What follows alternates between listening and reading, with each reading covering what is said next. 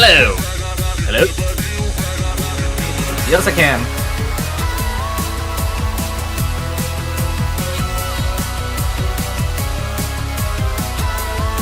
Roger. Roger.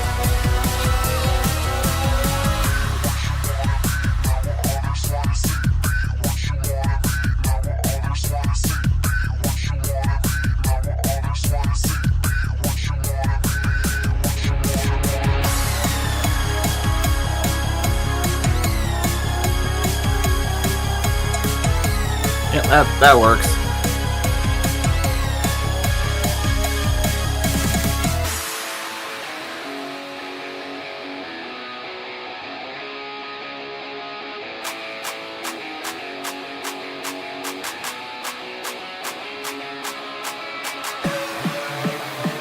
Oh, that's fun, because, I don't know how to tell you this, but Collision is a pain in the ass to try to watch on, here in Canada.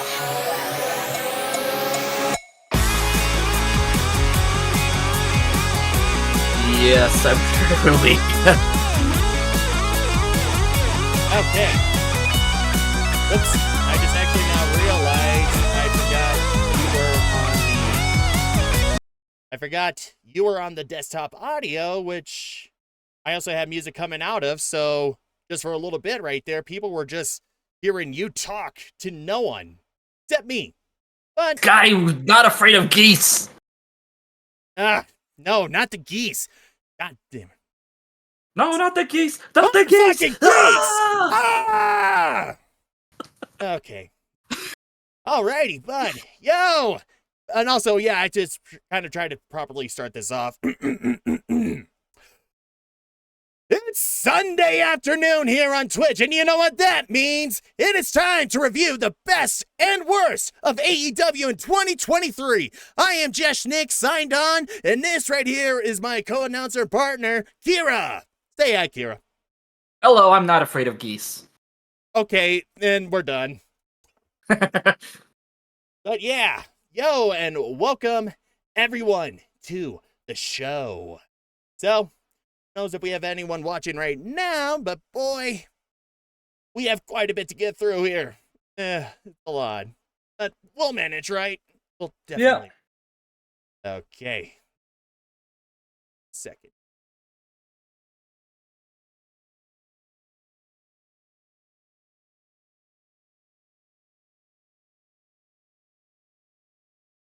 Alrighty. Just making sure to have a lot of things set up. So, for this one, did you just only want it to be in on audio, or would you like to come in on video as well, Kira? If you give me 30 seconds to make my bed, I can go on video too, if you want. Well, no, that's your call. Yeah, let's just go audio only. Okay, yeah, that's fine. All right, I got you. I don't want to cause any logistical issues. You're fine. Unless if it turns out everything was your fault from the get-go, then oh boy. Oh sure, blame the Canadian. Everything is Canada's fault. We all know it. Look, just because we're the ones who brought Alrighty, geese into the world. Alrighty. And Bieber. Yeah, that was totally your fault, and you know it. Actually, that was Usher's fault, but yes. Yeah, okay, fair enough. That one too. Alright, fair enough. Perfect. Whoops. Have to be definitely limiter, huh?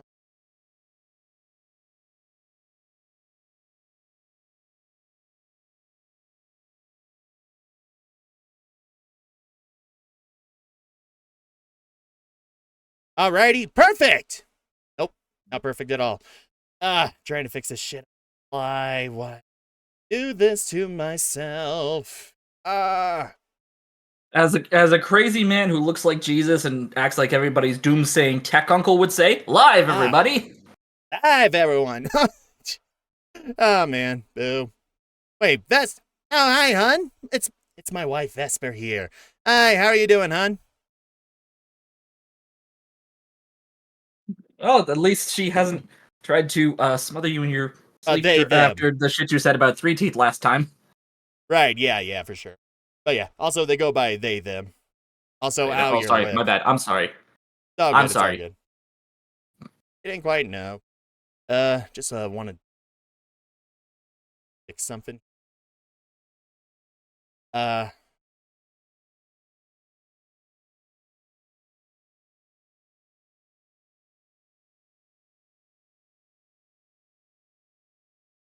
Trying to fix the parameters of my VTuber model is always going to be a never-ending battle, man.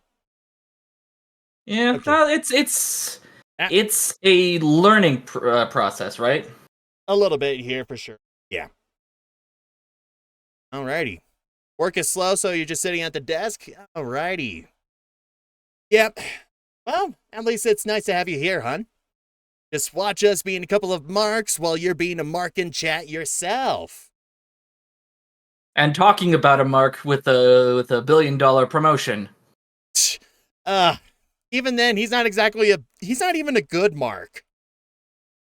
To an extent.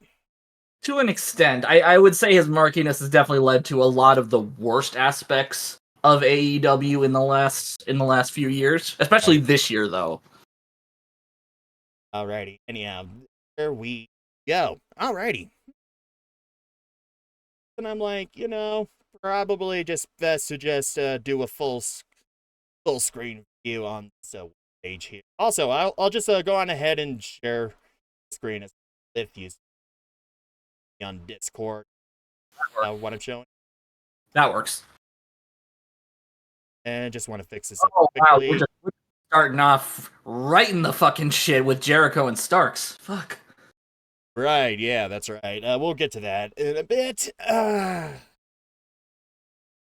Sorry, I have a natural reflex where I immediately put anything involving Christopher Keith Irvine, son of legendary New York Ranger Ted Irvine, I think his name was, out of my head because he has become, honestly, the second worst thing about AEW, not named the worst thing not named Jeff Jarrett. Right.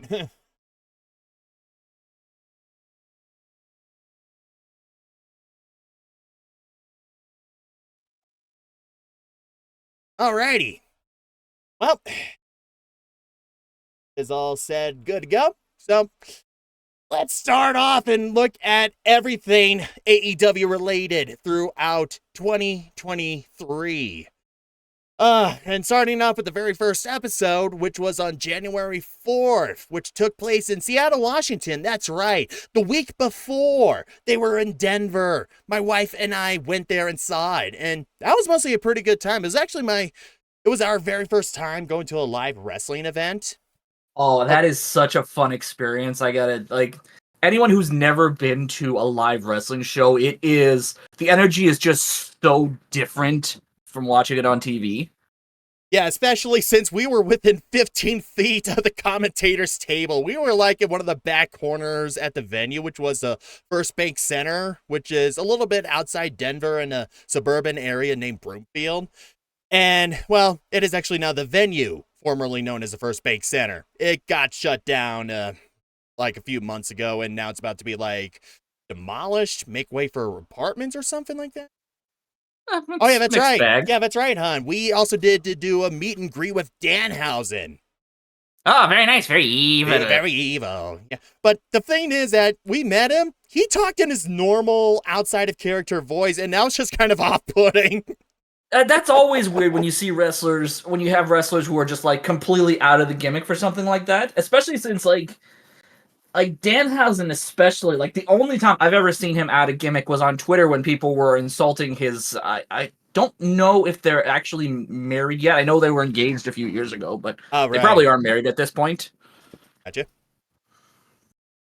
Yeah. Which, you do not fork with Danhausen. I have to keep from swearing, otherwise we'll get taken off the air. Hey, no, it's all good, man. It's all good. I got the stream labored for profanity and vulgarity because Lord fucking knows I am gonna fucking do that a lot. No swearing! You'll get us taken off the air! You will be cursed!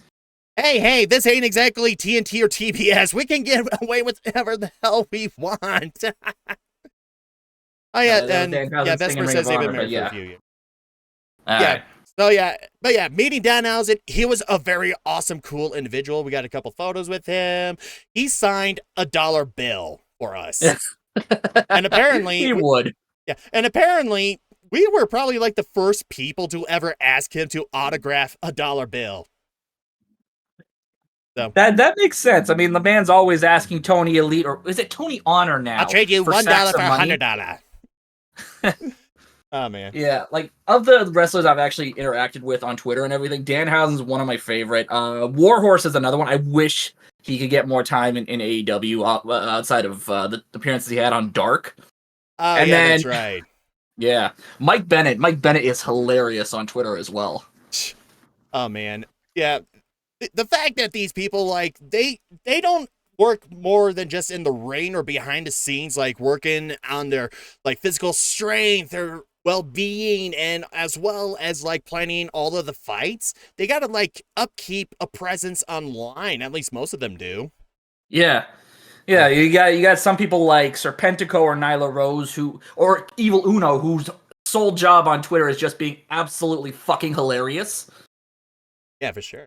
Anyhow, let's just get back to it. But yeah, this was our first live wrestling event that my wife and I have ever been to. And yeah, that was, well, no, not this one here. It's not the Seattle one. The 1 week before that, New Year's Bash and New Year's Smash. My apologies. And yeah, that was a good fun time. But now we got to the Seattle, Washington one, January 4th of AEW Dynamite. Now let's see what I was have going on. actually a little bit of trivia for you. My dad is a nickname for Daddy Magic Matt Menard. Uh-oh. Daddy Nipples Paisano. Okay. Why that? Because he always exactly? talks about what makes Daddy Magic's nipples hard. Oh, yeah. Oh, God. And he looks Italian even though Ugh. he's from suburban Quebec. Yeah, he kind of really does look more Italian than Canadian. Yeah, he sounds like he's from New York. Very New Yorkish. Who knows? Who knows? Then Maybe again, I his sound family- like I'm from New York sometimes. Probably. Anyhow, so now the results here. Ricky Starks defeated Chris Jericho, who had Will and Ain and Matt Menard with him. Yeah, like there was that whole beat. Yeah, wasn't that like part of that storyline where Chris wanted Ricky Starks to join the JAS? Something like that. Yeah, I Yeah, think like that was this what was was going one on of about that those. time. Yeah, this was like most Jericho feuds. Something that that stretched way longer than it should have. Right, yeah. By like 6 weeks at least. Big time. And oh man, the shot for the title card for that match, Chris Jericho's abs look way too good than they were at that time. Well, that was probably like one of the earliest Jericho photos they had, like from Just, when. let me move aside so people can get a better look at those horrendous photoshopped abs of Chris Jericho. Yeah, it's like Yeah. that time. Kevin Owens pointed out that Goldberg's picture was from 2003 when he was feuding with him over the Universal title. Right. And he just points out that picture's from 2003 and obviously photoshopped. Why are we not using his current picture? Because Kevin Owens is awesome. Big time. Anyhow. Alrighty, and then the Acclaimed defeated Lethal Jarrett to retain the World Tag Team Championship. Right, yeah, the Acclaimed. They were tag team champs at the start, and they had Billy Gunn with them. But was this, I'm trying to remember. Yeah, this was definitely when the Daddy Ass era was in full effect, right? Yeah, pretty much Daddy Ass. Yeah, all the... I don't think And they like got to most the guns just Jarrett yet. matches, there was just way too much interference involved. I think this... Yeah.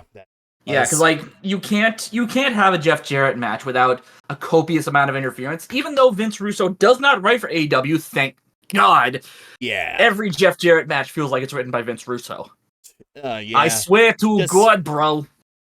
Jeff Jarrett is one of the most pointless additions to AEW ever. And now, like the couple of times I went to see AEW live, Jeff Jarrett comes out and I always yell out, "What are you doing here?" Yeah, that's what all of us are asking. I mean, he was supposed to be... He was apparently supposed to be like an executive in charge of live events, but AEW doesn't do a lot of live events. Yeah, they kind of really don't. And I think that's part of the appeal for wrestlers. Like, you're working a significantly lighter schedule, like maybe 2 or 3 times a week, depending on whether or not there's a pay-per-view. Big time. Or you're working Ring of Honor. I would definitely say, though, it is definitely very efficient for them to film both Dynamite and Rampage in the same evening. Efficient, but not exactly convenient for people who take transit. Because like I'm gonna be at the Dynamite and Rampage tapings in Toronto in March, and like last time we went to an AEW show was Forbidden Door last year, Right. and it went so late we actually had to find alternate transit to get back to the GO station we parked at because we missed the last GO train. Ah, gotcha. Yeah. That's kind of a little bit Not convenient for transit users. That's why it kind of helps like me to have my own car. Well, yeah, but parking in Toronto is ridiculously expensive. I bet. And meanwhile, for the Denver shows, it was free garage parking. Yeah. Alrighty, anyhow. So then moving on from that, then we had Bryan Danielson defeating Tony Nese for some reason. I'm not seeing the card for that one apparently. I guess that was just some match just to throw in and just. Oh yeah, and that was probably just to give Danielson momentum because he was building up for his feud with MJF at the time. Right? Yeah, but this match was only 3 3 minutes. It was a squash. Yeah, it was a 3-minute 26-second match. Yeah, Tony Nese did not last long in there with Bryan. Alrighty, and then we had Swerve defeating AR Fox. Just another kind of cool match. I mean, Swerve and AR Fox, each one of them definitely really great fighters. Let's see here. That was about a nearly 10-minute long match. But yeah, AR Fox, yeah, we kind of know, does not have that push like Swerve Strickland was getting. Oh, right, and Jade Cargill, Red Velvet, defeating Kiera Hogan and Sky Blue, because why not? Yeah, they just here's the thing I will say. Jade Cargill, one of the best things about her was she was clearly showing that she was improving over time in the ring, and a lot of that came down to the exposure she was getting on TV, because that kind of forces you to build up. Unfortunately, a lot of times, you put someone on TV super often, you don't pair them with the right person, they're not going to look the greatest. And I think I remember this one because Red Velvet, Kiera Hogan, and Sky Blue were all still pretty green. Kiera Hogan maybe not as much, but right. Yeah, like you put all that green talent together, it's going to look a little bit rough. Yeah, especially since pretty much the primary focus was on Jade.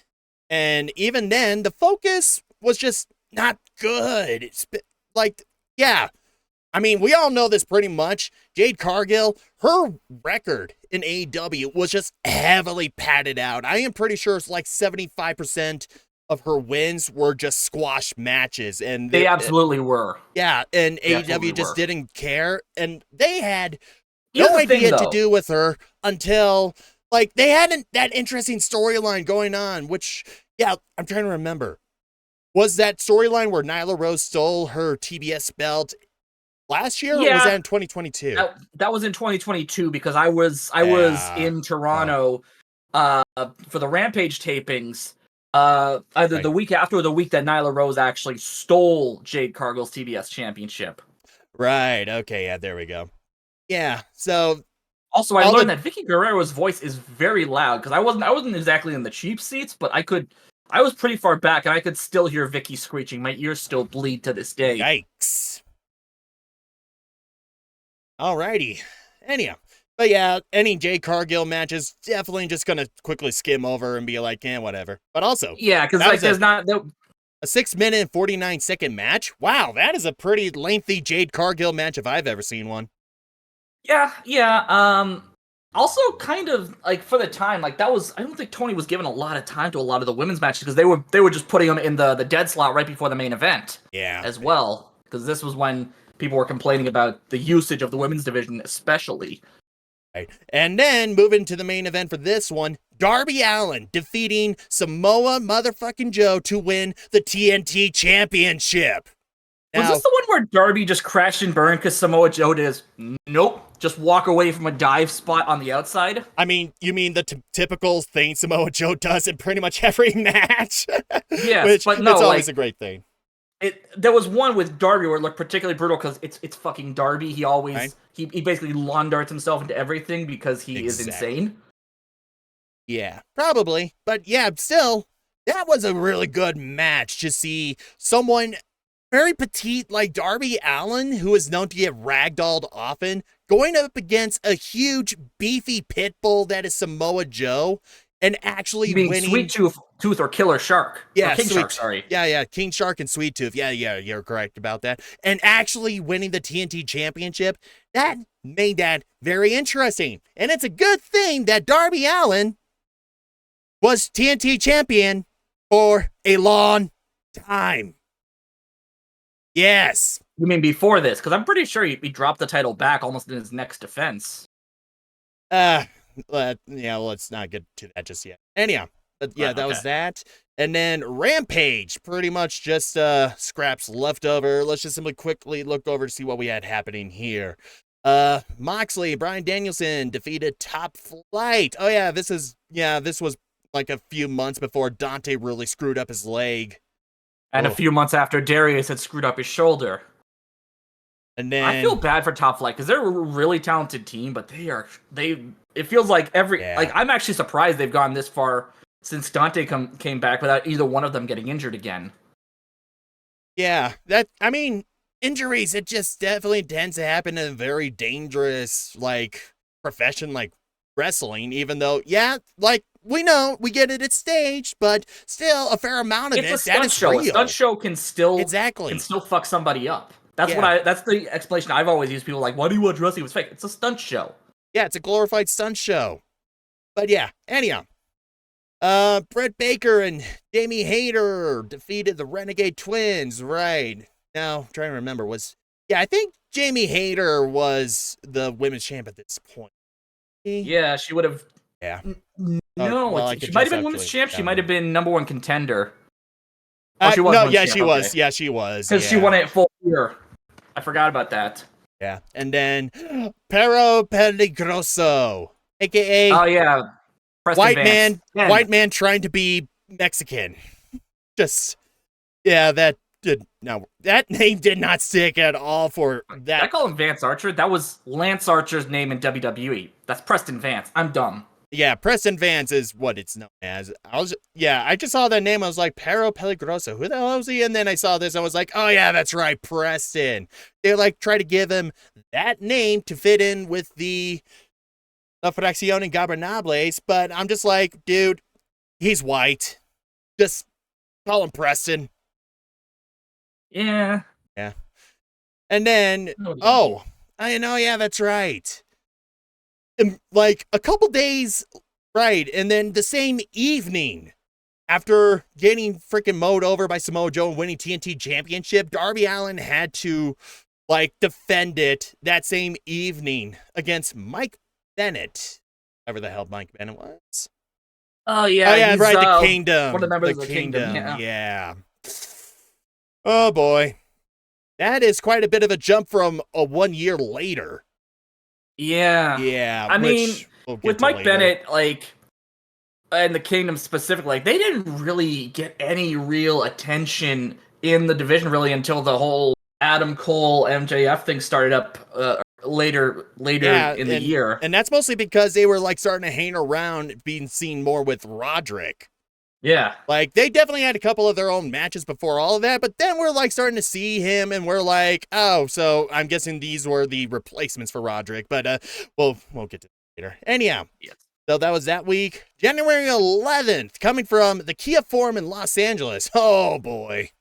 Yeah. If you thought trying to get around in Toronto was that bad, Kia Forum in Los Angeles is a lot worse. I know. New York and Los Angeles, I think, have some of the worst traffic in North America, from what I understand. Big time. Anyhow, let's have a look here. So, we'll hear from the Jericho Appreciation Society. Or you can't see me doing that, but I'm doing a jerk off motion right now. Yeah, or as my wife would love to call them, the Jackass Appreciation Society. Oh, yeah, they can definitely appreciate a good jackass. They're right about that. Yeah, big time. Oh, my God, that is just too much purple. The artist formerly known as Prince would just look at them and be like, yeah, you know what? I renounce the color purple. And then there's the movie or the actual color? The actual color. The color, Yeah. the movie, The Then Color there's- Purple would then switch it over to a different color, and Prince would just And be there's like, there's Hager's stupid ass fucking hat too. I don't care if he likes that hat. It's stupid. And so is Hager. bucket hats are, they're just a canker sore on the fashion industry, No, and especially Crocs are. hatwear. No, I mean, when it comes to headwear, dude, look at my sweet ass looking hat. I got a cool ass hat. And right now, Jamie Hayter and Dr. Britt Baker versus Saraya and Toni Storm. Oh trying yeah, to this remember, was I think leading. I think this was leading like into her their heel turn. This was leading into their heel turn, I think, because that was when they decided, okay, yeah, we're gonna turn Saraya heel now because she's so good at being heel.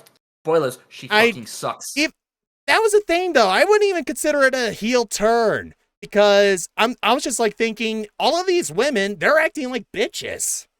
Yeah, like, that's because Tony Khan. I can't quite that was Tony tell Khan's who am default I. Thing for Like, who the hell was I supposed to root for here? Like, okay, Jamie Hayter definitely has her fans. Britt Baker definitely don't like her. And I was with like, Britt Baker, especially, this was when, at the height of the kind of overexposure to her. yeah, and then it really heavily died down. Yeah. But I mean, I think a I'm lot of trying to that came to remember. the fact she was taking time off to help care for Adam because there was the concussion issues, Right. and there And was the the broken leg. ankle.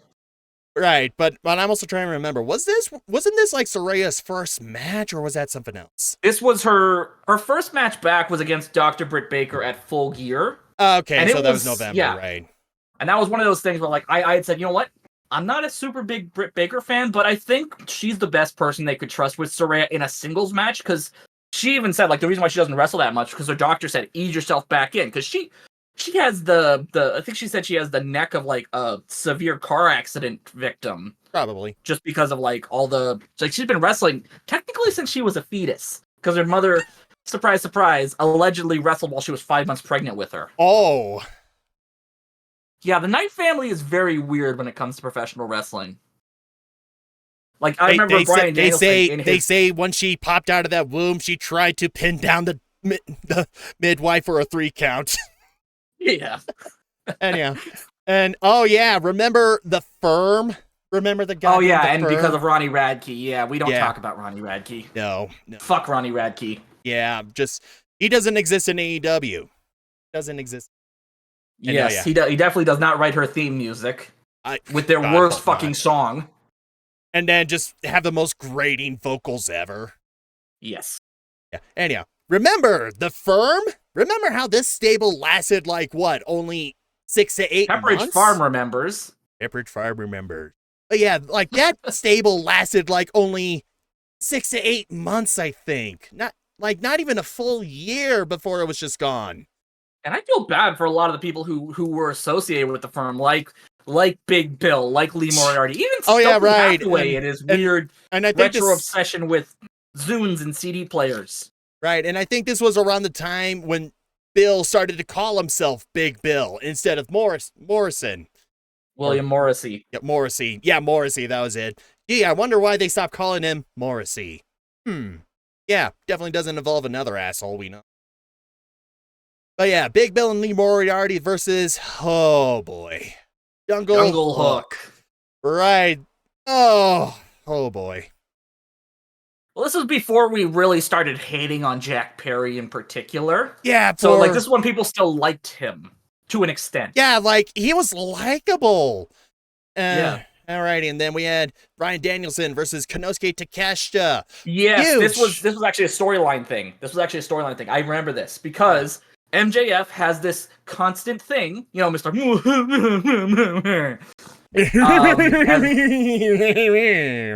Yeah, he like, Because yeah, that's just whenever hard. he would feud with people when he was a heel, his whole shtick Yeah. was, okay, you got to beat a whole lineup of people before you can get to. It's Yeah. very old school, but it kind of got tedious at a certain point. Yeah. The story here was, if you want to face me at Revolution, you have to go through all of the top contenders, because that was a thing people remembered. And for some reason, exactly. Takeshita was part of that, even though he hadn't had a lot of matches with AEW at that point.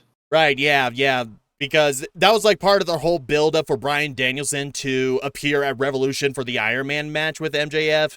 Got to make him fight a whole bunch of contenders for the world championship. And then, yeah. But also, Takeshita, boy. Hey. Oh, this makes me sad. Yeah. Yeah, we'll get to that later and such. Yeah. Let's just like try to focus on each episode as is instead of like going on about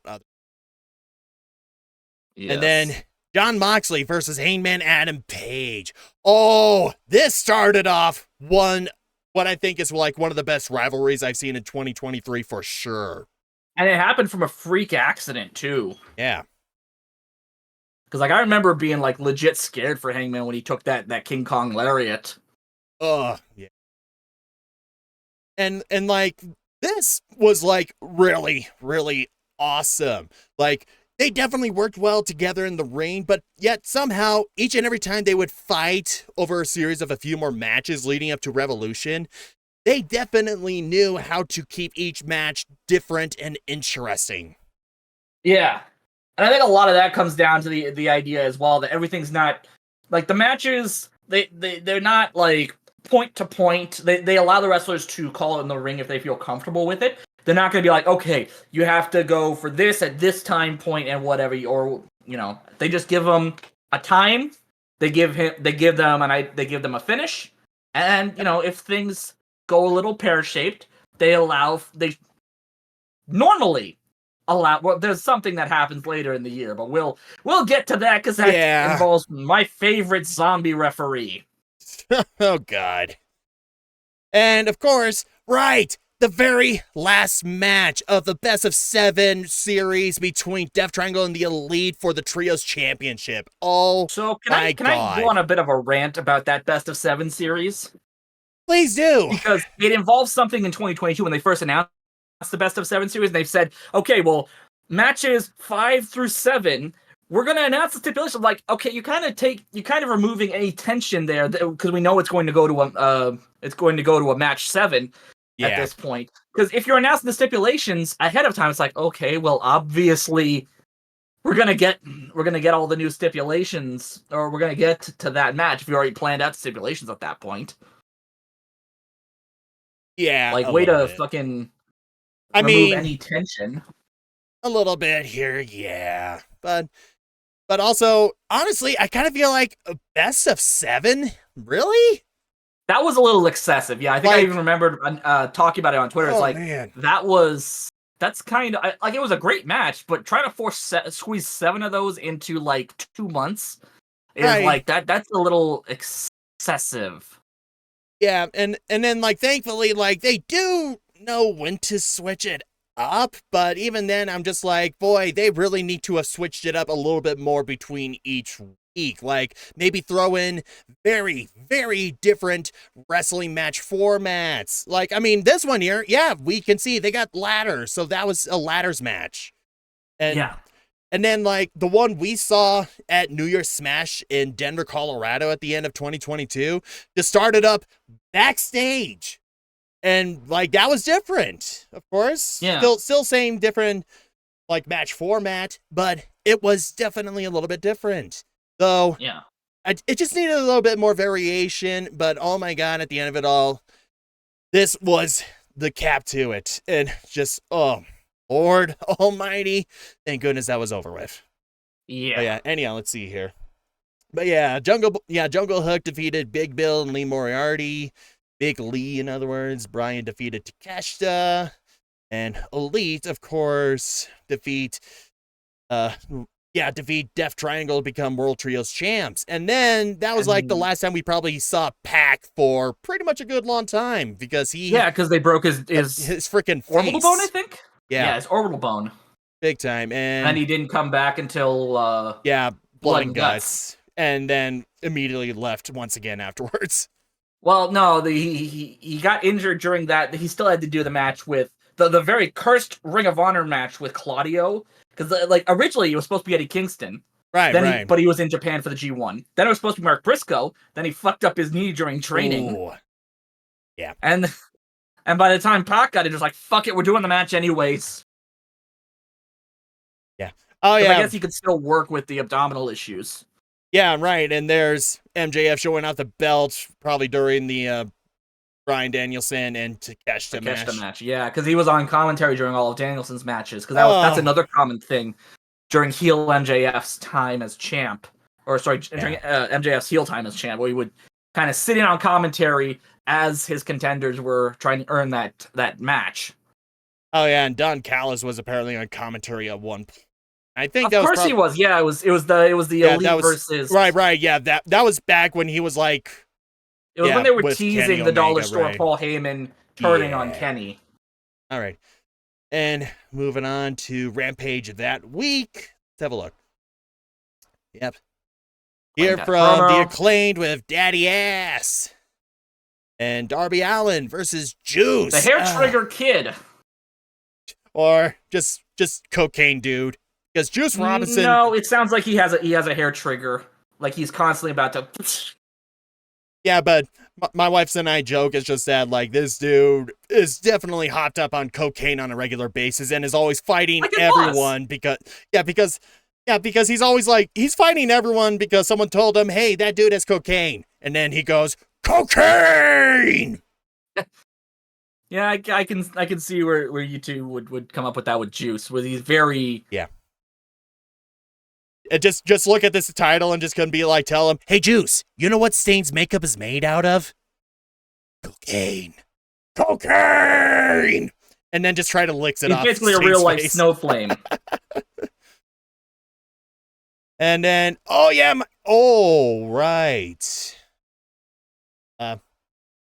Then, if it could ever load, oh well, does not. Yeah, Eddie Kingston and Ortiz versus Kings of the Black Throne. So that was right. Oh yeah, when they were building up to Eddie Kingston turning heel and leaving AEW to go to Ring of Honor, which is still technically AEW, but we don't really talk about it because it's locked behind a paywall. I wouldn't exactly say it was him even turning heel. It was just like they were trying to push a bit of a weird, like, sort of like crisis on him. Like his chase for glory is like blindsiding him and like turning him against his own friends, but like House of Black was just kind of going a little bit weird with it and such.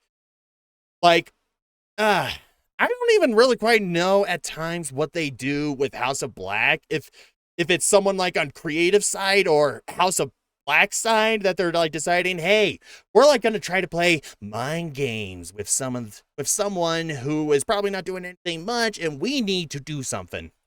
I would assume it's probably House of Black, because here's the thing: when Malachi Black first left WWE, he did a Twitch stream on his it was either on his Twitch channel or his wife's Twitch channel, where he talked about how he had these whole plans of what he was going to do, how he basically built out the blueprint of a story that was eventually going to end with him fighting the Fiend, because he blamed the Fiend for his for Rollins going crazy and there we go, popping his eye out of its socket.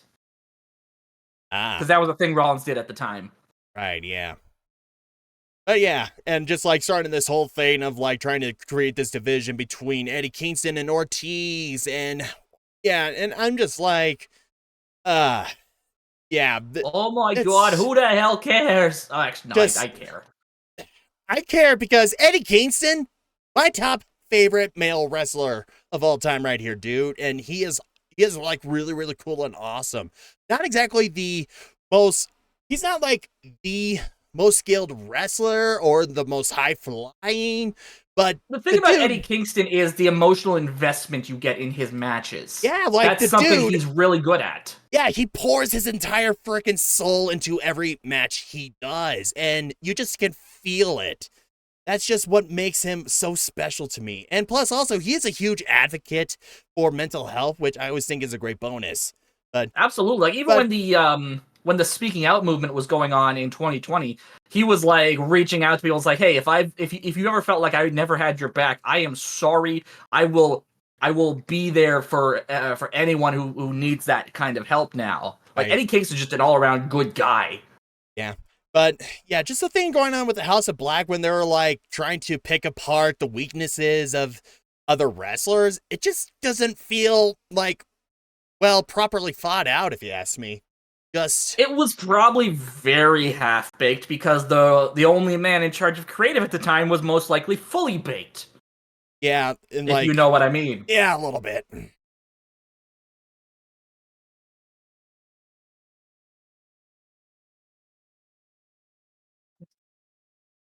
All right, just Yeah, no, so I was looking at it's all good. It's all good. what your wife said, and yeah, he Yeah. does not sound like he's super high on cocaine. He just sounds like he's hopped up on adrenaline or literally about to burst. Probably, yeah.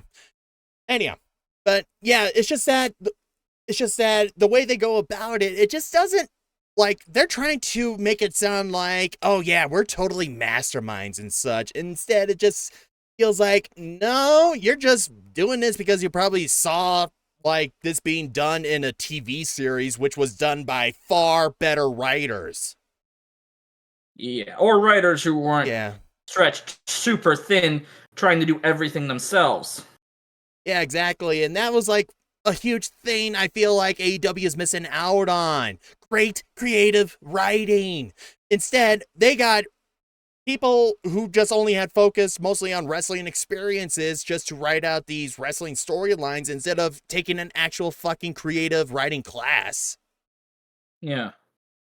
So, like, there could be great potential for storylines here, but that is going to have to call for great creativity, which, of course, we know how wrestlers get banged around a lot. Sometimes their brains not going to work the best. Yeah, or sometimes even like talented writers might miss something obvious. Yeah, exactly. And very, very obvious too, instead of just like, oh, like, okay, like, writers, they have options for where to take a story. And of course, there's always going to be that one that is the most obvious. But then, like, you got to ask yourself, what would happen if you made the choice that was not as the most obvious? What will happen to the story afterwards then? Like, they don't take that kind of risk at there. times. Like sometimes that risk is not worth it. Let's be honest. A little bit. Like, it depends. It just very much depends. But also, it depends on the character and shit. But it's a very situational thing, right? Yeah, exactly. But what was going on here with the House of Black trying to do these mind games with Kingston and Ortiz? It just felt like, yeah, we're just like trying to do psychology 101, and Eddie and Ortiz just have to follow through with their storyline because plot. Yeah. Yeah, it just didn't quite feel as well thought out. Anyhow. Mm-hmm. And then Anna J.A.S. and Ty Mello versus Ruby and Willow. Right, this is way before Ruby just did something else, which we'll talk later. Yeah. I'm trying to remember this. I don't think this was the street fight, because I know one thing AEW's women's division. Oh no, it is. It has been the street fight. It was the street fight. Yeah, this was the street fight. Yeah, no. That's the one thing I will praise AEW on, is they do the women's street fights really well. Like the lights out match between Thunder Rosa and Britt Baker, the cage match between Thunder Rosa and Britt Baker, the street fight between Ty J and right, yeah, that it is interesting, but also this frame from that match, that looks like Ty Mello about to smack Ruby Soho in the ass with a trash can. I'm like, really? Pro Wrestling Wiki, you decided to pick this, for example. Oh, and oh god, that's right, tax. Oh, tax, yeah. Oh, I do not do well with those tags when they appear. Once I see tags are about to be on screen, or I know they're about to come out, I just freak the hell out. And yeah, look at Ruby seriously getting bloodied and fucked up in this. Look at all of that. Deathmatch wrestling and hardcore wrestling especially is super duper niche. Like, I'm getting a little more numb to it. Like, I have a friend who constantly goes to GCW shows and stuff, to the point where he is absolutely numb to the idea of like the thumbtacks and the broken glass and the light tubes. Gotcha. Yeah, that was so. Yeah, let's see here. Darby defeated Jews. Kings of the Black Throne defeated Eddie and Ortiz and Ruby and Willow defeated the JAS industry. Yeah, that was it. Alrighty, well, let's just move on. I forgot they had changed their name to Anna JAS at one point. That's so fucking stupid. Yeah, a little bit, because, but like, we gotta really let people know she is in the Jericho Appreciation Society. you can probably clearly tell that was more than likely a Chris Jericho creative move. Oh, that was absolutely a Chris Jericho creative. The entire Yeah. thing was a Chris Jericho creative move because it was all about making Chris Jericho look better. Big time. Alrighty, anyhow, let's move to the next week. And boy, we're going to need to pick up the pace on this one because at this rate, we're going to be here all day. Oh, God. Alrighty. Yeah. Now, anyhow, this was Wednesday, January 18th in Fresno because, yay, Fresno! Alrighty, Cassidy, right, at this point, he had the All-Atlantic Championship with AEW. Right, and because this was defeated before they changed it. to the International. Yeah. And now he defeated Jay Lethal in about a 10-minute match, so that more than likely was probably good. And Top Flight defeated the Young Bucks. Huh. That must have been a shocker, because, like... A little bit, because they just got off, like, that best-of-7 matches and became trio champs. Yeah. Huh. Weird. I'm trying to remember what was... Anyhow. And Might have just been a random thing to build up Top Flight and, like, have them get a partner to challenge for the Trios Championships. Right. And then, let's see, Ricky Starks defeated Jake Hager. So, yeah, that was definitely, Chris Jericho and his lackeys were trying to, like, get him in their group. Because he just broke off the tag team with Powerhouse Hobbs and is trying to do solo, but yeah. And Bryan Danielson defeated Bandito. Huh. Yeah, this was part of the gauntlet. Right. Oh, yeah, right. Bandito's a little bit more buff, but I was about to be like, is Bandito, though, about the same body build as Bryan? And turns out, that was... Probably about the same weight, yeah. Just Bandito's more of a high flyer with a little bit of focus on strength than Danielson's more technical focus. Right. And then... Actually, I would say Bandito's more of a strength, more of a power wrestler. Then we had Tony Storm defeating Willow Nightingale, and Soraya was with Tony. That was... I think, again, that was kind of building up to the start of the Outcasts. Yeah. And, right, Tony was, like, kind of doing a little bit of a Harley Quinn look going on. Yeah, the blonde, the red and black thing. Yeah. That was more just her natural gear, I think, that her usual gear she wears. It wasn't really a Harley Quinn thing. And then Darby Allin defending the TNT title against Kushida. Yeah, that's right. Yeah, that match happened there. Oh, man, that must have been interesting. Yeah. Right. And let's quick look at that. Oh yeah, I'll be honest, and the guns. Lethal is very similar to the Ass Boys. Ass Boys. Lethal is another one of those guys who, unfortunately, due to his association with Jeff Jarrett, I can't get invested in any of his matches. Even before the association with Jeff Jarrett, I'm not a big Jay Lethal fan. I think he's a little bit boring. A little bit, which sucks because he can wrestle pretty good. It's just that AEW has no idea what to do with him. But the most interesting he ever was his Macho Man impression, or the woo-off he did with fucking Flair. That was an old TNA thing. Back then. Yeah, they just have no idea with him. And, I mean, it sort of looks like they might be recently, but again, that's not what we're focusing on now and such. Right. Yeah. Darby Allin, though, one hell of a fighter for sure. And it's just like, he definitely like goes for the whole David and Goliath angle with his matches a lot because he is a very small ragdoll of a guy, but he's very much a throwback to Spike Dudley in the 90s. His whole thing was getting thrown around the ECW arena. Like, there was even a spot where he literally got thrown into the crowd and did a crowd surf. I think, actually, they did that once with Darby and Ethan Page a few years back. Oh, yeah, and just one. Yeah, Shintaro, what up, dude? Just me and my buddy Kira here. We're discussing the best and worst of all Elite Wrestling throughout 2023. All right, sorry, go on ahead. I think that was about all I was really saying there. Yeah. So, yeah, that definitely seems to have been pretty good overall. But now, like, also, right, the guns. I'm trying to... Is this when they were like... No, we got Daddy Ass, so the whole thing between Daddy Ass and the guns... It was them and the Acclaimed building... It was building up to... Oh, right, that was them trying to build up to them, like... winning the titles. Oh, right, that. Spoilers. Oh, right.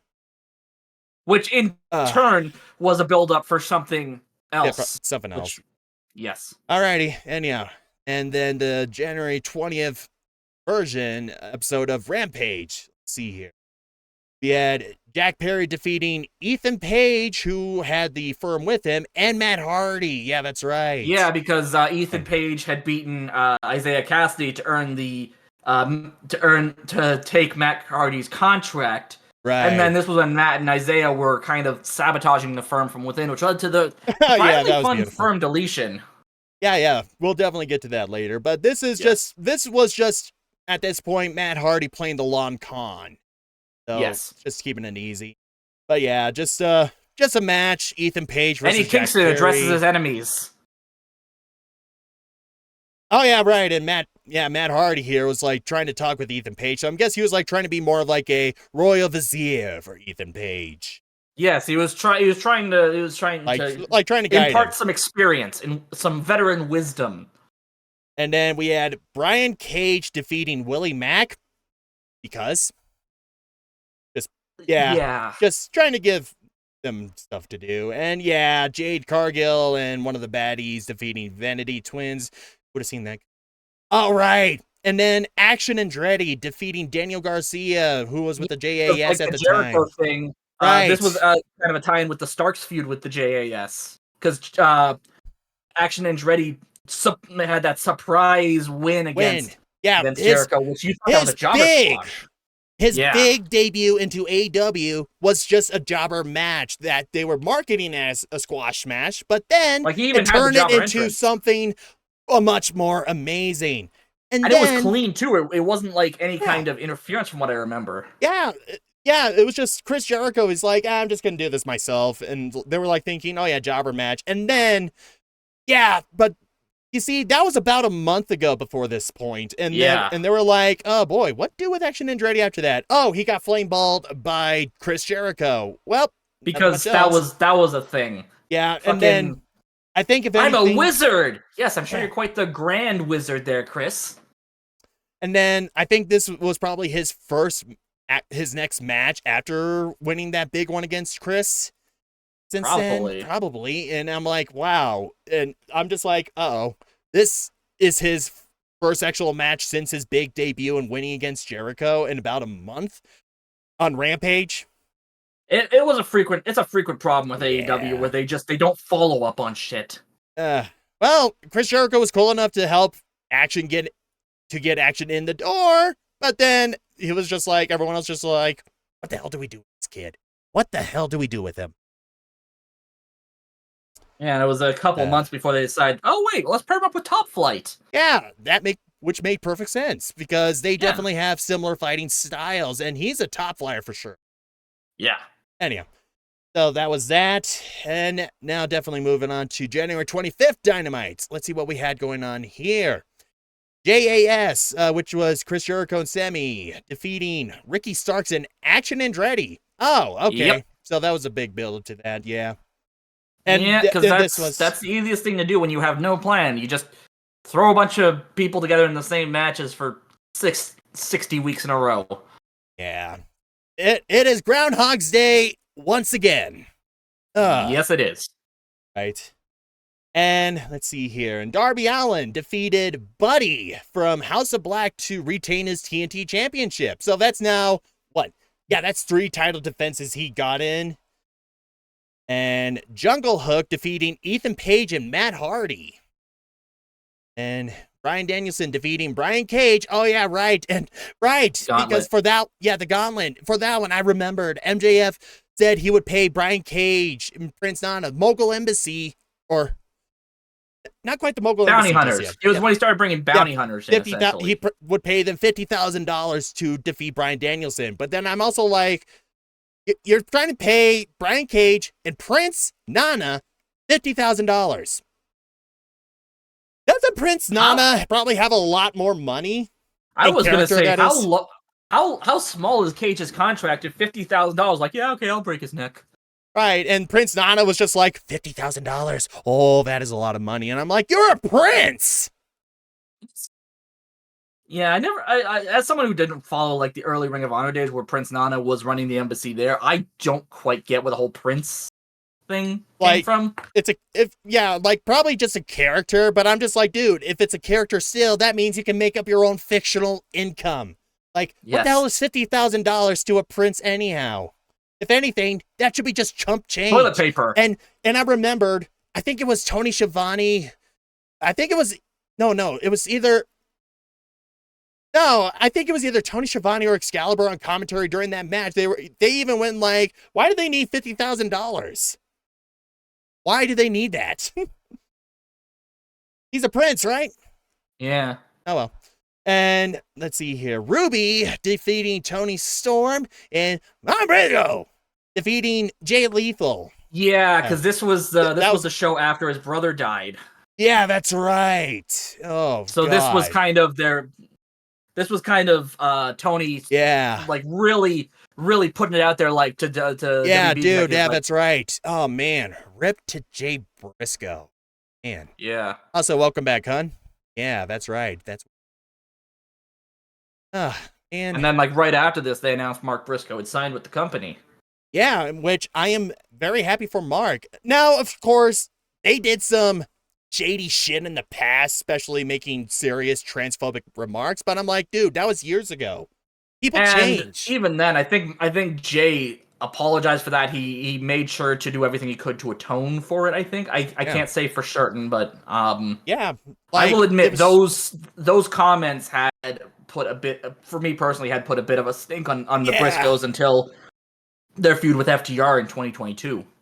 Where I was like, okay, I forgot how good these guys actually are in the ring. Yeah, their Ring of Honor tag team match against FTR, the very last one they had, that dog collar match, yeah. God, that was so good. Like, was I sad for FTR losing? Yeah, but you know what? It was still a good match. But yeah. Also, fuck drunk drivers. Just fuck drunk drivers. Dude, I got caught in a drunk driving accident once myself by someone else on a Thursday afternoon. I got lucky. Yeah. I got fucking lucky. Yeah. Anyhow. But yeah. Lighter note. Anyhow. And then I think, the Chris Jericho and his lackeys defeating Ricky Starks and Action Andretti would be like the stipulation needed for, like, the stipulation was him trying to get a fight with Ricky Starks, and if he wins, then Ricky would join the JAS. I guess. I think that was like one of the things they had going on. That would probably be something like that, because that's just every Jericho feud. Again, they go on 6 weeks longer than they need to. Oh! Sometimes more. I'm guessing for the Mark Briscoe and Jay Lethal match, they had Ian Riccaboni in on commentary for that. Because they're the Ring of Honor commentary team. Yeah, Ian Riccaboni and Caprice Coleman. Yeah. Those guys are cool, and now I'm just like, can we just have those guys be on Collision, please? Oh, Ian Riccaboni doesn't want to do Collision. Oh, okay. He wants the weekends off to spend time with his family. Okay, fair enough. Originally, he was supposed to be part of the Collision team. You know what? Fair enough. Good for him.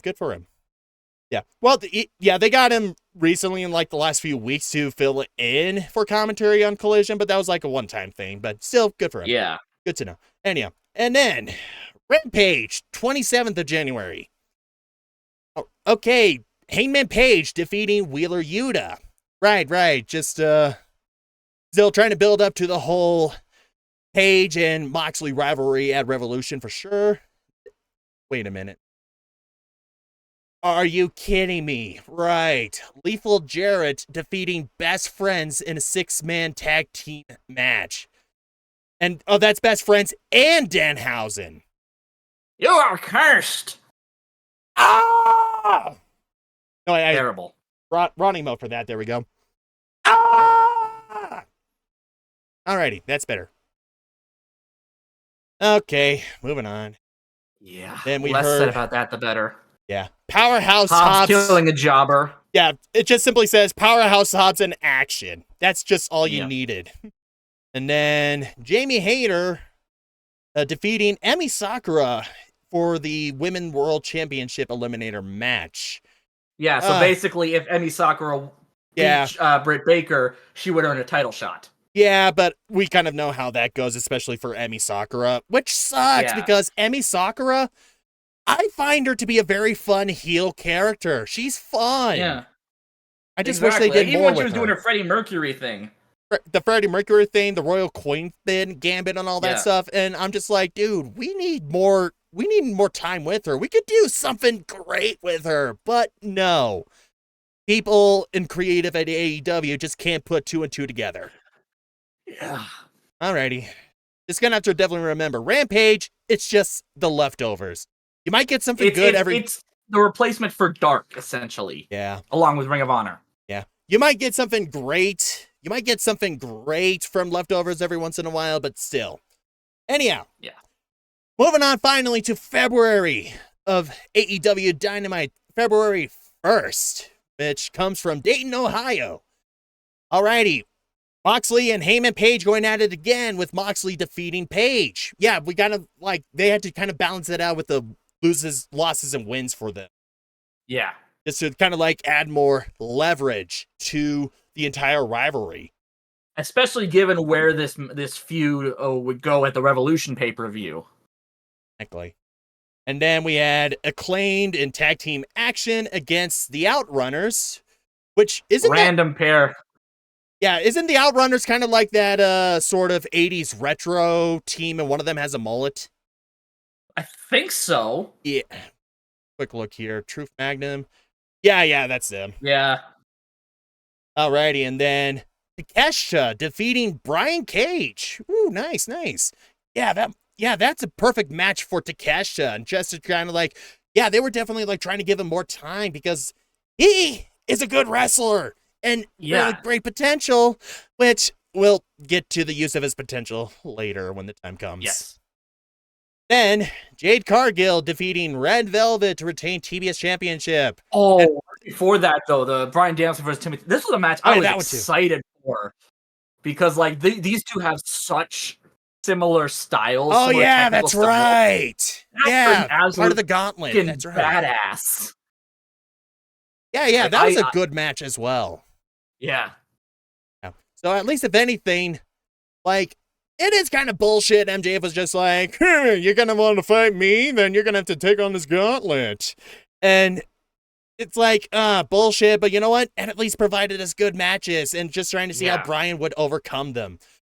Oh, yeah, that's right. And they would, like, really, really try more and more later on to stop him, especially from MJF. But, yeah, we'll get to those.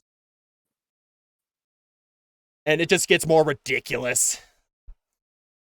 All right. Yeah, I never the whole building up Red Velvet to beat Jade Cargill thing. I feel like they could have done more with it, but it seemed like very much at that point they were like, okay, well, we just got to have Jade hold on to the title until Statlander comes back, because I think that was the original plan, where before she got injured, she was going to be the one that ended Jade's undefeated streak. But maybe she still would. Who knows? Who knows? But nope. Nope. People are like, some horny dudes online will be like, I jerk off to Jade's tits. And then someone at AEW is like, we need to keep Jade as champion. Oh, shit. Thank you. Thank you very much for saying that about my model. But yeah. Anyhow, go on ahead. I was going to say, I still think the whole idea there was they were like, they wanted to keep true to the idea of Chris Statlander being the one beating Jade Cargill for the TBS championship. Which, I mean, I think that was the whole reason. Yeah, but I'm just like, dude, that was a fucking long time to get to that point. We could just be able to do stuff, make things interesting in the time being. She fucked up her ACL for like the third time in 2 years. Yikes. So I think, ACL injuries are not something to come back from. Either way, that Jade Cargill and Red Velvet match, 7 minutes. Okay, that's... Any match that goes over 2 minutes, I'm like, damn, that is a very long Jade Cargill match. Yeah, because she was very much getting the Goldberg treatment at this point. The difference is she could actually last longer than 6 minutes. Yeah. Alrighty, and they hyped her for WWE. Now she doesn't exist because Punk. Oh, yeah, that's right. Yeah, I think it's more because they realized, oh shit, she's not ready to wrestle on TV yet. Wrestle our style on TV yet. Yeah. And yeah, I just never heard anything going on with Jade in WWE, or if she is like, or if she's now. Supposedly, she's only really going to Performance Center to train a few times a week. Huh? And she's not.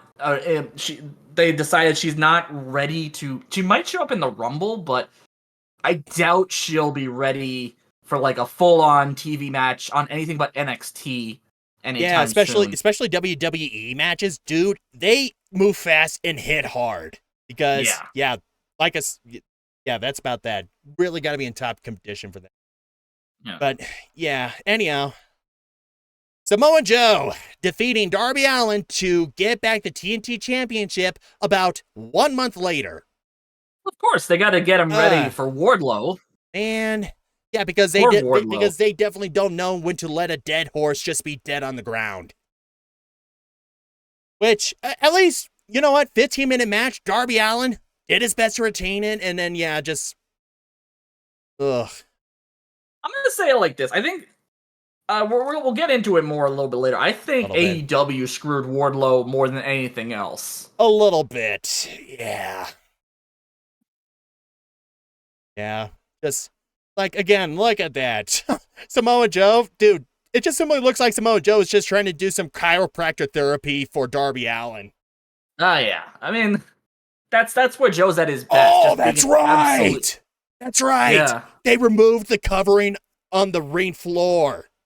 Because Darby is insane, and he thinks he wants to climb Mount Everest this year. Yeah, he's preparing for that. Which, you know what? If anything, I'd say Mount Everest should prepare to just try to conquer Darby Allin. It is not Darby Allin who should prepare to conquer the mountain. It should be the mountain preparing to be conquered. So yeah, at that point, I was just like, again, I've only just gotten back into watching AEW for over half a year at that point, and so my idea of like how things were running were starting to catch back up to me a bit. But I was at the time, I was like, boy, there should be a law that says you should retain a championship belt in wrestling for just at least a few months, a quarter of the year. Not 1 month. Transitional championship reigns are never great. No. Exactly. Because, like, isn't all part of the idea about having a championship is to hype out how long you're able to retain it? Yeah, and also, like, I feel like it hurts the title more than it helps. Yeah, big time. Yeah, for sure. Alrighty, and moving on to the February 3rd show of Rampage, still coming in from Dayton. Let's have a look. Alrighty, the Elite Trios Champs defeating Ethan Page, Matt Hardy, and Isaiah Cassidy, retain World Trios Championship. I'm probably going to take a random guess there and say it was the Elite getting a pin on Isaiah for the win. Ethan Page. Oh wait, was it Ethan Page, if I remember correctly, because the whole thing was still Matt and oh no, that's Isaiah. Yeah, like that's Isaiah getting they're doing their major trio move on him. Yeah, that's why I was always thought, like, if anything, dude, all wrestling teams, they got to go for the weakest link. You're only as strong as your weakest link, after all. And yeah, I would have assumed Ethan Page just because like that was the story going on at that point, that Matt and Isaiah were trying to screw Ethan Page to convince them to get them out of the firm's I think more at this point, like, they have not entered that phase just yet, but they probably, yeah, I think over the next couple of months, they're starting to put that plan in motion. Right. So, yeah. Anyhow. Then, we had Swerve Strickland defeating Brian Pillman Jr. This was during that weird kind of, like, Swerve is great, I'm not going to deny that, but this was during that weird period before the Mogul Embassy formed. Yeah. Where, like, Swerve just had two random hired goons. Mogul. Yeah, Mogul affiliate. And he brought along two white guys, and one of them, I think, is pretty sure the type of guy who will be like, oh, I'm best friends with a black guy, so it's okay for me to say the N-word. Yeah, that's probably Trench. Because Parker Boudreaux was a guy WWE had hired and had touted as the next Brock Lesnar. He does look like a bit of a Wish.com version of Brock Lesnar. Yeah, and then they let him go. Yeah. Oh, well. And then we had Saraya and Toni Storm defeating Renegade Twins. That was definitely a squash match, especially at 5 minutes. And then that's long for a squash match, to be honest. I mean, Renegade Twins, they kind of had a little bit more going on, but at the same time. But yeah, look at this. Yeah, it simply says Saraya and Toni in tag team action. So yeah. Yeah. And Roosh defeating Christopher Daniels. Because I think they had no idea what to do with Roosh at this time. Yeah, this was like they wanted to keep him on TV, and they were like, okay, well, Daniels is a good worker. Daniels will make him look like $1 million. Yeah, And this was before he'd been. Yeah, if anything, though, we just felt bad for Christopher Daniels. Yeah. Just Heel Roosh was a very weird kind of entity. I wouldn't even say he is a bit of a heel, but more or less kind of just anti-hero-ish. At this point, he's a heel. Yeah, he is. He's definitely a heel. Yeah. Because this had been just after he basically was like destroyed trying to the Dark Order. Destroying Dark Order and rip out the masks off of Penta, Ray Fenix. Oh, that's Lucha Libre 101. The heels always try to rip off the masks from the faces. Yeah. Oh well. That's that. Now to February 8th for Dynamite. Okay, which is coming from El Paso, Texas. Oh, right! We actually got an MJF match with him fighting Takeshita, which, if I remember correctly, this had been after after MJF had attacked Danielson after the match with Brian Cage, and Takeshita basically like got up in MJF's face. Yeah, and then like they had got a squabble, and then they were like, Renee Paquette was like, oh, by the way, you have an eliminator match now. Yeah. Yeah, coming in straight from Tony Khan, who definitely is not inhaling a brick of cocaine. You guys while have a snorting match. White Claws. Snorting. He does lines. Tony Khan's he does thing. Coffee, White Claws, and cocaine. That is a very different White Claw for Tony Khan. I will say though, this next match, Jamie Hayter versus the Bunny, this was an unfortunate match. Because this has been the match where the Bunny got concussed. No, well, the Bunny got concussed halfway into the match. There. Oh, yeah, that's right. Yeah, because I remember watching that and thinking, like, something's off. Oh my god, I think she got her bell rung. Which is obviously wrestling terminology for she got concussed. Yeah, I've had a couple minor concussions when I was in football back in high school, and that is not a fun time. And now my problem is I get hit in the head. More than likely, that is going to be lights out for me easily. Which, if I ever tried to get into wrestling, I'm going to be like, boy, I'm going to have a bit of a hard time with it. Concussions in wrestling are unfortunately not handled super well a lot of times. Again, we'll get into more on this later. But I think the fact that they didn't just stop the match was... I'm actually curious to know who was reffing that match, because I know there was another situation in AEW where they had Aubrey, one of their better referees. She actually stopped the match due to a concussion. They're like, no, keep it going. Yeah. Oh, no, it's Rick Knox. God damn it. Yeah, because... that explains it. What better way to celebrate the women in wrestling than having a bald white dude be the referee? God damn it. I mean, they can't have Aubrey referee every single women's match, but I do agree that, like, Rick Knox was not the right choice for this match. I would have gone with, like, a Bryce Remsburg or even Paul Turner. I would take fucking Paul any day for sure. Yeah. Anyhow. But, yeah, that sucks for Bunny a bit. And then in her match. But I'm like, dude, they're still going to, like, ride that Jamie Hayter way for a good while still. Well, because here's the thing. I don't know if that big announcement for the middle of the year had happened yet, but I know that was actually originally going to be a plan for Jamie Hayter. Right. Okay, and all right, we had the Jericho Appreciation Society gauntlet match for Ricky Starks. Dude, that could have been a really, really good one. But yeah, no, we can't have fun when it was Chris Jericho and his lackeys involved. We cannot have fun. No. We cannot have fun unless Chris Jericho is having fun. I feel so sorry for Daniel Garcia. Yeah, especially. Yeah, but that whole thing with him and Bryan Danielson, yeah, that was seriously squashed because, again, who called that? Chris Jericho. Yeah. Oh, man.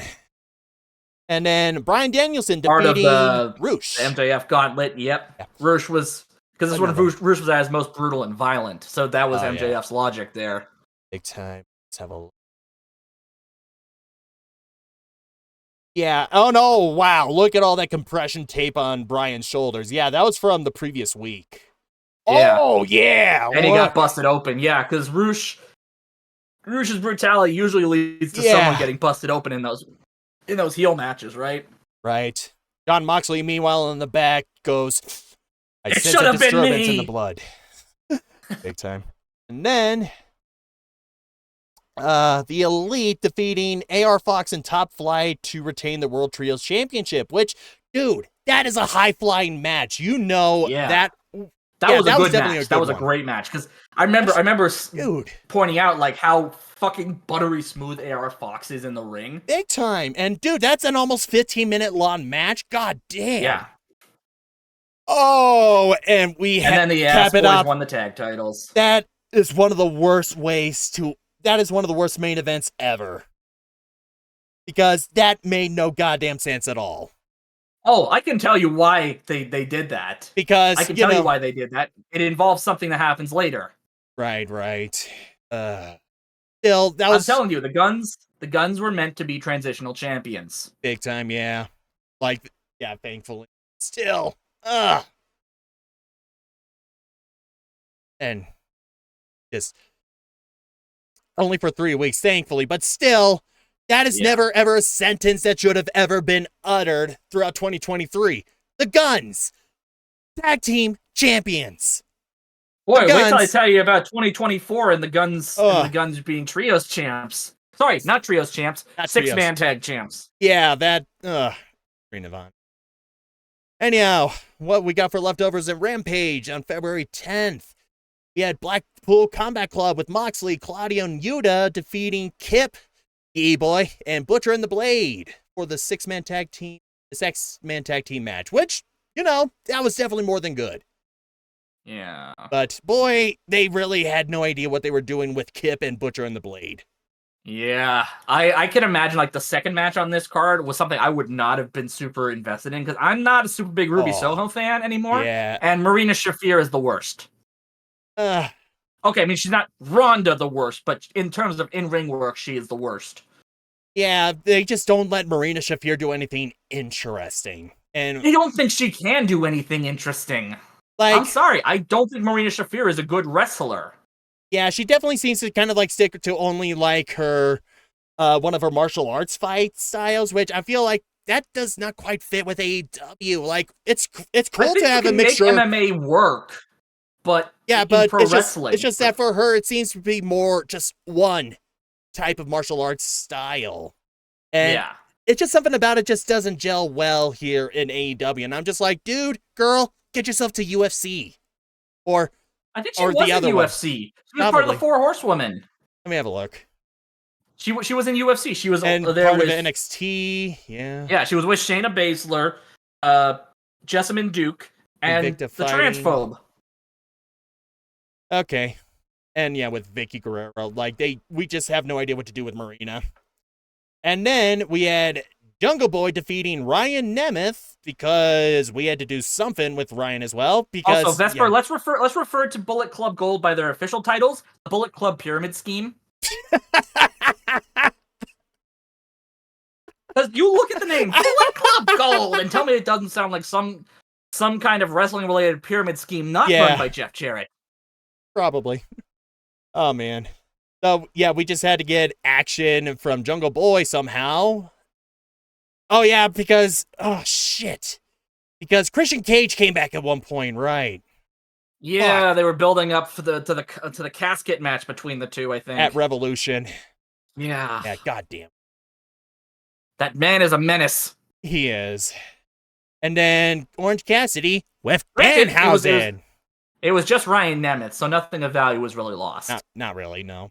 And defeating Lee Moriarty for an All-Atlantic Championship defense. And boy, this is like the start of a huge-ass long year for Orange Cassidy defending that title.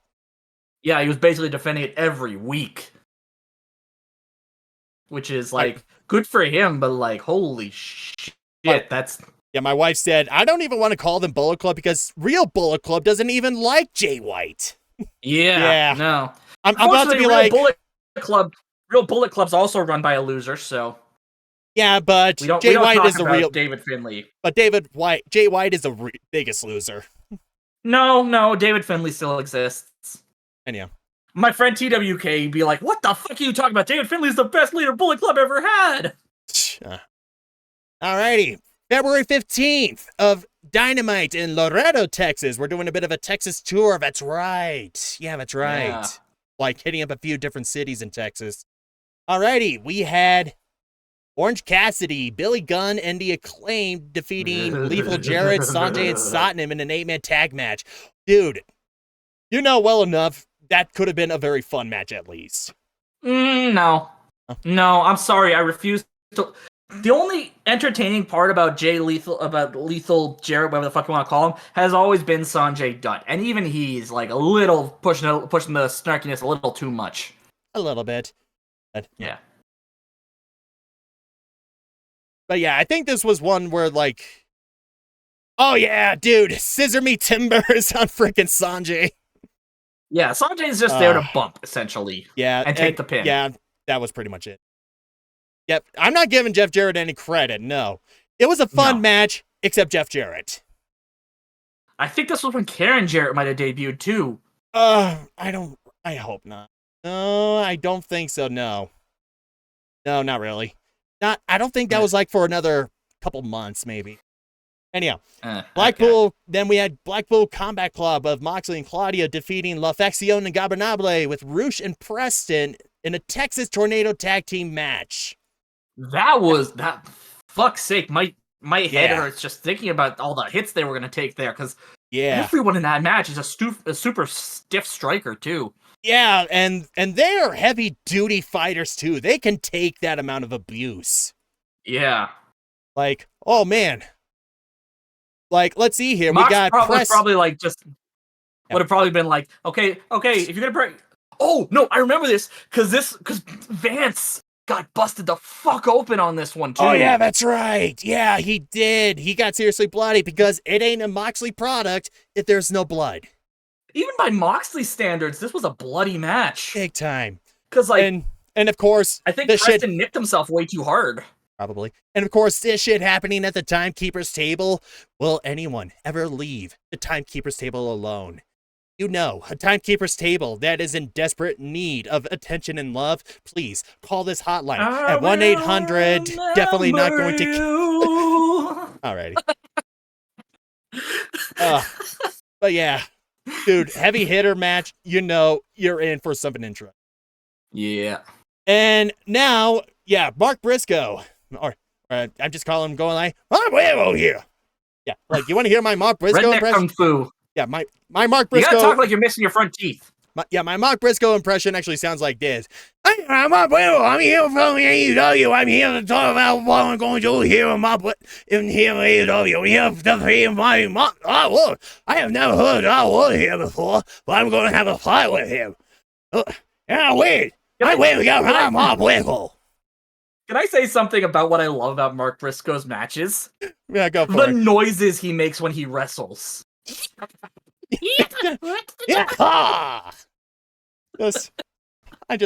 is great. And I think it ties in with the whole redneck kung fu thing, but oh my god, Mark Briscoe is a fucking treasure, and I will accept no substitutes. Big time. And the fact he's always now fighting while keeping his brother in his thoughts as well. Like, dude. Also, defeating Josh Woods with Smart Mark and Tony Nese. Yeah, they were just like... this was a storyline from, like, stretching out from Ring of Honor or something. They were trying to... Stokely was trying to recruit Mark Briscoe. Right, something like... Oh, wait, no, sorry. Mark Sterling was... Stokely was still with the firm at this point, Yeah. You know who Mark Sterling started out as, right? I'm just looking at this... MJF's lawyer. I'm just looking at this title card, and I'm just like, boy, do any of these guys have a good dentist? Oh, no, Josh Woods just wears the mouth guard because he's a striker, still. Right? Tony Nese probably, and Mark Sterling because he's a lawyer. A lawyer. He was MJF's lawyer. Alrighty, and then we had Jack Perry defeating Brian Cage, but I'm like, is this where Christian Cage came back, and I'm hoping not. Yep, it was. Oh, god damn it, it was! And he's got that broken arm. And the son of a bitch is still wearing a turtleneck. Evil! Ugh, evil. Because we Never just trust a man can't, from we just, Orangeville. because Christian Cage does not know how to stop beating a dead horse. In fact, he lives inside the dead horse. He has made the cavity. That's not a nice thing to say about his father. What father? Anyhow. And then we had Hangman Page defeating Kip because still gotta hype up his rivalry with Momentum. It was Moxley? momentum. Yeah, just gotta like momentum. try to keep giving him some airtime because, you know, wrestling fans, we forget everything that happened the week before. And then Ruby Soho defeating Toni Storm and Britt Baker in a triple threat match. And I think that was supposed to be like, yeah, that was just a, yeah, I think this was just a thing they're definitely building. It was building the story of Ruby trying to pick a side between the burgeoning outcasts and Dr. Britt Baker and Jamie Hayter. Yeah, and I just simply thought to myself, Ruby is not going to care about this shit. This shit don't involve her. And they're just trying to make it her problem. I know what the story was here. It was supposed to be here. because Ruby was she wasn't with AEW day one. Granted, neither was Jamie Hayter. Right. But she kind of became respected in the locker room in story there. I think she's still one of the people that the locker room really respects because she's got that veteran presence. Yeah, but the idea was, well, Saraya and Tony came from WWE, and they were like, oh yeah, we know what it's like to work the big times. Uh-huh. Yeah, but at the same time, I'm just like, dude, it never made sense story-wise. Like, for me, at the time, before the other stuff happened down the line, which we'll get to later, I'm just like thinking to myself, Ruby has nothing to do with these people. They're just trying to get her involved and trying to make her part of their business, whether she liked it or not. And I'm just like, and I was just thinking, the greatest way to end this storyline, she just tells them to fuck off. And then, yeah. It doesn't help that Ruby just, she's Yeah. not a good heel. Yeah, she wanted to be, but she just doesn't know how to make a good. Anyhow. Alrighty, time for Rampage, February 17th. Alrighty, Trios Champs, The Elite, Again? defeating AR. I think that was... Are we sure we didn't hit a repeat there? What the hell? Nope, it happened again, that's right. Okay. Nope, The Elite defeating AR Fox and Top Flight, again, to retain their Trios Championship. Well, it's Groundhog Day. Yeah, again. Indeed. Ricky Starks defeating Daniel Garcia. Got to keep that momentum Groundhog going. Day. Yep. Again. Got to keep that momentum going. Jade Cargill retaining TBS Championship in a minute. There we go. That is a typical Jade Cargill product I was looking for. And the Natural, Dustin Rhodes defeating Swerve Strickland. Oh, by DQ. That's right. What the hell happened there? Oh, right. Because the Mogul affiliates attacked him. Yeah, because his men interfered. Odd. His hired goons. Hired goons? Yeah. And then Staff was like trying to stop them, but we kind of know how that was going to go. Oh, yeah. It's the hired Melvins. Big time. Man. Just really had no idea what we were doing. Yes.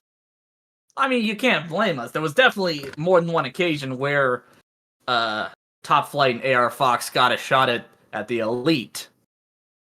Yeah. While they were champs. Alrighty. Well, moving on. The top of staying hydrated. Yep. We're still in February. Yeah. So, I definitely say, when we know it's a squash match, move on. Yes. Alrighty. Oh, this was when Wheeler Yuta was in his full-on little shit disturber stage. Uh-huh. Alrighty. Yeah. February 22nd, coming from Phoenix, Arizona. Cassidy defeating Wheeler Yuta. That's right. Yeah, because he was like, hey, dude, remember how we were friends? I now hate you. And I want to fight you because you have a championship belt. So I'm going to fight you. Yeah, Which because he was Chuck Taylor's son at that point. That was the ongoing running joke on Twitter. Right. He was Chuck Taylor's son, and then he Yeah. decided to go with the new, more violent father who had blackjack and hookers. Blackjack and hookers. Oh my god.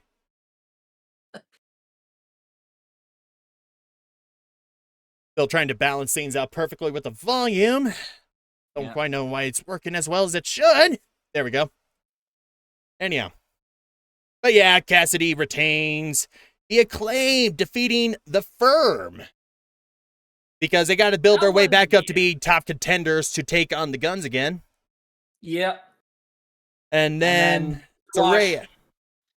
Yeah, squash match. Saraya defeating Sky Blue. This was before AEW realized, hey, we could do something good with Sky Blue. Yeah. And Lethal Jarrett winning the Revolution Tag Team Battle Royale. Why? Yeah. Because. Yeah, look at all of these others we got going on here. Dude, like, we got freaking Roosh and Preston, best friends. Aussie Open in there. Come on. Aussie Open, yeah, there's Kyle Fletcher. And Mark Davis before he got injured. Yeah, there's Top Flight. Varsity Athletes we don't talk about. Dark Order. Who the fuck is Griff Garrison, by the way?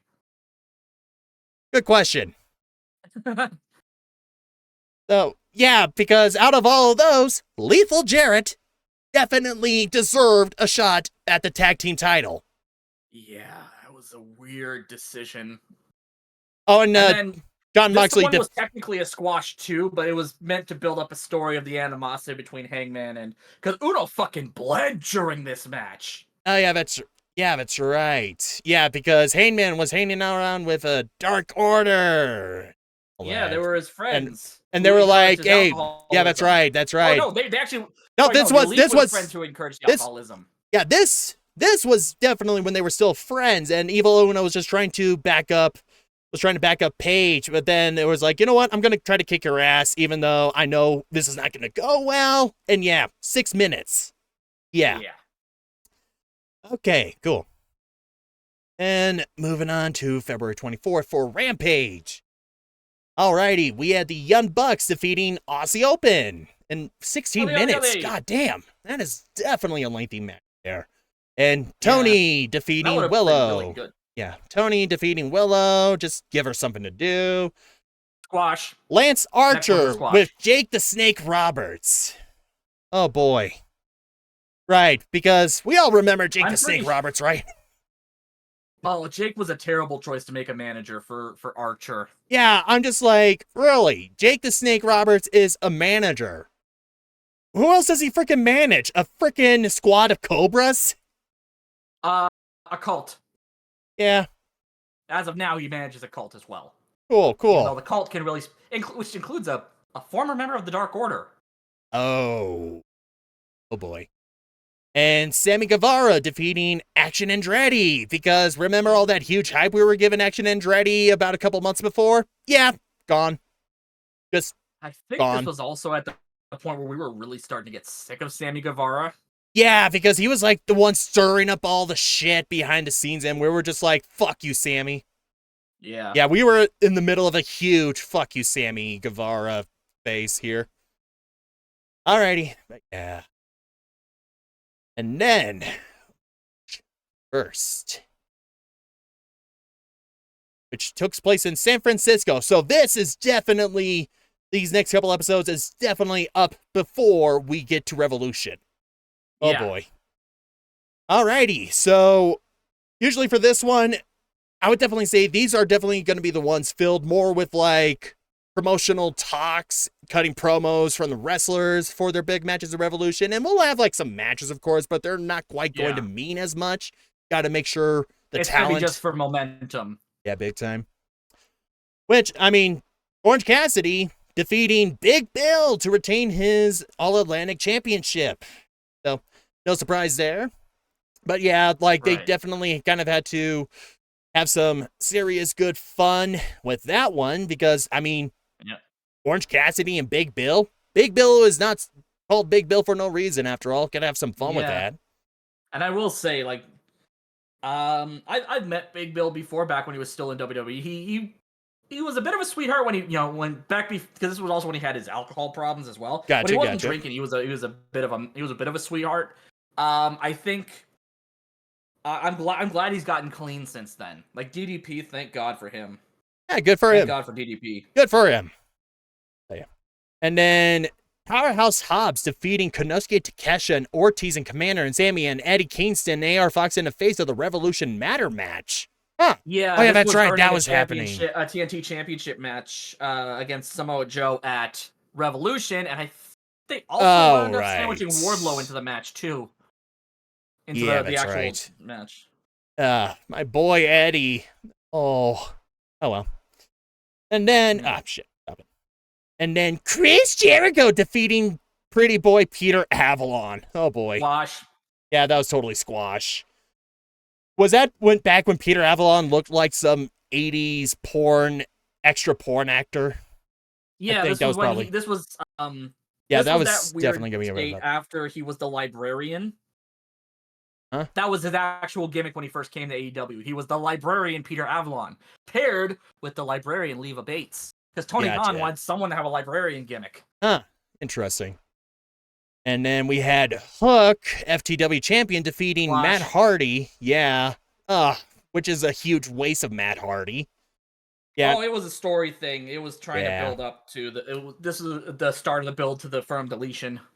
Big time, big time. Oh, yeah, this is definitely where that was starting to get set in motion. That's right. Yeah. And Riho defeating Tony Storm. Oh, a little bit something different there. Right. This was, again, kind of the whole Tony and Saraya versus all the homegrown AEW talent. Big time. And Orange Cassidy and Danhausen won the Casino Tag Team Battle Royale. Oh, yeah. That was a weird choice. Oh, yeah, remember? I kind of understand why. I kind of understand why, because I think they were... Because Danhausen was the one who gave the Ass Boys their nickname. Yeah. Even though technically Peter Avalon did it first, but that was on Dark. Nobody watches Dark. Yeah, nope. And especially since later throughout 2023, they canceled Dark. Yes. Alrighty. What's that? Alrighty, but anyhow, yeah, we gotta hear from Christian Cage talk. Because, yeah, creepy. We need to hear how thirsty he is about Jack Perry's mom. Oh, Lord. And then MJF, of course, cutting his big promo before his big Iron Man match with Bryan Danielson. Yep. And then the last thing before Revolution, the March 3rd episode of Rampage. Alrighty, which took place at Cow Palace. Dude, that is an amazing name for a venue. I love that. Oh, poor Serpentico. All right. Anyhow, Blackpool Combat Club, Claudio and Yuta defeated Top Flight and Aussie Open and Dark Order in a 4-way tag team match. Huh. Yeah. Probably just a showcase of the tag division at that point. Yeah, this was definitely clearly just a showcase to start things up for Revolution weekend. Yep. Yep, big time. Then Riho defeated Emi Sakura because, yeah, how else would that go? I think she might have been building up to a match with Jamie Hayter at that point. Yeah, that would have been great. And Powerhouse Hobbs defeating Serpentico. Let me rephrase that. Powerhouse Hobbs killing Serpentico multiple times. Obliterated. Just obliterated Serpentico in a matter of 42 seconds, which is about as... Yeah, by the time that match starts, Serpentico is alive. Our recap is longer than the match. Yeah. I would just go to the bathroom during that, come back and suddenly be like, oh, Serpentico is a mangled mess on the floor. Oh, Powerhouse Hobbs won. Okay, cool. Somebody get the spatula. And then we had Keith Lee and Dustin Rhodes defeating the Mogul Affiliates. Limitless. Let's call them by their tag team name. Naturally limitless. Yes, you are correct. Oh, man. Which, that is one hell of a tag team. Limitless. Right. Yeah. Big time. Yeah, and then we had the whole huge rivalry going on between Keith Lee and Swerve Strickland since it was the end of Swerve in their glory. Yeah, Yeah. unfortunately, due to injuries and stuff, that That really did never not really amounted happen. to much. Oh, Yeah. it did not Injuries happen. that Keith Lee is still suffering from. Big time. Yeah. Oh, yeah. Recently, World's End. Oh, my God. They've Yeah. repeated that shit again for World's End. Oh, my God. Yeah. I did not notice that. Alrighty. Well, then. Let's see. Alrighty. Well, it is time. Wait, what? Nope, that was 2024. My bad.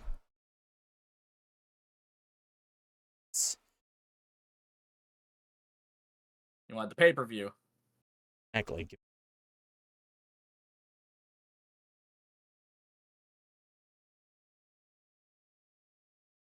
Promotions. Event history, maybe? Here, let me get it. AEW. Programming. Oh, what the hell are their pay-per-views? Here we go. Alrighty. I was totally Revolution. gonna send you the link. I got it. Alright. Okay. Alrighty. Here we go. Revolution 2023 taking place in San Francisco at the Chase Center. The varsity athletes confused with the varsity blondes. Yeah, that was a thing that was confusing for a while there. But also, boy, my wife and I, we got the AEW, we got the All Elite crate for Revolution last week, and one of the things we got in it was a poster for the 60-minute Iron Man match between MJF and Bryan Danielson. Oh, and that was a great match too. With the exception to the ending, but we'll get to that. Oh, the ending was entirely intentional. It was meant to be heartbreaking. I know, but still, that doesn't mean it sucked. Anyhow. Alrighty, pre-show. We have Mameo and Lucha Brothers defeating Ari Daivari and the Varsity Athletes in a 6-man tag team match. Yeah, okay. Because was saying he would never do tag matches again out of respect for his brother. I feel bad doing the impression while talking about something that heartfelt. But and he had kind of developed a friendship with the Lucha Brothers, which would lead into them winning the ROH tag titles at Death Before Dishonor. Supercard of Honor. Death Before Dishonor was in June. Oh, there you go. Oh, yeah. Well, still, though, just fun. And then we had Ricky Starks defeating Chris Jericho. Yeah, that was the end of their feud. Finally.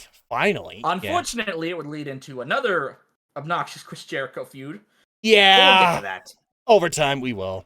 And then, Jungle Boy finally putting away Christian Cage in a final burial match. Oh my God. You know why this feud went on so long, right? Because Jericho got injured. He tore his tricep heading into the match it was supposed to be at All Out the year before this. Right. So they pushed it back due to injury. That's why it took so long. But yeah, so just finally be glad and done with that Christian Cage and Jungle Boy rivalry, and that more than likely it's definitely not going to happen again anytime soon, but anyhow, moving on to better things.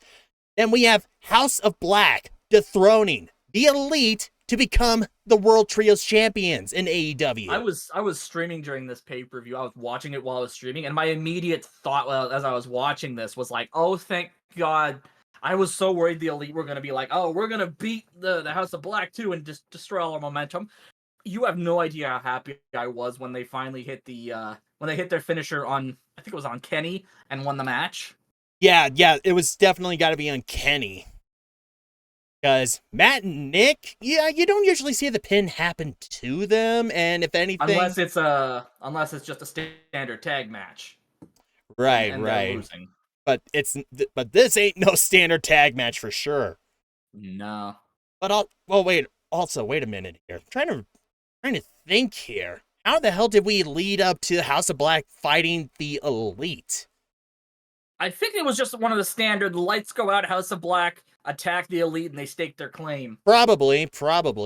But Yeah, like most of the other shit we got going on here, there was like weeks and weeks upon build up to it. And then suddenly Yeah. House of Black is just like, lol. And now they became Trios champs. Right. Yeah. Which led to actually a really fun stipulation with the whole house rules thing. Huh? Where they would set it up where, okay, so these are house rules. Rope breaks don't count. There's a 20 count for outside the ring, and our opponents get to pick the stipulation, which usually led to the opponents picking stupid stipulations. Oh yeah. Like I remember there was one where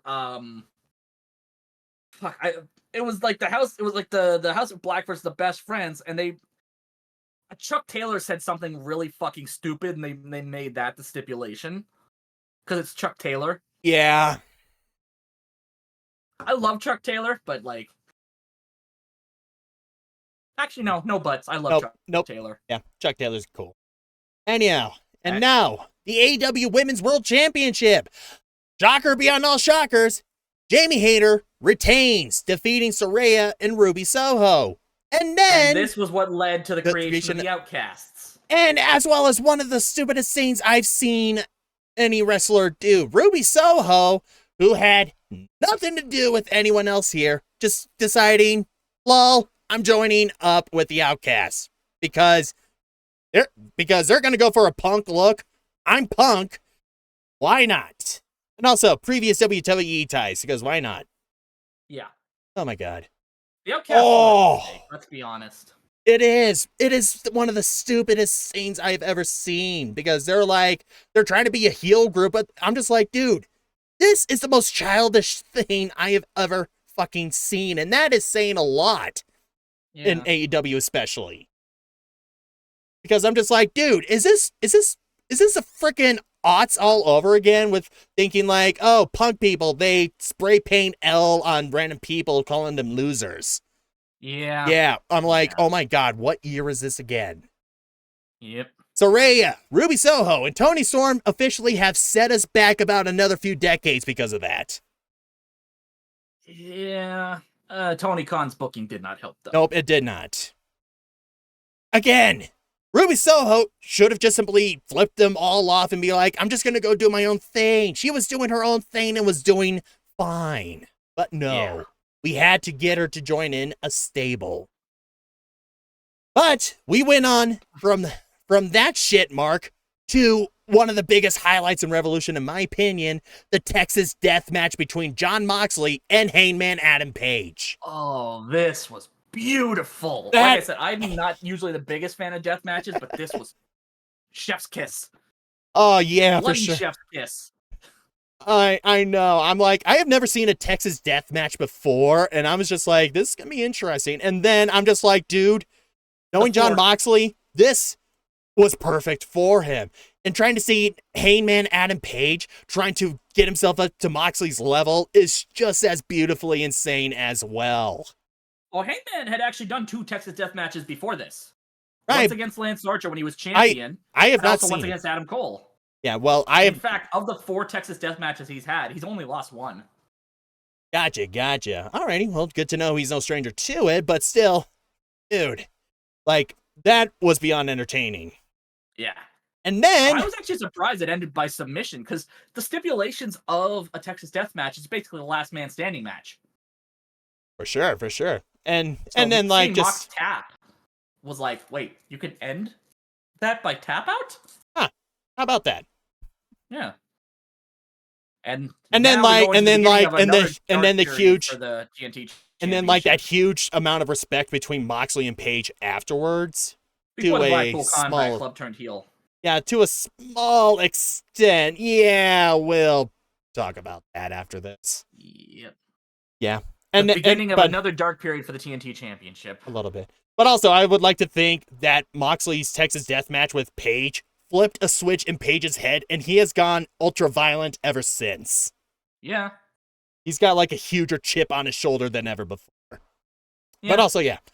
Wardlow defeating Samoa Joe to get back the TNT Championship. That was a beautiful retribution story. I now remember what the Face of the Ladder match stipulation was. Powerhouse Hobbs would face the winner of that match. Oh yeah, that's right. That's why. Right, yeah. And then Hobbs was just seen just hanging around, just holding up that giant ass poker chip. Yeah, that's right. No, it was a brass ring, not a poker chip. Brass ring, yeah, right. Something because like that. Cody Rhodes was the one who thought of that idea. And Cody Rhodes is nothing if not subtle.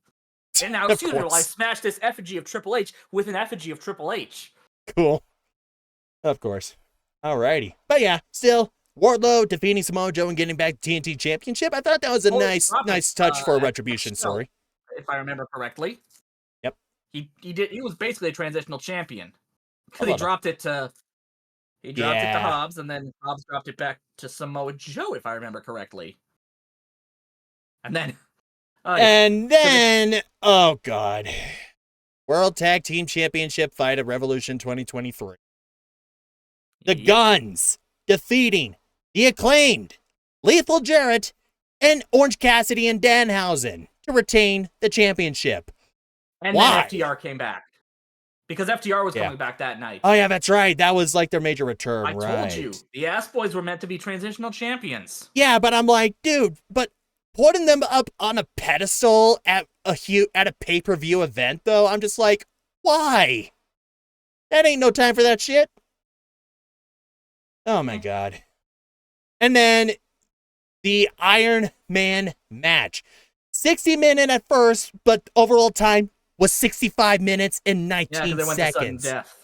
Yeah, because MJF and Bryan Danielson, they were going like, I don't know if I'm okay with this. And then Tony Khan intervened, heavy quotation marks on that, to be like, nope, we're not ending on this note, sudden death. So that wouldn't even be the first time they used that story point this year either. Which, to be fair, that definitely did add a whole bunch more tension to it. Yeah, it's what made the finish so much more heartbreaking. Exactly. Like, I hate it. It was just bittersweet for me.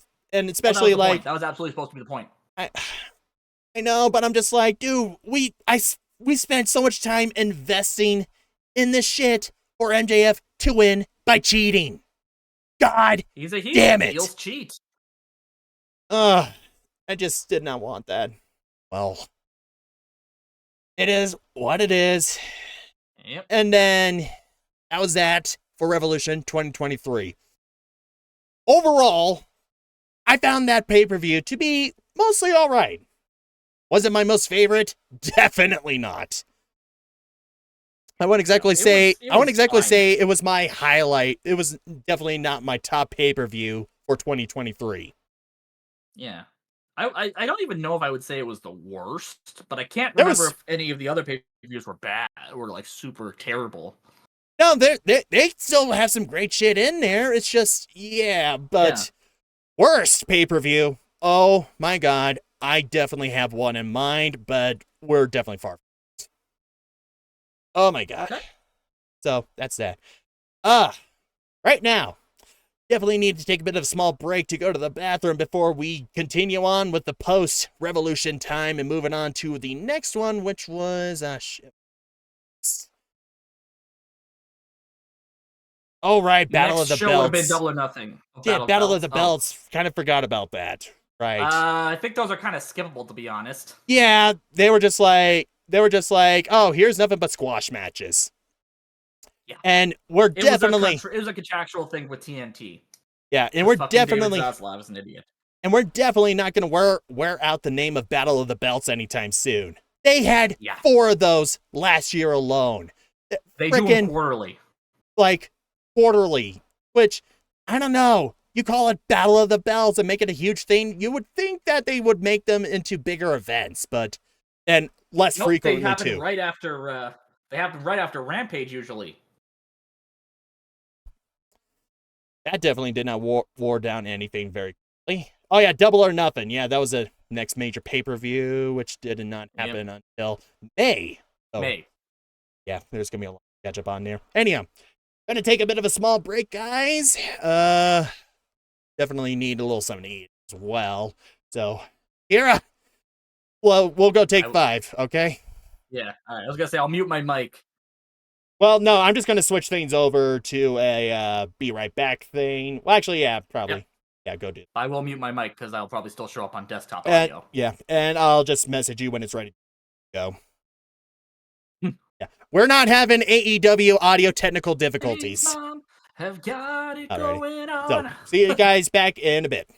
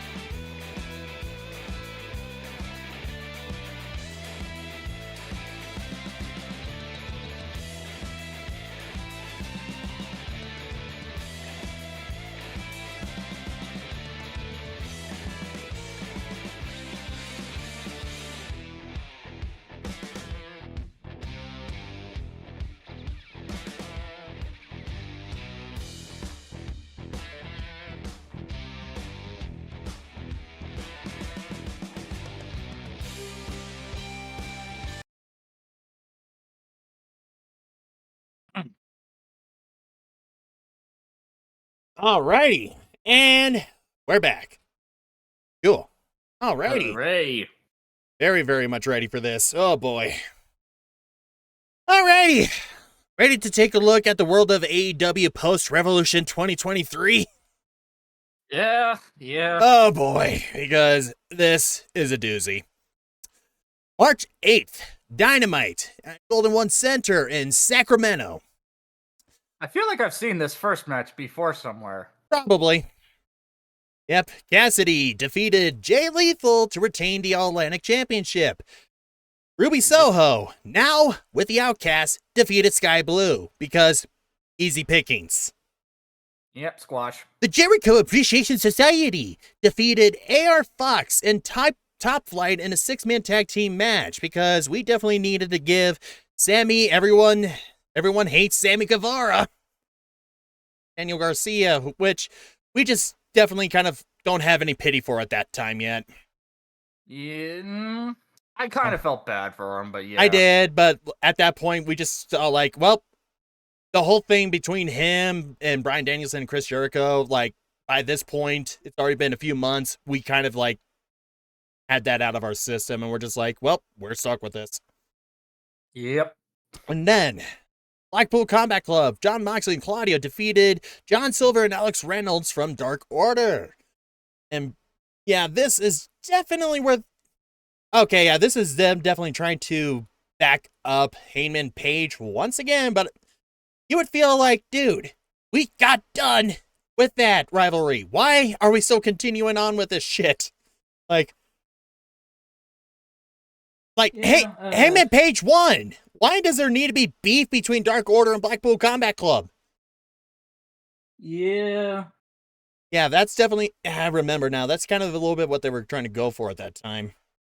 They were trying to build up for a big multi-man match. A little bit. And then...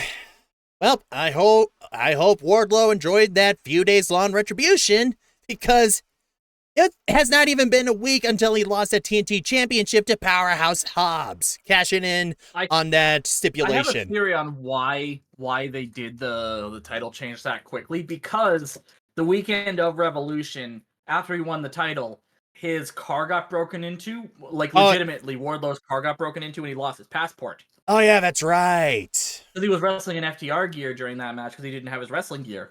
Yeah, that's right. Yeah, that shit was happening on. He couldn't even go to All In.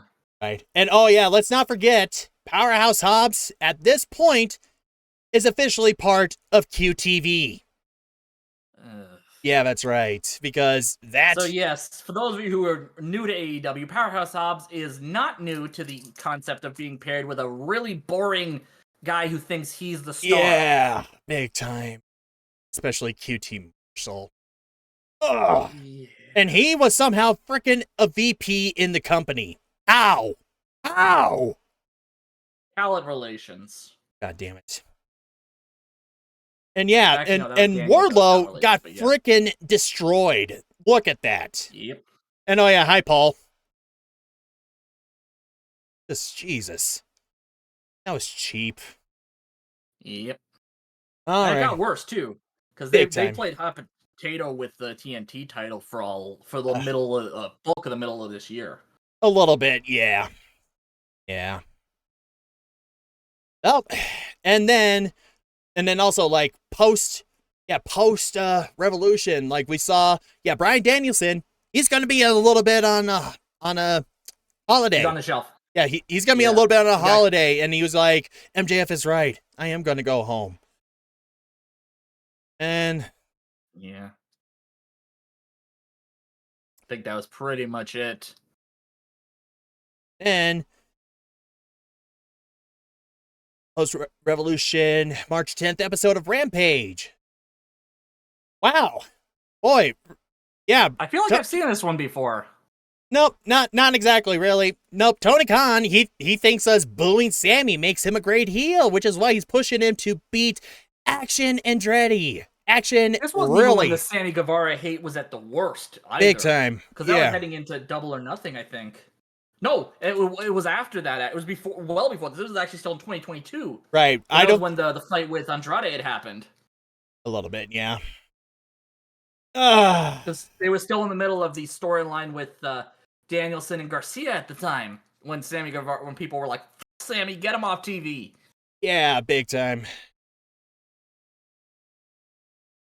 And then the Acclaimed defeated Jack Cartwheel and Starboy Charlie, Lost which with local talent because Jack Cartwheel and Starboy Charlie are SoCal guys. yeah, and yeah, that was a thing. I was like, oh, we finally got Starboy Charlie because I've seen all the signs in AEW audiences that says sign on Starboy Charlie, and I'm like, I looked him up and I was like, dude's good, dude is good. Yeah. And this is like his introduction into AEW, and I'm like, oh yeah, quash match. Great. Yep. Great. And then we had Konosuke Takeshita defeating Preston Vance because good for him to get airtime, but then also you're fighting Preston. Like, why?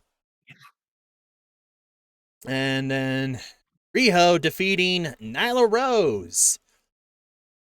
Again, I'm pretty sure that was supposed to set up for Riho trying to go up against Jamie Hayter. Yeah. Like trying to get her all these matches in to make her a top contender. Oh, and to be honest, that's a good way to get momentum just because of the size difference between Nyla and Riho. Yeah, for sure. And yeah, Nyla Rose. I just felt like it was Revolution where she fought Jade for the TBS, right? Revolution. No. I mean Full Gear. Yeah. Yeah, and then after that, AEW was like, we have no idea what to do with Nyla Rose here, even though she is brimming with possibilities. Yeah. Like especially considering she was their second ever women's world champion. I think the first ever trans woman to win a major championship on a major promotion. Good for her. And welcome back, hun. So are we. But yeah. Oh, and then then after Riho won, had to do the Outcasts do their stupid thing and spray paint her loser. Yeah. Yeah. I feel I'm already back in middle school. Oh, great. Yep. Oh, God. It's Mean Girls. Ah, great. I gotta back out my CD Walkman and put on System of a Down Toxicity. Oh, God. Yeah, it's a alt girl version of Mean Girls. Yeah. Gotta put that on, and as well as Paramore. I feel old. Anyhow. We are old. Oh, yeah. Then, and then we had this bit over here. Oh, wait, hold that thought. Garcia's up to something over here. Yeah, Garcia helped Sammy screw around. Yeah, of course he did. Right, and then we had Mark Briscoe here discussing about the Ring of Honor Championship, and I think this is when they announced... He had announced that he was obviously vacating the title, and they were going to be doing that Reach for the Sky ladder match at right. Supercard of Honor. Gotcha. And also, hashtag Dim Boys. Dim Boys. So, at least if anything, yeah, like not a lot of story progression really goes on Rampage. I mean, we got over a huge buildup towards Revolution, so all of that is a little bit of a hard show to follow. But even then, I don't know if like any of this was like the great. At most, you're maybe starting to sow some seeds for Double or Nothing, but you can do but they do most of that on Dynamite a lot of times. Alrighty, but anyhow, moving on to March 15th, Dynamite, which was in Winnipeg. Winnipeg, you idiot! Winnipeg. I don't know. No, thank you. I don't exactly swing like that, Kira. Okay. I said Winnipeg, not Winnipeg. Yeah, we're taking this up around in your country now. Yep, this was when they were kind of starting a Canadian tour before they did their little Canadian tour for Forbidden Door. Right, yeah, this is them dipping their toes across the boundary waters into your neck of the woods. Again, this was their second trip to Canada ever. Yep. Now let's have a look what we got here for that. Oh, good! We still have more beef between Blackpool Combat Club, Heyman Page, and Dark Order. Oh, right, they brought in Stu Grayson. Right, they brought him in. This was before because he was part of the Dark Order stuff. Right, yeah. Point. Yeah, before he went off and did the crazy shit. Yes. Yeah. And, yeah, surprise, surprise, Jade Cargill retains TBS in 43 seconds. Wow. But this was also meant to set up the debut of Taya Valkyrie. Oh, yeah, that's right. That happened. Right. Where Yeah, there she challenge is. for the TBS championship and be made to look like a total fucking moron. Before all of that, yeah. Which AEW definitely seems to have a bit of a talent for introducing new women wrestlers and then suddenly just do fuck all or give them horrible things to do later on. I mean, you're asking AEW has a Tony talent for Khan. that. He has to book more than one women's match on a show. That's hard. Wait, I gotta do what again? Book another women's match? Get back to me after I do more cocaine. Hey, Tony, where's my White Claws? All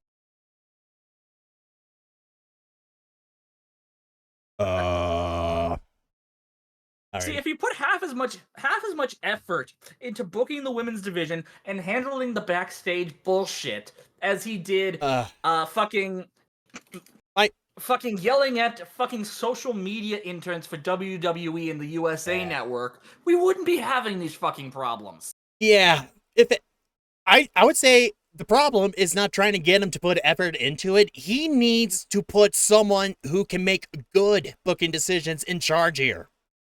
But no, he has to be like the one trying to take care of that. Get a committee of like writers who can work with multiple people. Don't do everything yourself. Yeah, exactly. Committees like you got like a wrestling promotion will cover different storylines. For that, you're definitely going to need different writers to handle each different storyline. And yes. And like, don't even get people who have just only wrestling experience. Get actual good creative writers who also have a passion for wrestling. Because but no, just no instead, I guess. Let the owner of the Jacksonville Jaguars fucking do it. Indeed. Also, Jade Cargill. It took her 1 second longer to do a quash match to retain her championship than it took for Powerhouse Hobbs to defeat Serpentico. Serpentico could not even outlast a Jade Cargill match. Wow. It's a common problem among men. Sorry, what? Yeah. You're not wrong there. Alrighty. And then Orange Cassidy fighting Jeff Jarrett because to retain Slapnuts. the AEW International. Yeah, all right. International Championship now. Okay, this is when they changed it to that. So that must probably happen at Shazam movie. So I think that happened at either this or at Revolution when they changed it to International. No, it was on Dynamite. They were talking about how the International Championship was leveling up. See, it's even in the right, big time. Alrighty, and oh my God, that's right. The huge thing. This was when the feud with Aubrey and Karen. No, it's not even more than just Karen. Briscoe. It's not. It was more than just Karen. It's freaking Jeff and Aubrey. Yeah, because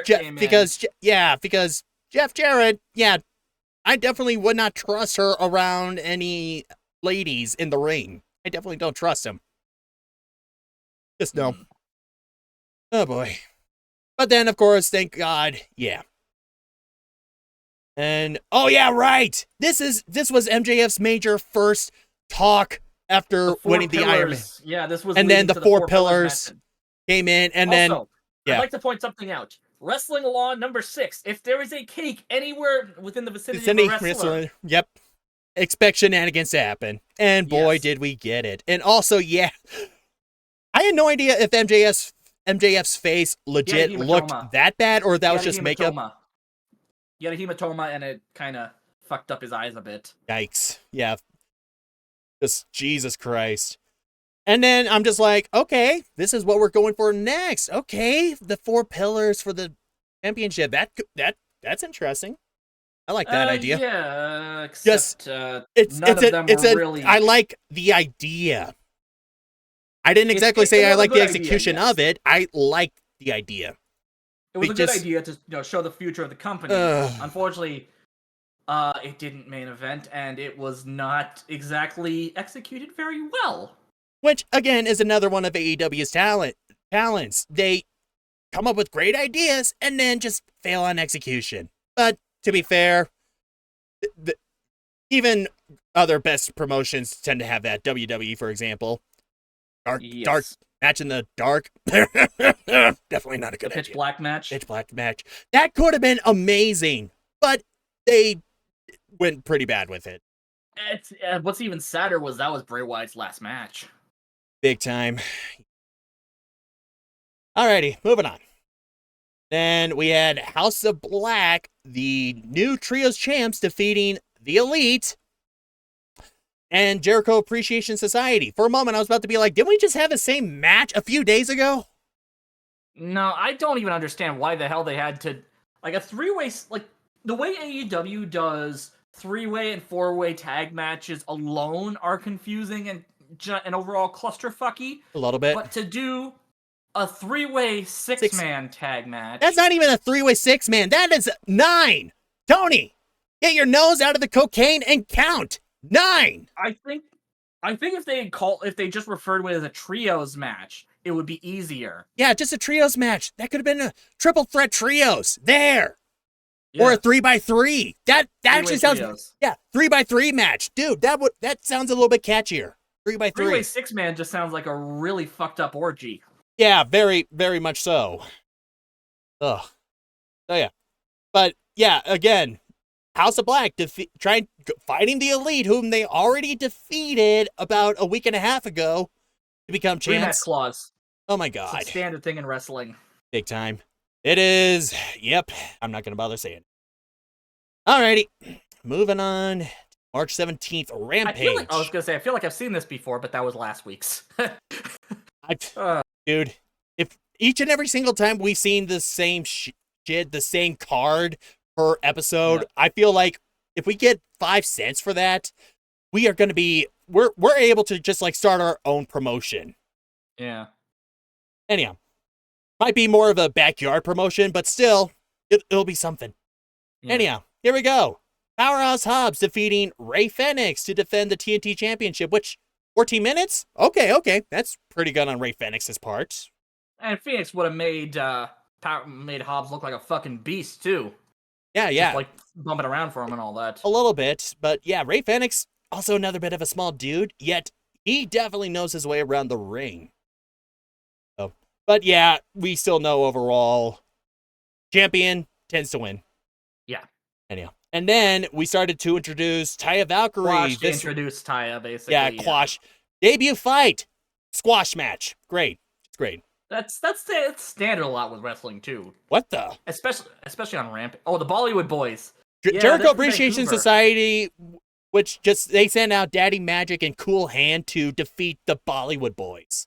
Yeah. They were another because they were in Canada and the Bollywood Boys are Canadian and they haven't had a lot of mainstream exposure since they left WWE and got fired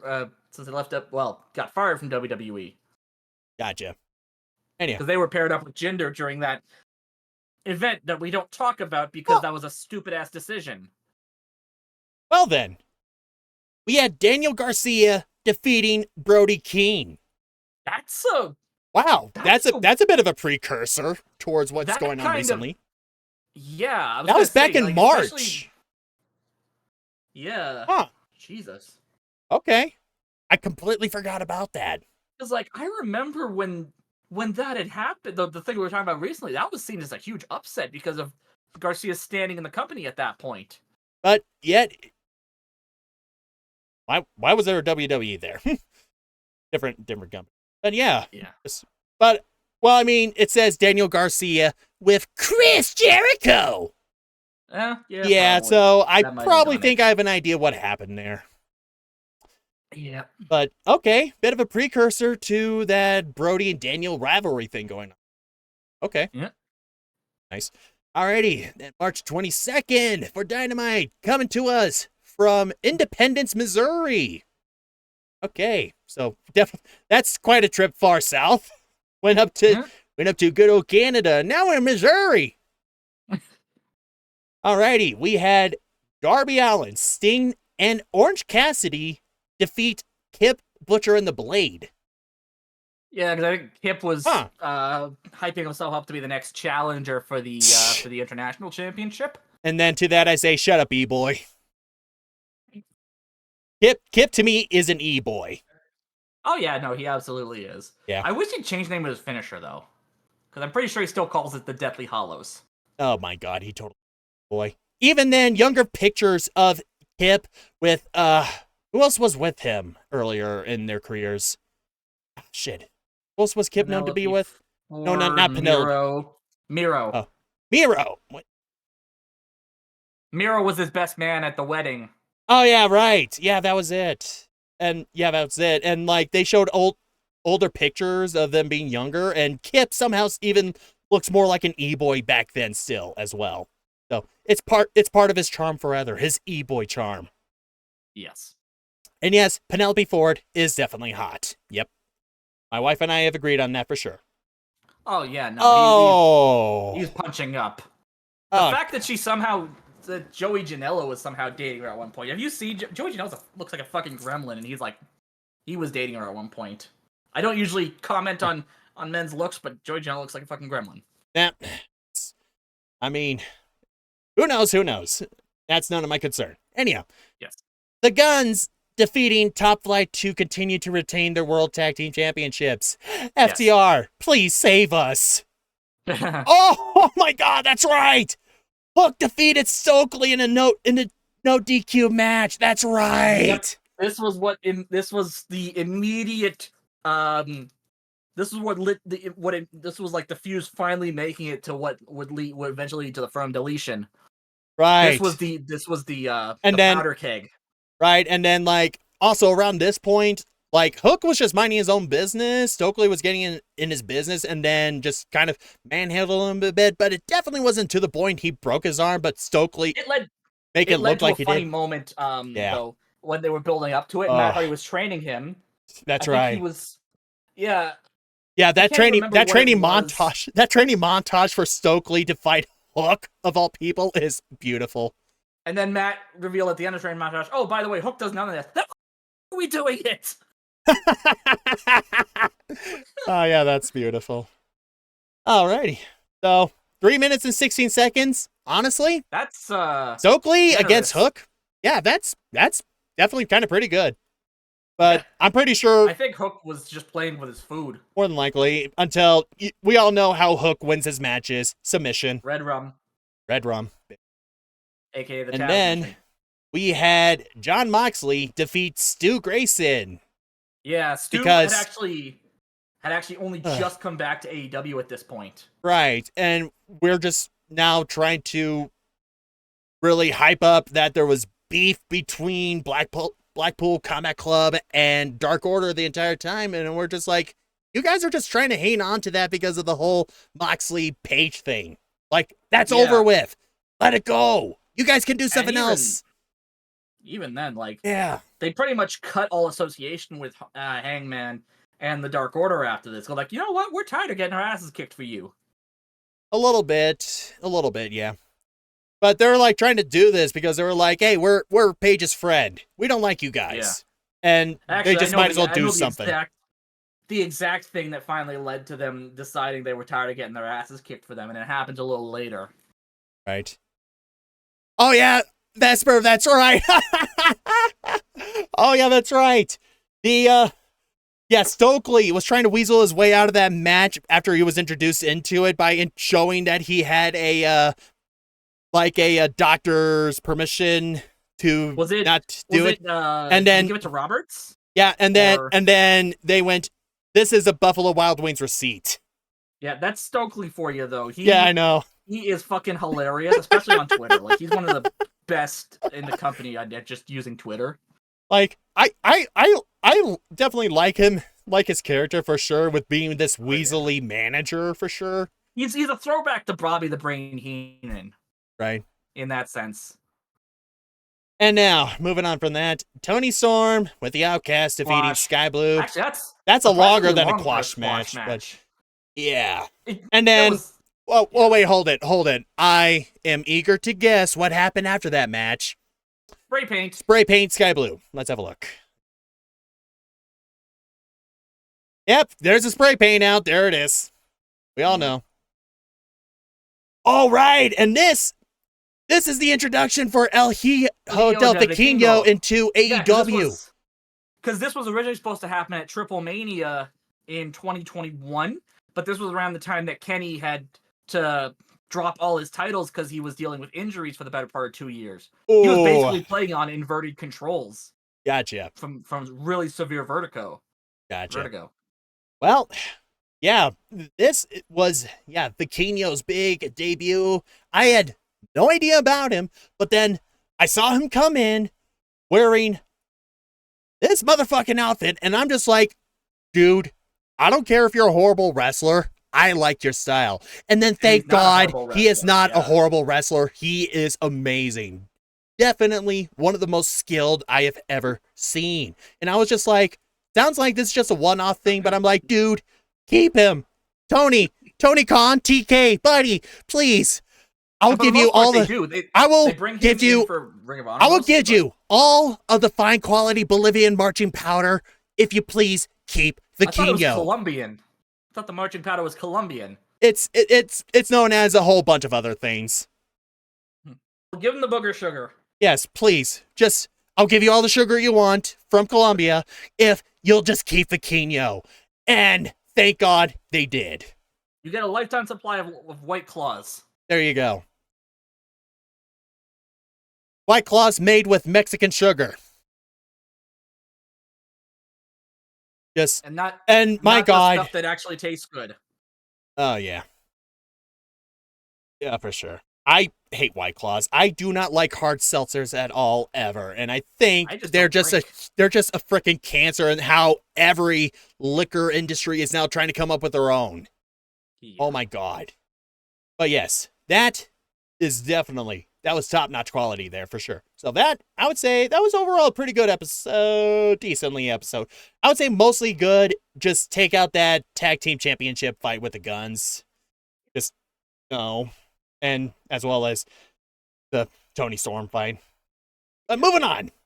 March 20... Wait a minute. This is 22nd.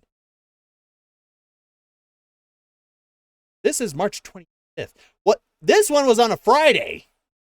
Yeah, Rampage is usually on a Friday. No, Saturday. This was on a Saturday. Oh, yeah, they got preempted. Yeah, they got preempted by sports thing. Right, yeah, that was happening Friday before, so they had to show this one on the Saturday. Yeah, a lot of times, Rampage and Collision wind up getting preempted, and Rampage is Collision hadn't happened yet, but Rampage would be like thrown all over the place. Like sometimes it would be at 5 in the afternoon on a Friday, sometimes it would be on Saturday, sometimes I don't know. Right. Well, either way, guess what? Powerhouse Hobbs was done with Ray Fenix. He definitely gonna need another main course from Mexico with Penta. Yep. And yeah, guess what? He retains the TNT Championship, and it's an even shorter fight this time. Like, it was like not 14. Not that much shorter, but it's still a good length. Yeah, decently, about 10.5 minutes. Then we had Brody King defeat Jake Hager. Huh. Moving on. Yep. Kaya Valkyrie in another quash match who defeated Layla Gray. Yeah, this was to build her up to feud with Jade at Double or Nothing. Yeah, big time. Nope, it wasn't at Double or Nothing. Nope. It was on TV. Ah, right. The first match was on TV. Yeah. Anyhow, and then the Acclaimed defeated the Kingdom, which, yay, I suppose. Okay. This was back when they were still like absolute fucking geeks. Big time. And as well, and just having that woman with them who was like, that's Mike Bennett's wife. Ah, cool. I had no idea he married his own mom. That was a joke. Isn't there a clip on your Twitch about... Never mind. Nope. Never mind about that. Okay. Maria's hot. Don't hate. She is Maria is... And Maria was also the driving force behind Ring of Honor's women's division for the longest time as well. Right, it's just that she exudes soccer mom energy. Well, they have 2 kids. Right, that they do. Alrighty, anyhow. So that was the Rampage, and then moving on to March 29th, coming from St. Louis. So we had Jungle Boy defeat Matt Hardy because well, yeah, they were done with his rivalry with Christian Cage.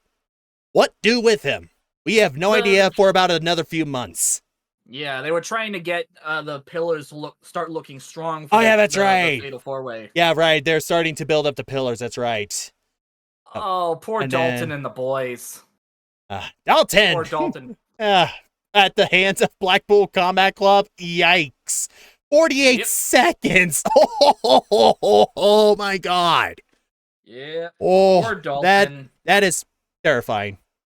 Awesome. Yeah. Oh boy. Then we had Kenny Omega defeat Jeff Cobb to retain the IWGP United States Heavyweight Championship. Yeah, because he was U.S. champ at this time. Right, yeah, he was. Yeah, he was. Cobb's story was he felt Kenny was ducking him. And Kenny was just like, dude, I've been here the entire time. You could have just called. Yeah. Anyway, well, because Cobb mostly worked in New Japan at the time. Oh, yeah. Actually, I think he still works in New Japan. Probably. Let's have a look. Well, their constant thing is they pair him with really problematic people. First, it was Michael Elgin. Fuck Michael Elgin. Cool. Now, there's someone new he's paired with that I can't remember, but he's like really fucking problematic. Yeah, Vesper. Dalton's unhinged arc in Ring of Honor is pretty fascinating. Yes. Anyhow. But yeah, 48 seconds still. And then we had Orange Cassidy defeat the Butcher to keep continuing to retain the International Championship. Yep, not much else to say about that. I'm trying to remember. How many times did Cassidy had to defend that championship in the first run? That had to be like, what, 25 to 30 times? Something like that, yeah. Because he was defending it weekly from like almost when he won every in week. Toronto to All Out. Big time. That dude is beyond durable. You could say he has quite the fire in him. 44 times. He used to play a character called Fire Ant. 44 times, hun? That's how many times he had to defend it in that one run, or is that also counting his current run? I think that was just in the first run. Man. Because he was a couple weeks short of making a full calendar year as champ. And AEW was able to make it interesting. Take note, Jade. Again, I would not fully fault Jade Cargill on that. I would, although again, they weren't pairing her with like a lot of ring generals, unfortunately. Alrighty, and then we had Ruby defeat Willow, which that definitely took a while. But then, yeah, probably shocker beyond shockers. Spray paint. And then we had Adam Cole, baby, return and defeat Daniel Garcia. This was his first match back after being concussed for the better part of a year. Yeah. And this is what unfortunately started the Adam Cole Chris Jericho feud. A little bit, yeah. Like he won it. Yeah, right, that's right. There was supposed to be he was like teasing about there being big hype about who would be his first fight. Who would be the first contestant he would fight against in his big return to AEW. And then Daniel Garcia showed up. Yep. Okay. Yeah, why not? And then Jericho just did not like that. About why he wanted to fight Adam Cole was because it wasn't about Jericho. Yeah, exactly. Literally. Jeez. Yeah, that's right. Chris was just like, you'd had a good fight, but you could have called me. Yeah, it wasn't because he was worried about Daniel Garcia. It was because the spotlight wasn't on Chris Jericho. Wait, what are you doing fighting my lackey instead of fighting me? So you would have rather lost instead of Daniel Garcia in my match, Chris Jericho? Yes. Wait, no.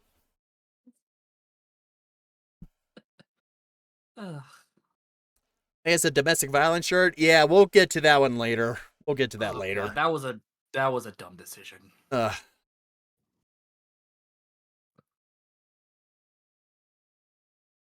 Oh yeah, welcome back, Adam Cole. Now we have to give you a pointless rivalry, which, at least admittedly, does have a pretty nice, satisfying conclusion. But does it though? Hey, I like the ending of it, okay? I liked it.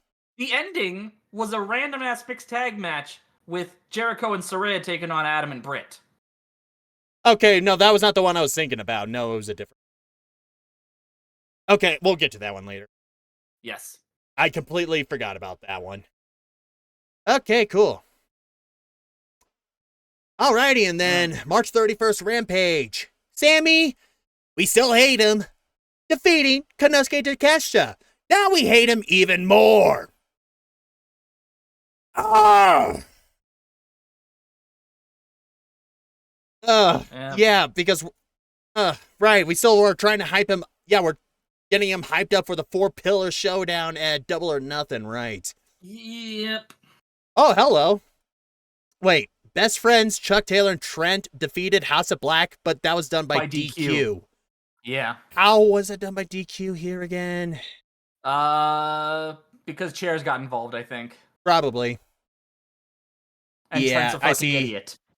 And then there's Cassidy, which, yeah, if I'm going to read this right, this means Cassidy's going to have to fight one of those three for the International Championship the next week. I think it was Buddy Matthews. Probably. Which, Buddy. Can I point something out about this? You have all these badass-looking guys. Yep. There, you know, you have the big bad Brody King with all those tattoos. Welcome Malachi to the House Black of Black. Was like a little demon. And then you have Buddy. Yeah, I know. That was exactly my same joke. Like, introducing the House of Black. Right over here, we got the tall, menacing giant that is Brody King. Right over here, the Widowmaker herself, Julia Hart. Right over here, the stout leader with the third eye, Malachi Black. And right over here, ladies and gentlemen, the last member of House of Black, Buddy. Just fucking Buddy. Can I also point out that and then Buddy is just like, if you call him Mr. Matthews, I feel like I'm Mr. Feeney now. Yeah. I just like to imagine after that that major introduction, Buddy just goes like, hi. You gotta say it with an Australian accent. He's Australian. Do I have to say it like I'm Australian? Yeah. Good day, mate. Good day. Hi. Just. Anyhow. And then Squash because Marina Shafir. Yeah, Taya Marie.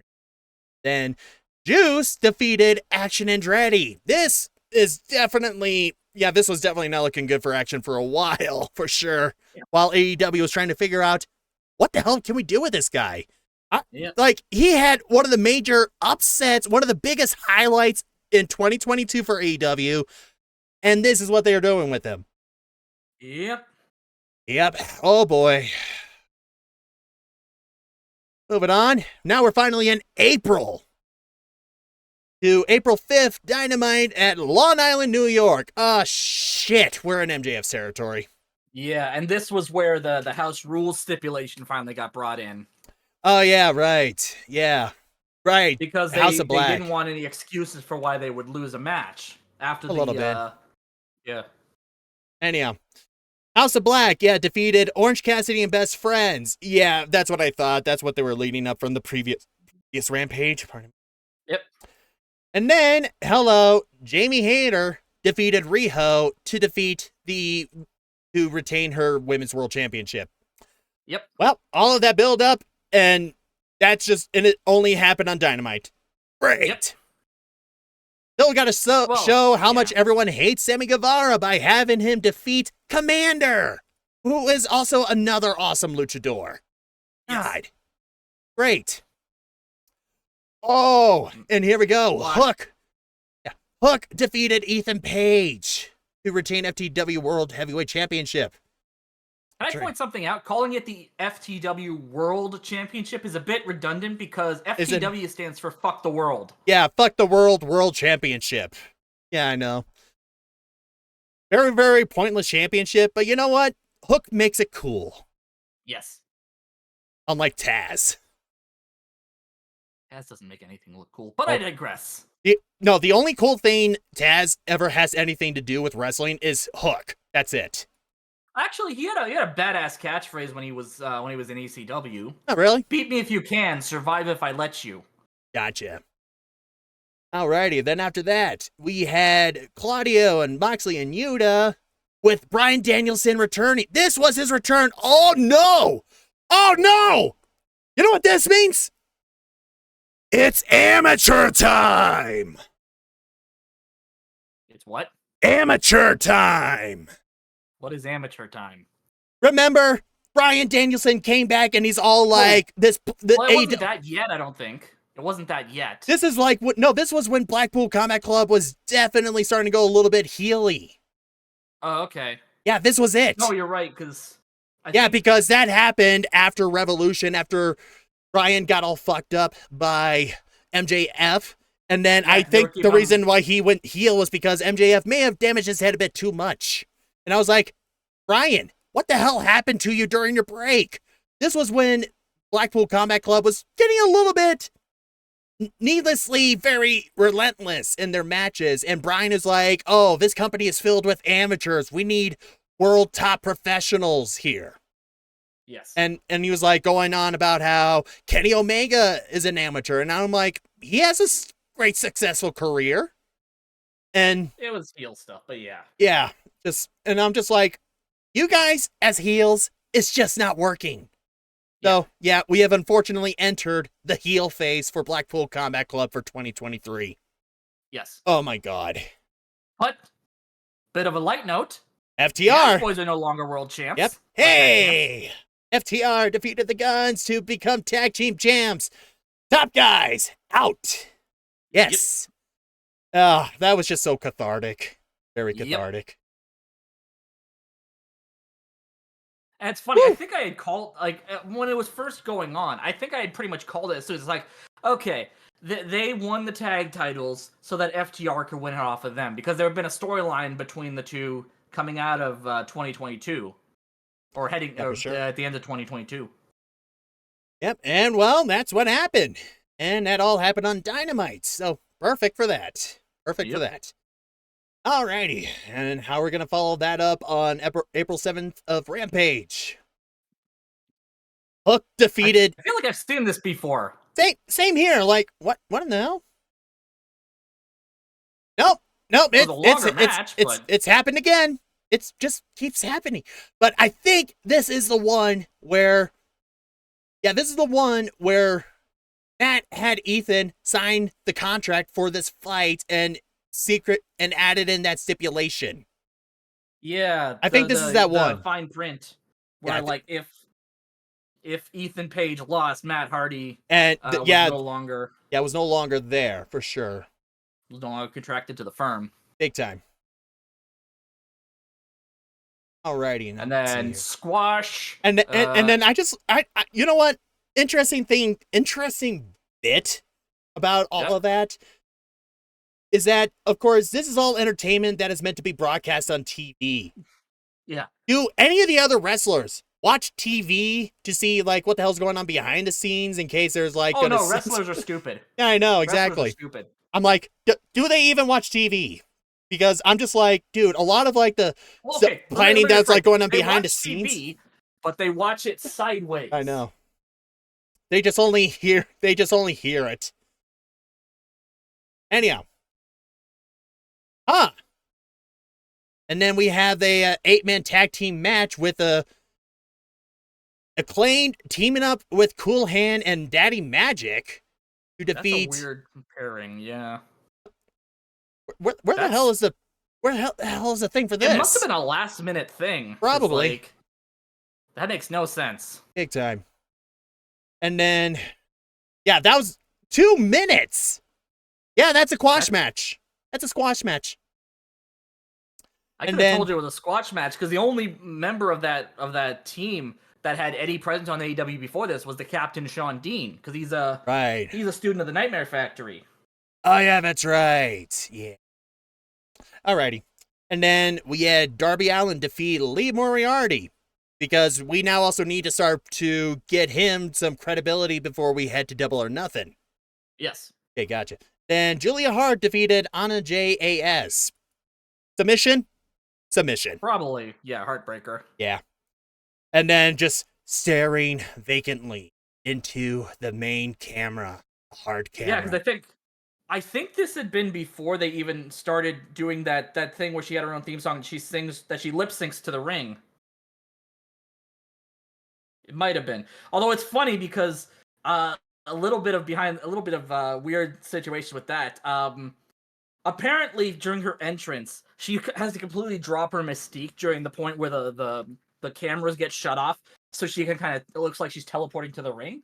Because essentially, when she's at the top of the ring, she does the house always wins, and the lights go out. She basically has to fucking book it to the ring so that she can make her cue for the lights to come back on. Which is like, it's amazing. She has this vacant stare, like, I'm gonna fuck you up. And then lights go out. Oh, fuck. Gotta make my cue. I'm gonna fuck you up. Yeah, big time. Also, don't mind me doing my own Julia Hart vacant stare into the soul of everyone who's probably watching this right now. Alrighty. Never, Vesper. I will not. You will see the chips in my eyes. Alrighty. But yeah, so, not much happening there. Alrighty, now April 12th for Dynamite, which is coming from Milwaukee, Wisconsin. Woo, Wisconsin. We had Darby defeat Swerve Strickland. That is not an easy match. Yeah, no, because if I remember correctly... Oh, no, I was going to say, there was one show where it had all three pillars wrestling on the same show. I think it was the Go Home show. Probably. Yeah. Oh! That's right! Swerve took out his belt and whipped Darby's back. That's right. Yeah, it wasn't his belt. No, it wasn't. Belt. Yeah, because I see the belts on Swerve still. Yeah. Wow. I think this was kind of and then setting the stage for Darby's feud with Swerve later. A little bit. Well, yeah. Wait, Darby had a feud with Swerve? Yes. Huh. Didn't quite notice that. And then Steen here just having a talk with MJF. MJF is just trying to not to shit his pants, his plaid patterned underwear. Burberry. I bet you his underwear is the same plaid pattern as that god-awful scarf. Yes. It's just a knockoff, though. Oh, yeah, all in. But yeah. Anyhow. And, Powerhouse Hobbs defeated Silas Young, retained TNT. Squash match, 43 seconds. Yep. And Silas Young was one of those Ring of Honor guys, too. Yeah, I was going to say. His whole gimmick was, I'm the last real man of professional wrestling. He does look like that kind of dude. He does. Yep. Straight to the fact that I can see his pole trying to not come out. And I'm like, dude, cover that. I was going to say pole. He shoves Kleenex in his tights. Fair enough. Alrighty. Then we had Orange Cassidy defeat Buddy Matthews to retain International. So, yep, big time. Orange Cassidy is just going through the entire roster at this point. Oh, yeah, well, Brandon Cutler and Michael Nakazawa had ties to the Elite, because this was what was leading to because this was the whole amateur thing, right? Like you were saying? Oh, yeah, right. Yeah. Oh, yeah. Brandon Cutler and Michael Nakazawa. Yeah. I remember those guys. Yeah, Brandon being the one with the face shield and shit. Yeah, I was actually surprised this match lasted as long as it did, because I think Nakazawa and Cutler actually got some hope spots in there. Yeah, they did. And I was more surprised that, because Cutler was bleeding like a fucking stuck pig. Yeah, he was. I'm also surprised. Oh, yeah. Went big through time. A full match without breaking out the baby. Oh, that's right. The return of Jeff Hardy. Oh yeah, after his 5th DUI in the last 6 years. Probably, but this was his major return. This was definitely when Matt Hardy's plan to delete the firm is now in full motion, and he is calling in the backup, his brother Nero. Yep. Alrighty, cool. Then Yeah, Blackpool Combat Club, yeah. Then the Outcasts of Tony and Ruby defeated Riho and Sky Blue because Spray paint. the Outcast totally deserves to have all of these wins, right? They totally This was deserve them it. trying to build them up as like a dominant heel stable. Right? And they're not dominant though. They're just obnoxious. Yeah.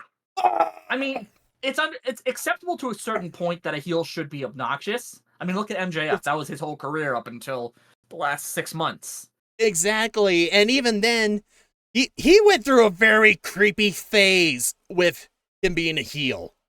Like, I don't like this guy for creepy reasons. There were points where he took things a little bit too far. Yeah. Like, that one promo he did where he was, like, going on about his past, and it's like, dude, do we need to call the cops? I think we need to call the cops.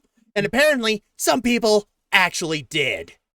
Oh, yeah, that was fucking hilarious. That was hilarious, but also kind of like, what? Like, dude, there should never ever be an occasion where that line has been blurred between fiction and reality. Wrestling should never ever be crossing that line ever, especially given how especially given how the fandom is normally. Especially, I know not all wrestling fans are going to be like this at all for sure, but there is going to be the worst ones who will latch on to the worst horrible stuff and think that shit is great. So yeah. Yeah, and we were even on both sides of the spectrum, the heel and face side. Yeah. Just, yeah, and it's not. This was just never working out for the Outcasts, and I just pray to God they are going to be done with soon. Yes. Anyhow, and then we had Chris Jericho defeating Keith Lee for some reason. What? Yeah, I think it was just because Chris Jericho wanted to wrestle Keith Lee. I think that was the whole logic behind it. He wanted to wrestle Keith Lee, so it was like, hey, Tony, let me wrestle this guy. Yeah, sure, whatever. And that was Keith Lee's first singles match in a long time, too. Right, yeah, that was a big one. We now know he was working that hurt. Oh, yeah, let me take a good guess what happened here. Swerve interfered. Yep. Yeah, that's right. This was back when we thought there was going to be some kind of feud between the two.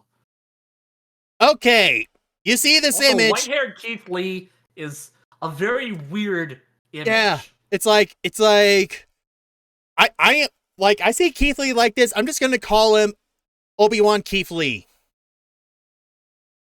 He looks like he's now entered his Obi-Wan phase. Yes, but also actually, I think he actually wore like a wizard's hat and a cloak too in one of the in like his entrance at that point. Yeah, I think he was just trying something different. A little bit, yeah. Which, you know what? Whatever works for him, he's his own dude. Yeah. But also, you look at this image and you just know the major impact wave that is going to come off from this move. He can't cave Jericho's chest in any more than it already has been.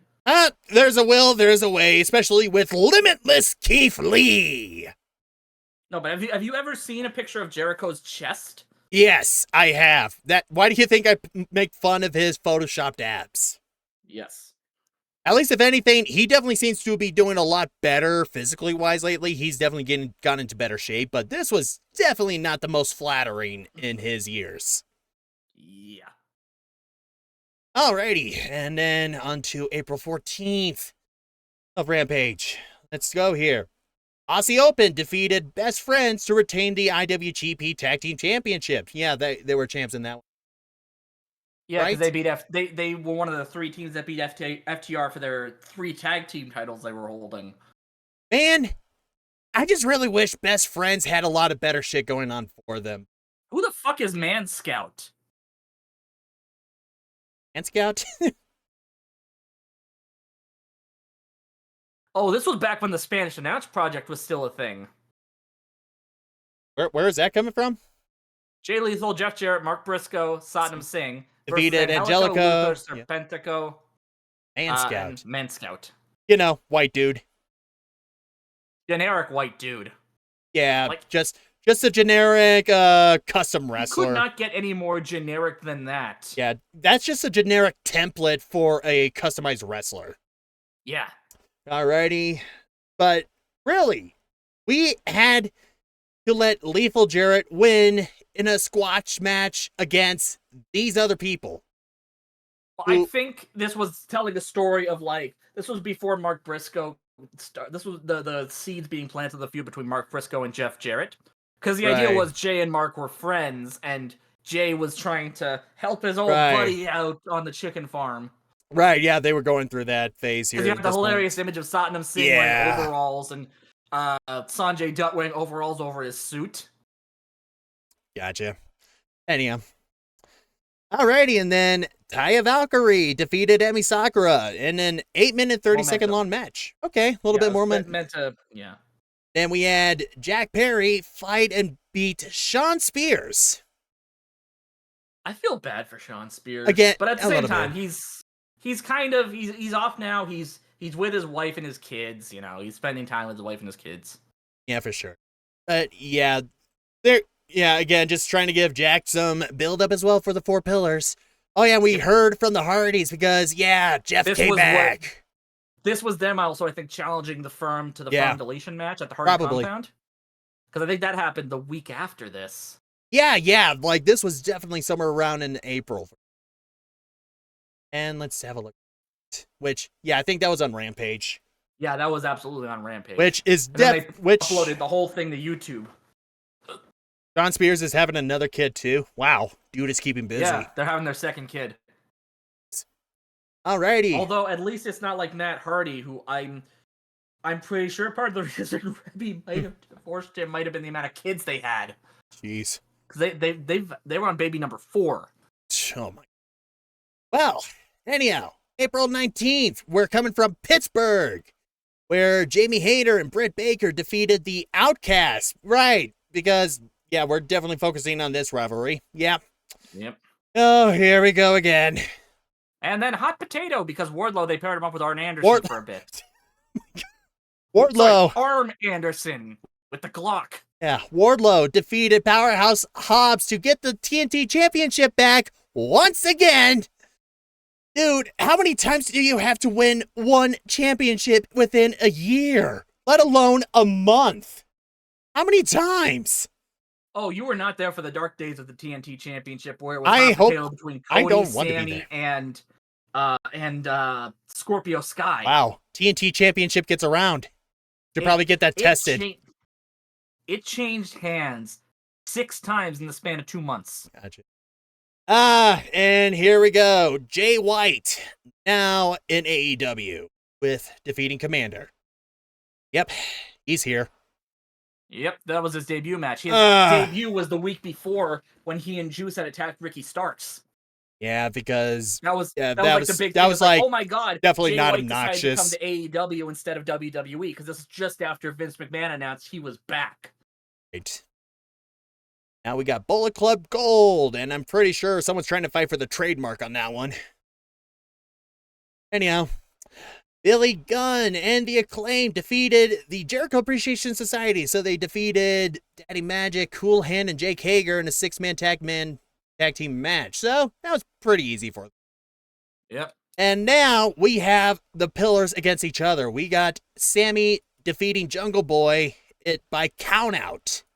Yep. Huh. That's a very rare occasion. The story here was that Sammy and MJF were going to be BFFs because, MJF was going to pay Sammy a buttload of money to lay down, because this was before they officially made it a fatal 4-way. Right. So he was going to pay Sammy a buttload of money if he laid down at Double or Nothing for him. I believe we call that prostitution, but... Yeah, probably. But yeah, you're right. They had that angle going on. Yeah. Oh yeah, that's right. And MJF interfered. Yeah.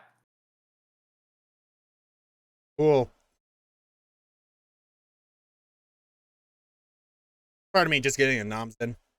Yep, no worries. Alrighty. Now moving on to April 22nd. So this is another Saturday instance of Rampage. Yep.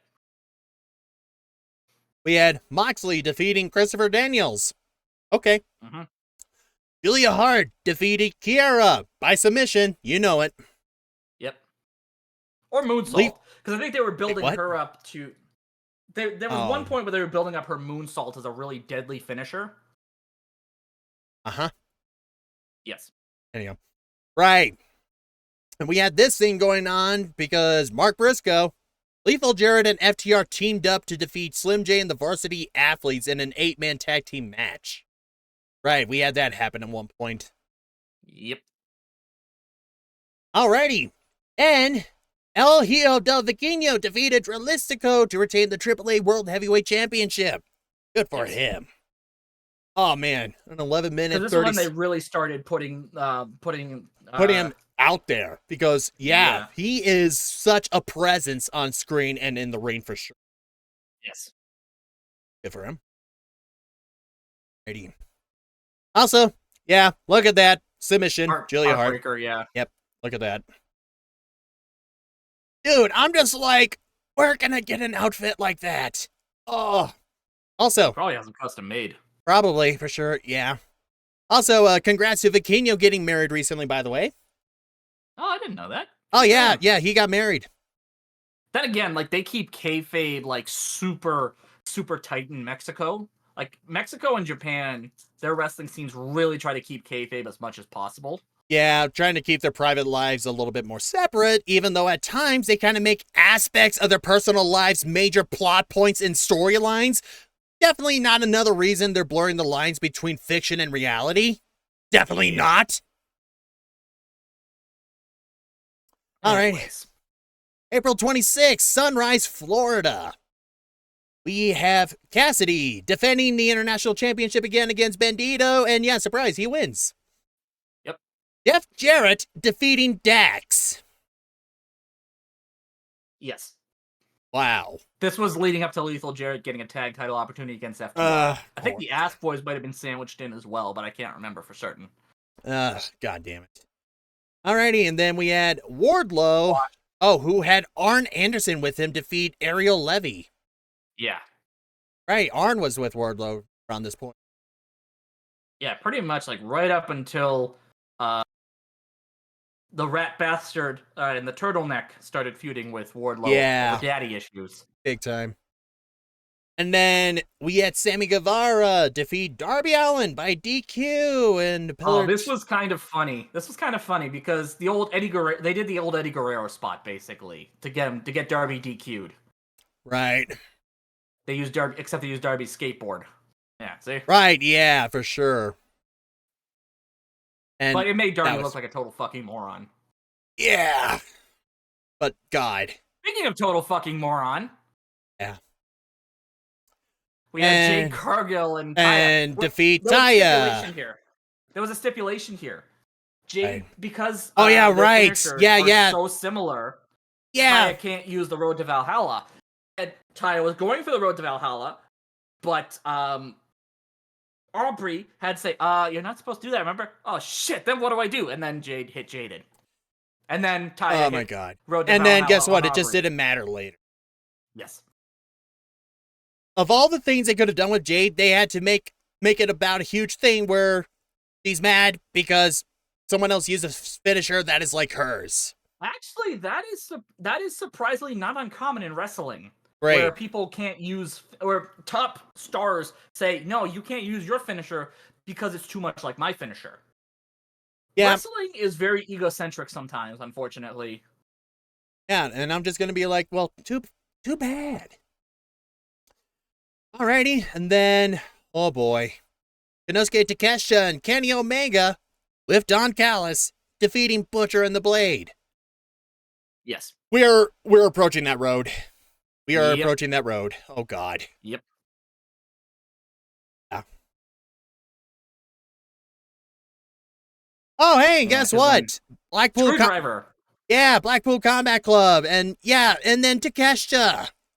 Yep. Like, he had nothing to do with them. And then, and Brian was like, hey, how about you join us? We're real professionals. And I'm like, real professionals, but you don't act professionally. And here's the thing, Takeshita joining up with the Blackpool Combat Club would have at least made sense because Takeshita looks up to Bryan Danielson. Sorry, I keep using his WWE name. So good. Now, don't worry. Sometimes I call him Daniel Bryan Danielson. Could be worse. It could be worse because the two names Danielson originally came up with for WWE, Buddy Peacock after his father, Buddy was his father's name, and Lloyd Boner. Lloyd Boner. What the fuck? Jess, are you all right? Yep, I'm fine. I'm fine. Cool. Great. Funny thing was, Beth Phoenix's original finisher wasn't the Road to Valhalla. It was a muscle buster. But yeah, Blackpool Combat Club, yeah, they're doing stupid shit, and it's just childish. And I'm just like, dude. Oh, trust me. In their defense, it gets stupider. Yeah, I know. I've seen it all. I'm just like, wow, you guys were a very respectable stable. Fight hungry, sure, your fight's sexual, but you really... My impression was that they're just doing this because they're... sexual. That takes Harder Daddy to a whole new level. Oh my god. But yeah. But my whole idea is that Bryan Danielson really went off his rocker. John, Claudio, and Yuta were just going along with it because they're afraid of what Bryan will do to them if they don't. Well, no. John just likes to punch people in the face. Fair enough. But Claudio and Yuta, otherwise, yeah, they are. No, Yuta was trying to impress his violent father, and Claudio was just like, fuck it. Because Claudio was the closest thing Yuta had. Oh yeah, that's right. They were like getting into it, and then Bryan Danielson came. Yes. Yeah. Alrighty. Okay. Now back to Friday, April 28th. Rampage. Jay White and Juice Robinson defeated Ricky Starks and Sean Spears. Yes. Alrighty. Yep. Definitely not. Definitely can't get enough of Jay and Juice winning, even though they're being frickin' obnoxious about it. Definitely can't get enough of that. Call him by his official title, please. It's Edgewood Scissorhands. Never. And now we had Dustin and Keith Lee, Naturally Limitless. Squash. Yep. Squash match against Brady Pierce and Charlie James. Jesus, that's a name I haven't seen in a while. He's one of the people from Matt Hardy's promotion, Omega. Huh. See? Now we have Anna JAS defeating Ashley Amboise for 543. Yeah, that's definitely another squash match if I've ever seen it. Yep. And special spare time, this was another time where AEW had been, or Rampage had been preempted by a sports thing. I think it was like NBA Finals or something. Right, yeah. TNT has... Yeah, they got coverage on it. But yeah, and I'm just like, wow. And yeah, at this point, AEW is just like, oh shit, we forgot about Anna Jay. We got to do something with her. Here. Just darts on the board. And then we have the Acclaim defeat Cameron Stewart, Dante Casanova, and Ryzen in a 6-man tag team match. Another squash match. This is filled with squash matches. What is going on? It's Rampage. Usually wow. This is a lot more than usual. This was after Dark went off, when Dark and Dark Elevation were canceled. So yeah. for a time, Rampage was used as the replacement for Dark and Dark Elevation. And then we have Jay Lethal defeating Cash Wheeler. Yep. Yeah, because again, that's Lethal right. Jarrett were getting the tag title shot at Double or Nothing. Wow. Yeah. Let's give this tag team that no one really wanted nor likes a lot just all of this major push.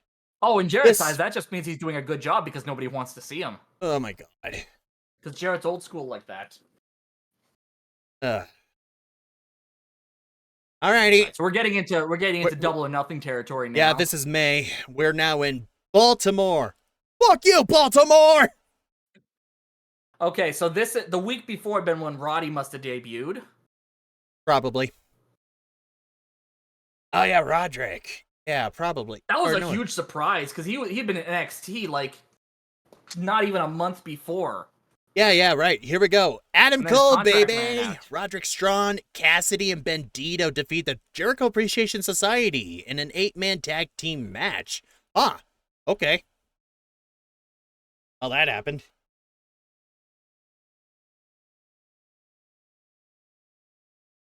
Yeah, that's right. Yeah, that's right, hon. I think a problem with wrestlers is that they have no idea to tell the difference between the proper booing and the booing for all the wrong reasons. They have no idea how to tell those things apart. They don't care as long if they don't care the reason they're getting booed as long as they're getting booed. Anyhow.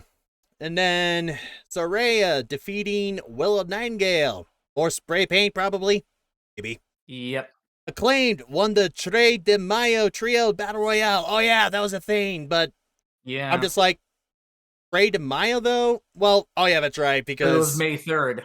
Yeah, because and they can't do Cinco de Mayo if it's not on the 5th of May. Even though they have a freaking Rampage episode that comes out on Cinco de Mayo. Yeah. And that could have been more than fine, even though it was filmed on a Wednesday on the 3rd. That could have been totally fine. We get it. But, oh, alrighty. Alrighty. This was a weird period for Wardlow, too, because he was just basically, as TNT champion, he was being given squash matches for no reason. A little bit, yeah. Just more or less like we're sending sacrificial lambs to the slaughter. Yeah. Alrighty. And then this was what started the build-up of the Acclaimed getting ready to challenge House of Black for the trios titles. Big time. And the other ones we had in this Battle Royale, we had QTV with Hobbs, QT Marshall, and that one other. The former Mr. Bailey. Yeah, Varsity Aaron Athletes. Solo used to be married to Bailey. Oh, man. And then we had Lucha Brothers with Vikingo. Oh. Yeah, because it was Vikingo for a while, and now they pair him up with Commander. Yeah, Commander, and yeah. And then we had Dark Order and E-Boy and the Trailer Park Boys. The E-Trailer Park Boys. That's what I'll call them. Yes. Although, the Butchers actually used to be the guitar player for As I Lay Dying, right? Yeah. Oh, yeah, I'm aware. Yep. Which fits of Trailer Park even? Well, he's the uncle who was like, oh, yeah, I used to be in a rock and roll band. Yes. Alrighty. Then Ricky Starks defeating Juice. Hooray! But I am eager to guess they probably try to kick his ass afterwards. Yes. Yep. Look at that. Okay, hang on. There was spray paint involved in the Saraya Willow Nightingale. Oh, yeah, that's right. But it was Sheeta. Yeah, that's right, Sheeta. Freaking them out. Yeah. All right, and now this is when we start to build Sheeta up to go for the women's title, I think, right? Yeah. Right. Because she's the one that beats Toni Storm later. Although right. she also has a match with Jamie Hayter before that for the championship. Gotcha. And Christian Cage, Luchasaurus, probably still taunting Wardlow. He's getting ready to. Yeah, he's pretty much getting ready Wardlow. to challenge. Yeah. Then we had Darby Allin and Jungle Boy defeat MJF and Sammy Guevara, and that was probably when that friendship fell apart. Something like that. Kind of, yeah. Kind of, sort of, but there was also like that tension between. Yes. Yeah, because tension to the point where you're just basically saying, "Just fuck already." Yeah, a little. I wouldn't even say that. It's just like, dude, you guys are idiots. You know it's MJF. Yes. So as long as you're not MJF, you should be cool. You all have a common enemy. Also, that's that frame right there.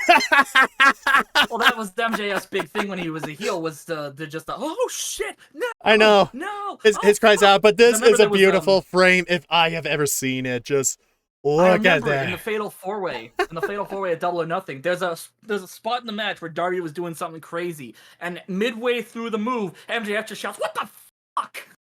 Oh, that's right, and he had elbow pads that said, "I love Sammy." That's right. Look. Because they were basically both wearing leather jackets and and Burberry scarves. Sorry, leather vests and Burberry scarves. Because again, there was just a weird amount of sexual tension between the two. Yeah, and it all just went out the window when Sammy found out MJF was with Darby, and Darby was mad at MJF when he found out he was with Jungle Boy. Jungle Boy was mad And at also, MJF Sammy with realized Sammy. his wife was having a baby. Oh, yeah, that's right. You're like, MJF, you were cheating on me? Yes, I was, Sammy. Wait a minute. MJF, you cheated on me with Jack Perry? Yes, I did, Darby. And Sammy is just like, wait a minute. I'm having a baby? Oh, no, wait. My wife's having a baby. My wife's having a baby. Next time on The Young and the Restless. Oh, my God. It can be like that at times for sure. Yes. Oh, okay. Yeah. And then, Cinco de shit, Mayo. when was it? May 28th. Okay, we are left ahead. Now this is actual Cinco de Mayo. And still in Baltimore. Fuck you. Yeah, bring your mother here to Baltimore. We'll fuck her. That's right. We'll fuck your wife. Oh, man. All right. Yeah. So 6-man tag to well, it's Oh! against Hobbs and QTV. So Aquino and the Lucha Brothers, though, defeating QT. Alrighty. Good job. yeah, Good job. double duty on that night. Yeah. Which And that is Squatch. Yep. Jade. Whatever. yep. My Mayo defeating Preston. And then it's a firm deletion. This was a firm deletion. Yes. Which I don't know why they're not showing thumbnails from the other rest of that match too, which was still pretty good. But oh man, that was beautiful. Caprice Coleman actually worked as a ref for that match too, right? Yeah, for sure. Yeah, I mean they gotta have refs. They had to have refs across the entire Hardy compound for that. Plus, you got to see Stokely Hathaway get beaten up by toddlers. Yeah, by the Hardy the kids. Part of that, Tony Khan favors crimes. and then also like, which, to be fair, like dude, I was gonna say, to be fair, the Hardys Maxwell is known for beating up wrestlers. That boy is a stiff motherfucker. Big time, yeah. Just ask Rockstar Spud. Oh God. But also, like, if anything, people, I would recommend you guys got to follow Matt Hardy's wife on social media, as well as Goth Baby, which is Matt Hardy's and his wife's daughter. Yeah. And one of their actually recent social media postings, a video, they did a tour of the entire Hardy house, and oh my God, it is the kind of house I would kill to have.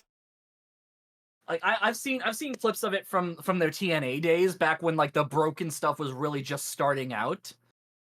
But yeah, like crazy the shit they have there. Right, but this is not like Jeff's house is not too far from there either.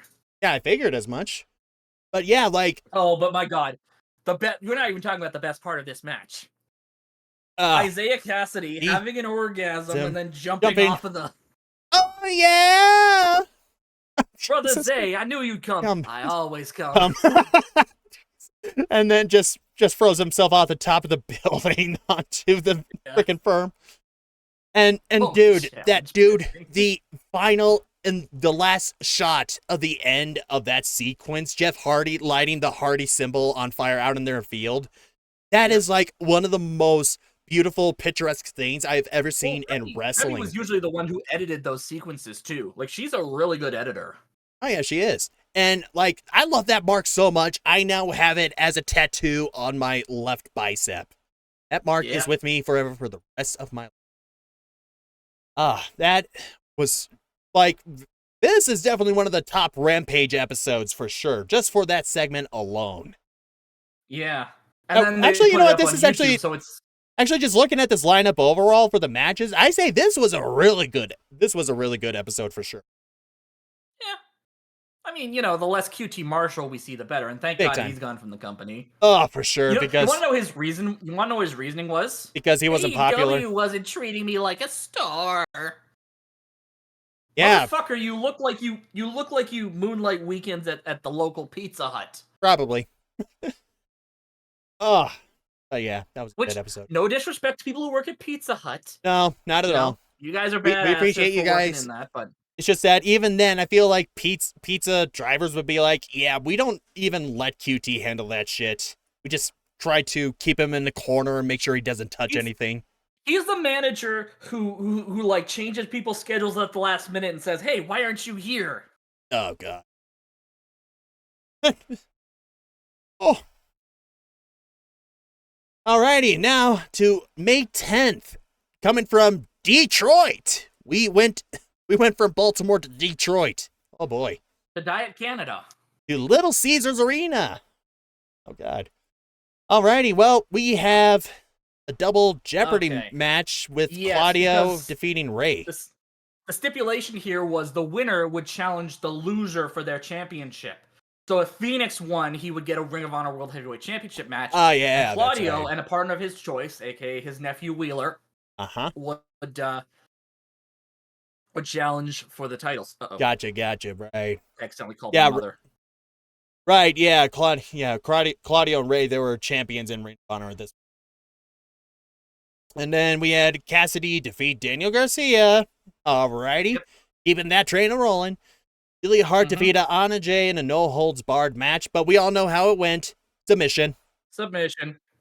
House of Black defeated Bandito and Best Friends. Oh, yeah, that's right. Bandito went with Best Friends for a good little while.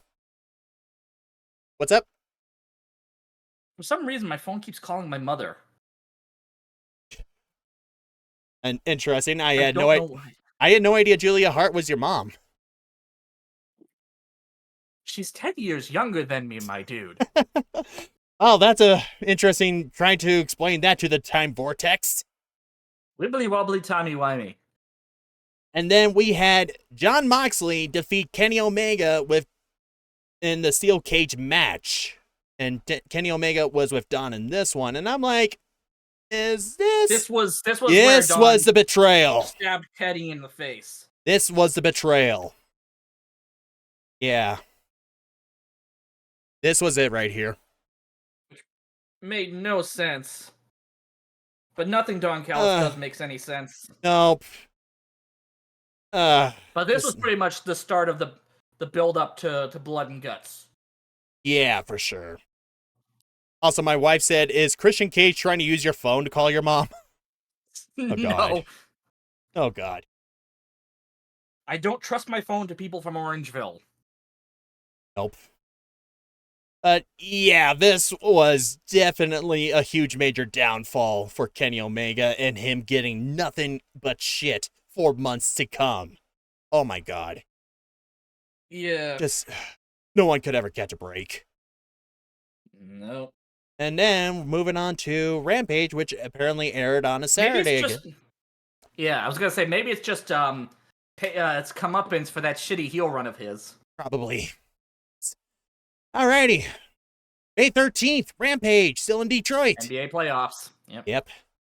Stop it. I don't want the other wikis. I want to stay on this one.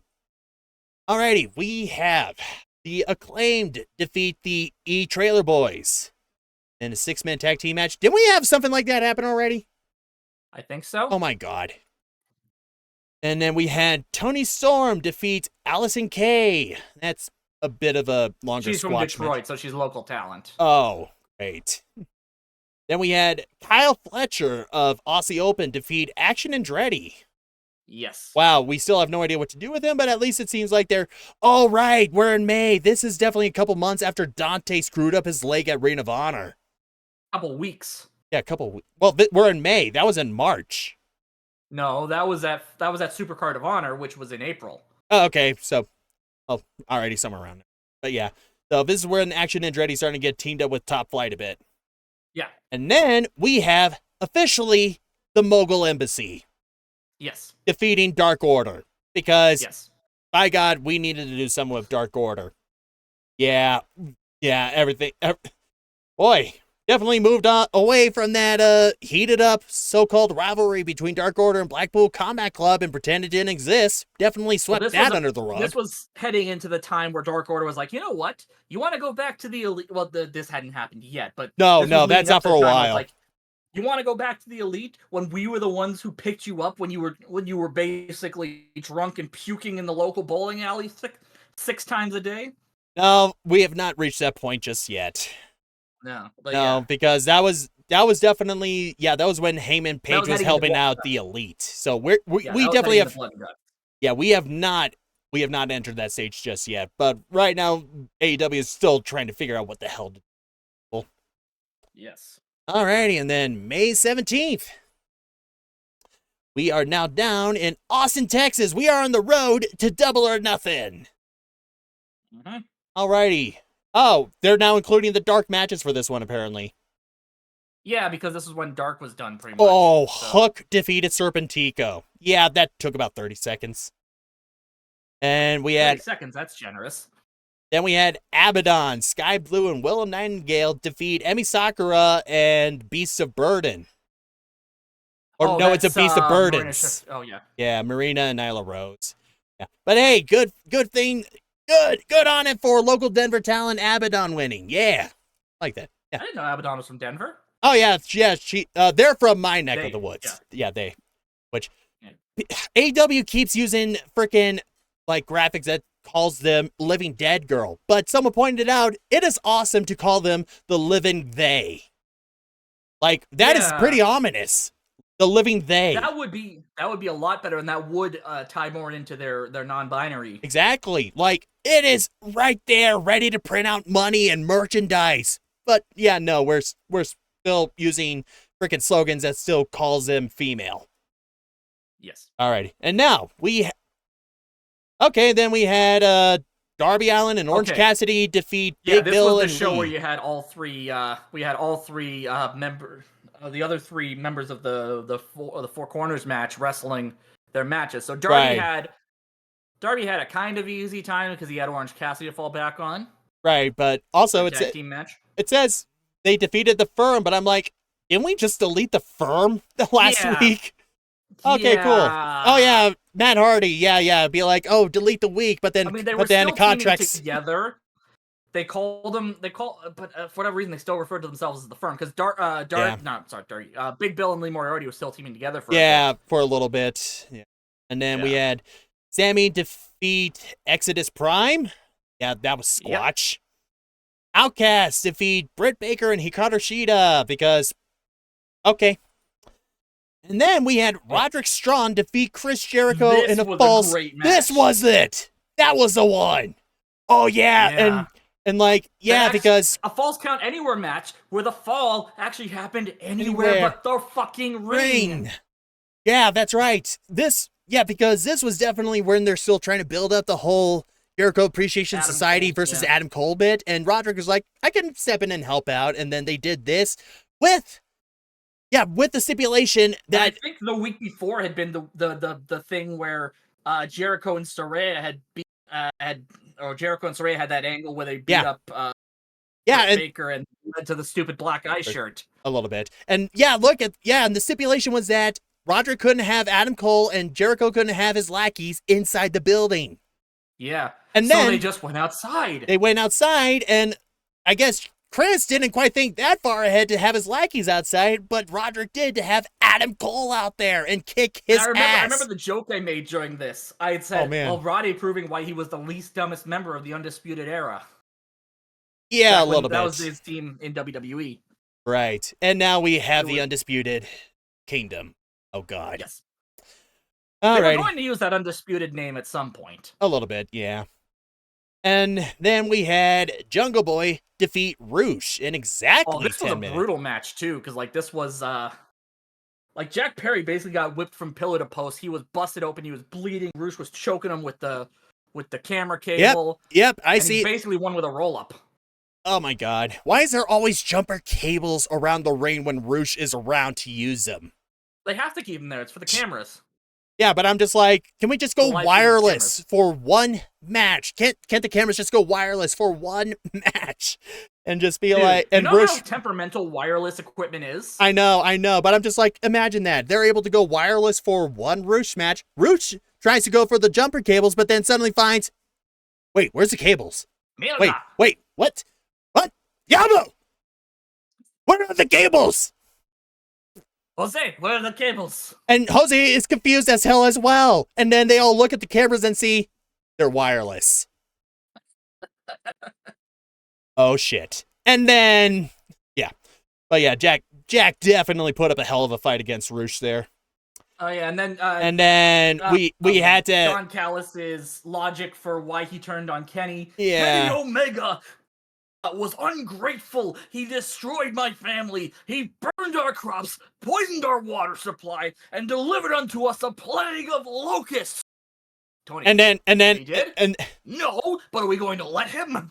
and then the entire audience was just booing the hell out of him. Just Yeah, he got the Dominic Mysterio treatment. yeah, big time. Why? And yeah, AEW, they love to make heel turns very pointless as much as possible and give bullshit reasons for the And heel also, turns. I would argue Don Callis was never a baby face. No, he wasn't, but if anything, I would definitely like, you know what? I liked him fine as a manager. I didn't. Yeah.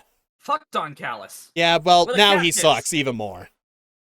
But yeah, I was like, okay, whatever. But then he did this to Kenny Omega and provides those reasonings, and I'm like, you really have no idea how being a manager works, do you? Alrighty. Yeah.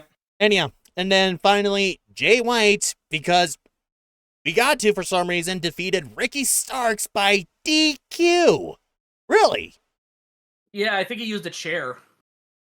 Oh, here we go. Oh, yeah, and this is when the Anarchy in the Arena was announced. Yeah, and we got Heyman Page back, and he's with the Elite now. Looking like He's got Snake Plissken. yeah, Snake's Because they did an eye spot with Danielson. looking In the yeah, eye. looking like an American Western version of Majima from Yakuza right there. Yes. Yeah, man. Which is funny considering a match they would get later. Right, for sure. Which we'll talk about that for sure. Yes. Oh man. Alrighty. Yeah. So Anarchy in the Ring. Yeah, that Anarchy in the Arena. arena.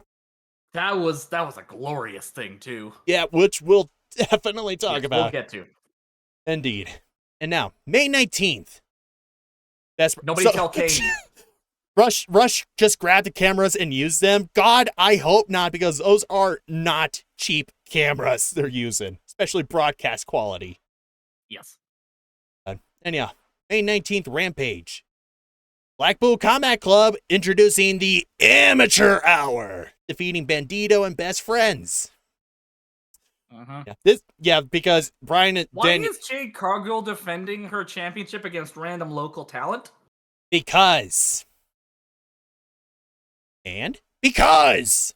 that's it. Yes. And then she had to, right, because this was a story here. Oh, she defeated not one but two. Right. Yep.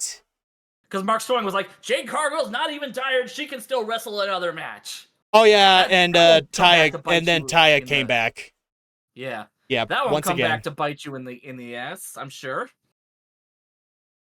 Then we had the Acclaim defeat the Varsity Athletes. Cool. Boy, this is I was about to say, like, wait, isn't this Dynamite? It feels more like Rampage, and then I just remembered, right, this is Rampage. Yes. Then we had Dustin defeat Bishop Khan from Mogul Embassy. Mogul Embassy, yep. Oh, cool. Right. Because this was when they were starting to try to get some more Ring of Honor acclamation on TV, because I think they were still trying to get that TV deal. Big time, and Tony was just, like, trying to put more effort into that instead of, putting it into the product he already has that is pretty much his flagship. Yes. Oh my god. Yep, that's definitely a Rampage product, all right. Alrighty, Double or Nothing week. The final stop. Wednesday, May 24th, Las Vegas. Nothing lives in Las Vegas anymore. Mm-hmm. Alrighty. Now we had Cassidy defeat Kyle Fletcher. Yep. That train is still rolling. But it's interesting. Yes. Then we had House of Black defeat AR Fox.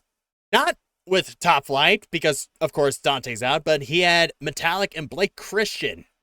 Yeah, because they're Ring of Honor talent at this point. But that did Although not last long. Metallic, he apparently really dropped off the map after he got let go from WWE. He just stopped trying. Yeah. He was like, I was in WWE. I'm too good for this. Yeah, beggars can't be Christian's choosers at times. The current GCW World Champion, if I remember correctly. Right. And then we had Taya defeat Lady Frost. Huh, I didn't know Mortal Kombat characters were in AEW. No, she's another local talent who actually works a lot of Ring of Honor. How dare you brick my joke? I kid. Fight me, bro. Never. I'll see you in the ring this Sunday. It is Sunday. It's... Fuck. Alrighty. And, yep, Roderick defeating Daniel Garcia. This was a great match, because Roddy on the Indies was known for one thing, chopping people in the dick. And when Garcia was doing his stupid pelvic thrust dance, Roddy was just like, okay, you know what? Lick, slap. Nice. On the dick. All right. Yeah. And they brought in Sabu. This was Sabu. Yeah, because Tony Khan is a fucking... Tony Hark. Yeah, Tony Khan is a huge fan base of past wrestling, and they happen to be in Las Vegas, and they just needed something signed for a special referee for the match between Adam and Chris Jericho.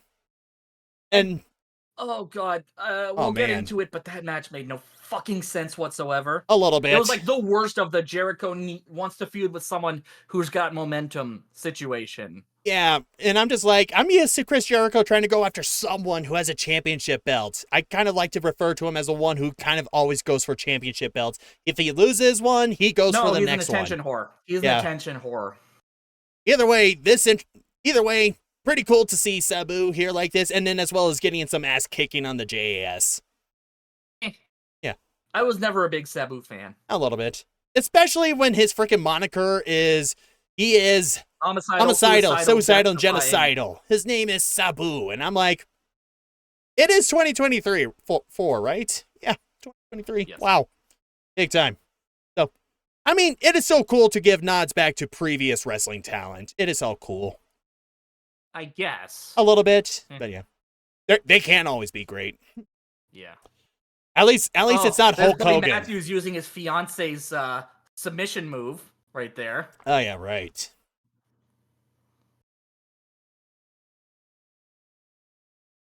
Alrighty. Yes. And then the last Rampage before Double or Nothing. Alrighty, come from the MGM. You have the Acclaimed defeat the La Facción Ingobernable with Dralístico, Preston, and Roosh. Then, and another team from the firm that was still there for some reason. Ethan, Page, and the Guns. Yeah, well, at least they're not referring to them as the firm this time here. Yes. Just giving them something to do, I guess. Fresco-matic. Yep. Like, Joe Braxton and Watson at least sound like names, but Fresco-matic? Fresco-matic. Let's have a little bit of a quick look at this dude here. Fresco-matic. Okay. Or he's now known as The Fly, apparently. International pro wrestler, trained by D'Lo Brown, Sin Bodie, Kenny King. Oh, well. And we have Britt Baker and Hikaru Shida defeat the Beast of Burdens with Shafir and Nyla Rose. Yep, just got to get them all hyped up for Hikaru for their big fight at Double or Nothing. Yep. Then we had Big Bill and Lee defeat Best Friends. Because, again, why not? Yes. Alrighty, well, that's it for that. Double or Nothing. Yes. May 28th. Alrighty, let's have a look here. What we had going on in storyline. Yeah, Cassidy's coming in to protect. Right, the 21-man Blackjack Battle Royale. Right. Yes. Okay, pre-show. Hook and the Hardys with Brother Zay defeating Ethan Page and the Guns. Yes. Okay. Yeah, a little slightly different, but okay. Then Cassidy won the Blackjack Battle Royale to retain his international championship. Yikes. Yes, this was that's right. Right. Like, wait, is he really gonna, like, okay, yeah, he did. Where do you go from here at this point? He keeps finding ways. Yeah. But yeah, God. So he had to fight 20 here. Yeah. Adam Cole with Roderick Strong defeat Chris Jericho in an referee stoppage in an unsanctioned match where the announcer said anything that happens here is out of AEW's hands, but no, we have to have the ref stop the match because he's hitting him too hard. Cool. Yeah. Yep. I had this exact same fucking energy for the Hell in a Cell match between Rollins and The Fiend. I will stand by this. That was a stupid fucking way to end that match. Yeah. Just end it by knockout in that case. Actually, no, you can't because that's still stoppage. Just have the ref at that point. Okay, just pin his corpse already. Which is kind of funny that we apparently have special guest refs going on because FTR defeating Lethal Jarrett to retain their tag team champs, and they had Marbrego as Battle Guerrero. I'm Marbrego. I'm here on the referee. I'm no wrestler here today, but I'm here to do so to try to find the friendship between FTR, and Lethal Jarrett. You know what? I'm going with FTR.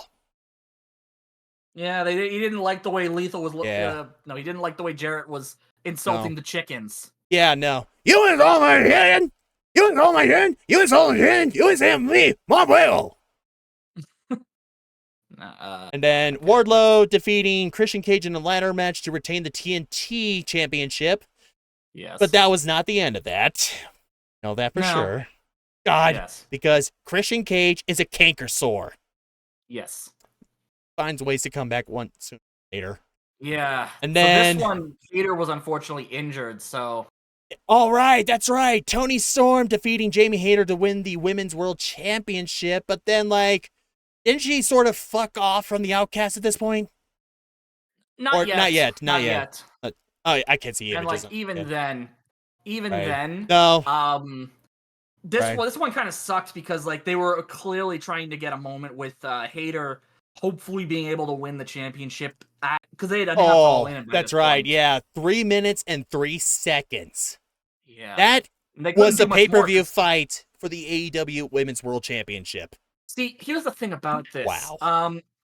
They most likely did it that way because they knew Hayter was injured, and this is a common problem with Tony Khan. Yeah. Like if she's injured, just vacate the belt. You know, if she can't defend, vacate the belt. Do not risk further injury, because I'm pretty sure her doing that match probably fucked up her shoulder way worse than it could have beforehand. Yeah, a little bit. Instead, he's got to make them fight for it still a bit. Safest company, my ass. Nope, definitely not at all. And House of Black defeating the Acclaimed to retain Trios Championships, but for the time being. This was the House Rules match, yeah. Yeah. And this was the Acclaimed saying, yeah, we don't need a stipulation to beat you. Which they probably did, but don't worry, they'll get their eventually. And also, remember what I said about Mark Sterling saying Jade Cargill isn't even tired and she'll face anyone else right now, not biting her in the ass? About that. Jade Cargill, of course, defeated Taya Valkyrie. With Chris Statlander coming in and jading Jade Cargill herself to become the new TBS champion. We finally got one. We finally got a new TBS champion. Oh my God.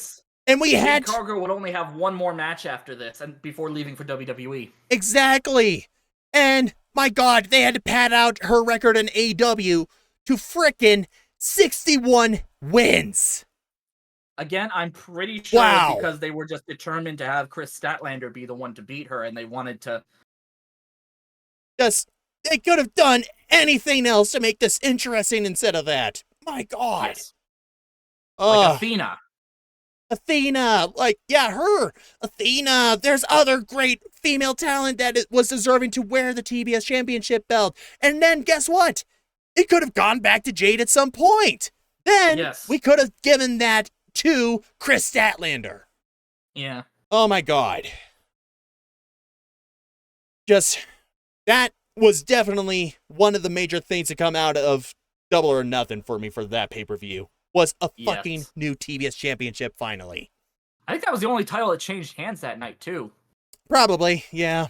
No, it was. It was. Yeah, it was. It definitely was. Everyone else retained.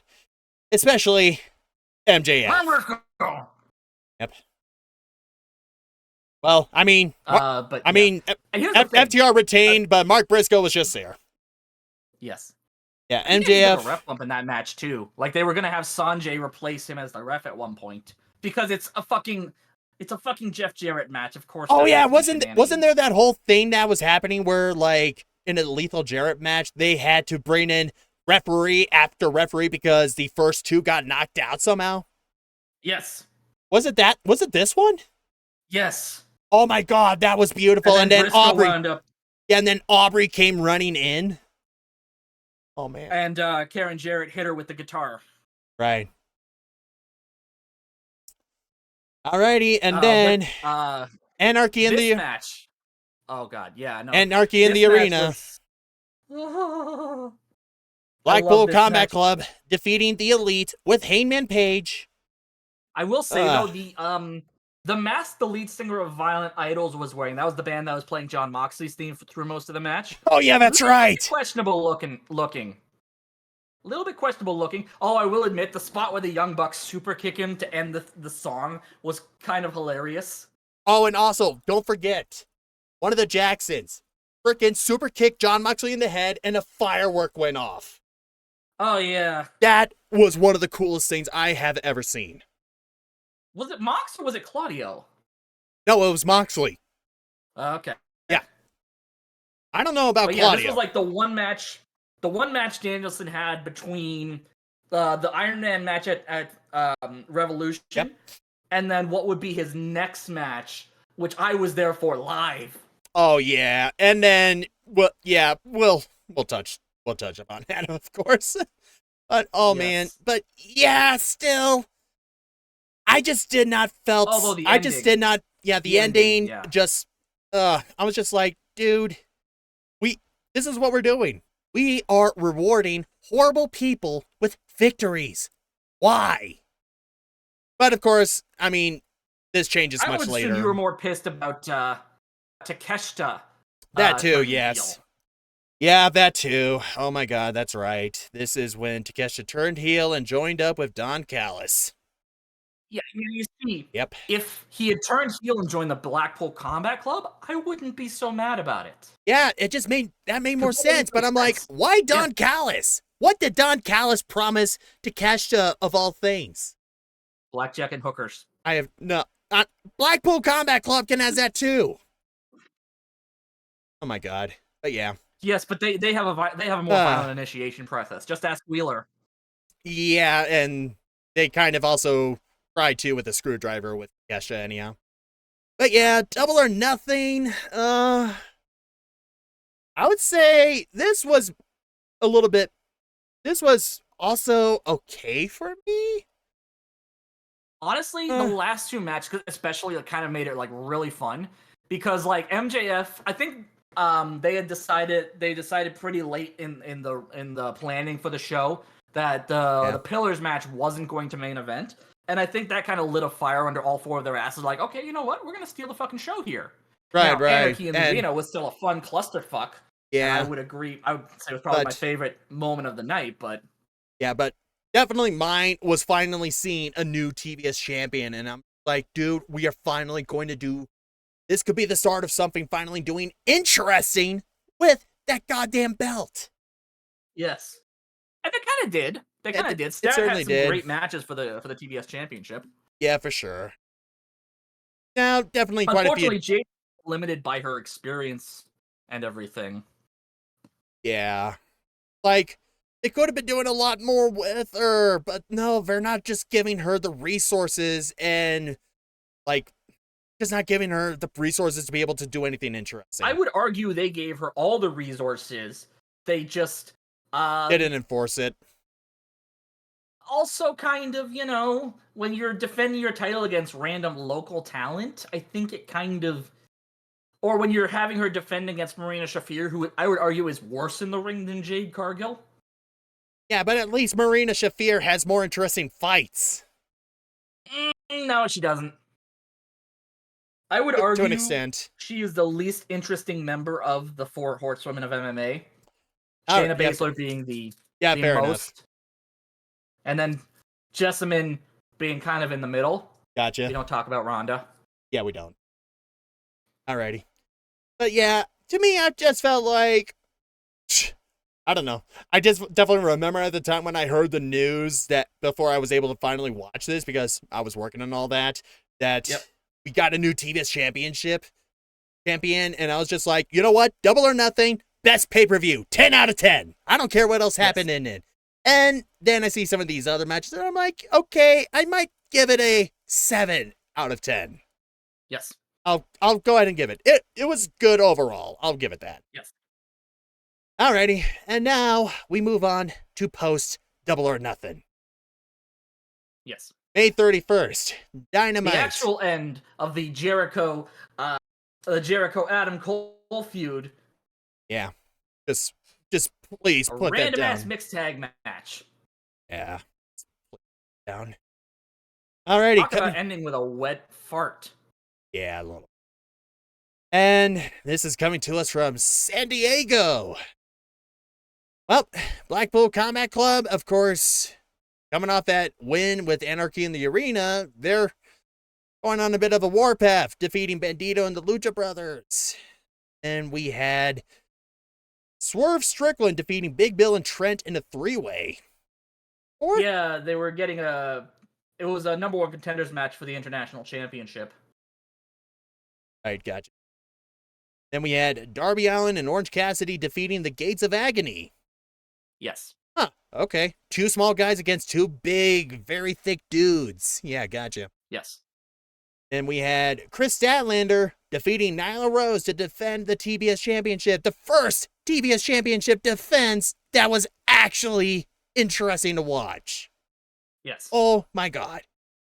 And here we go. Yes. Saraya No, Chris. it's funny. I actually remember this match ending differently. Like, I could have sworn Britt and Adam had won this tag match.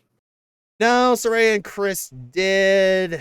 And I'm trying to remember where was that horrible short coming in? Oh my god. Oh, that had come in before that. That had come in the build-up for Adam Cole versus... That was the whole basis for the Adam Cole and Chris Jericho match being unsanctioned. Gotcha. Yeah, Cole had been the just one that who god made the awful deal with the shirt. Outcasts to attack Britt in front of Adam.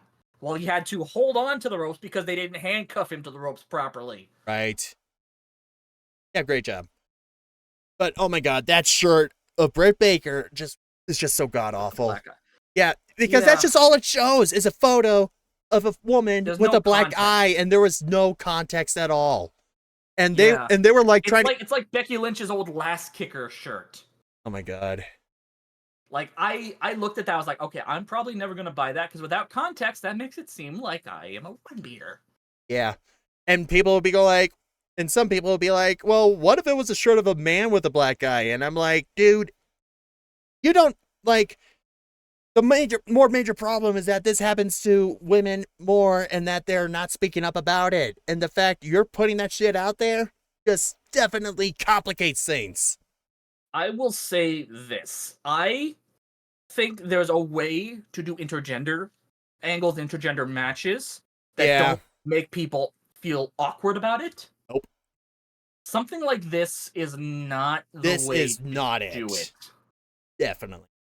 And like, and plus we know, I guess credit to Britt Baker for trying to figure out a way to justify it.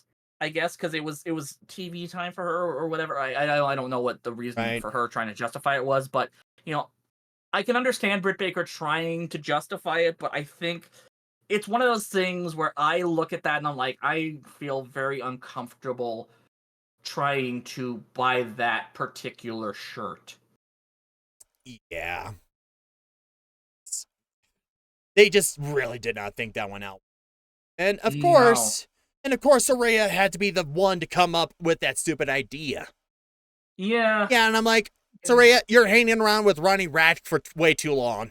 You've been hanging around with him. Just stop. Yeah. Alrighty. And then, June 2nd, AEW Rampage. Alrighty, we have Bikini. We're full into the build for Forbidden Door at this point. Yeah, that should be.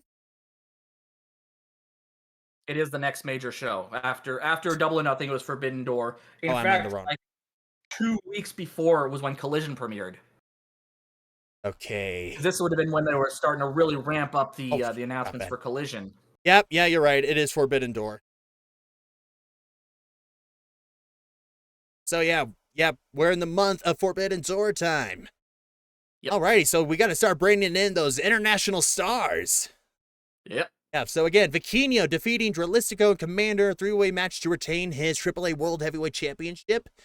Well, they won't have Vikingo wrestle there because New Japan has a working agreement with CMLL, and AAA doesn't let their talent work with CMLL talent because of a pissing contest. Ah, cool. Great to know.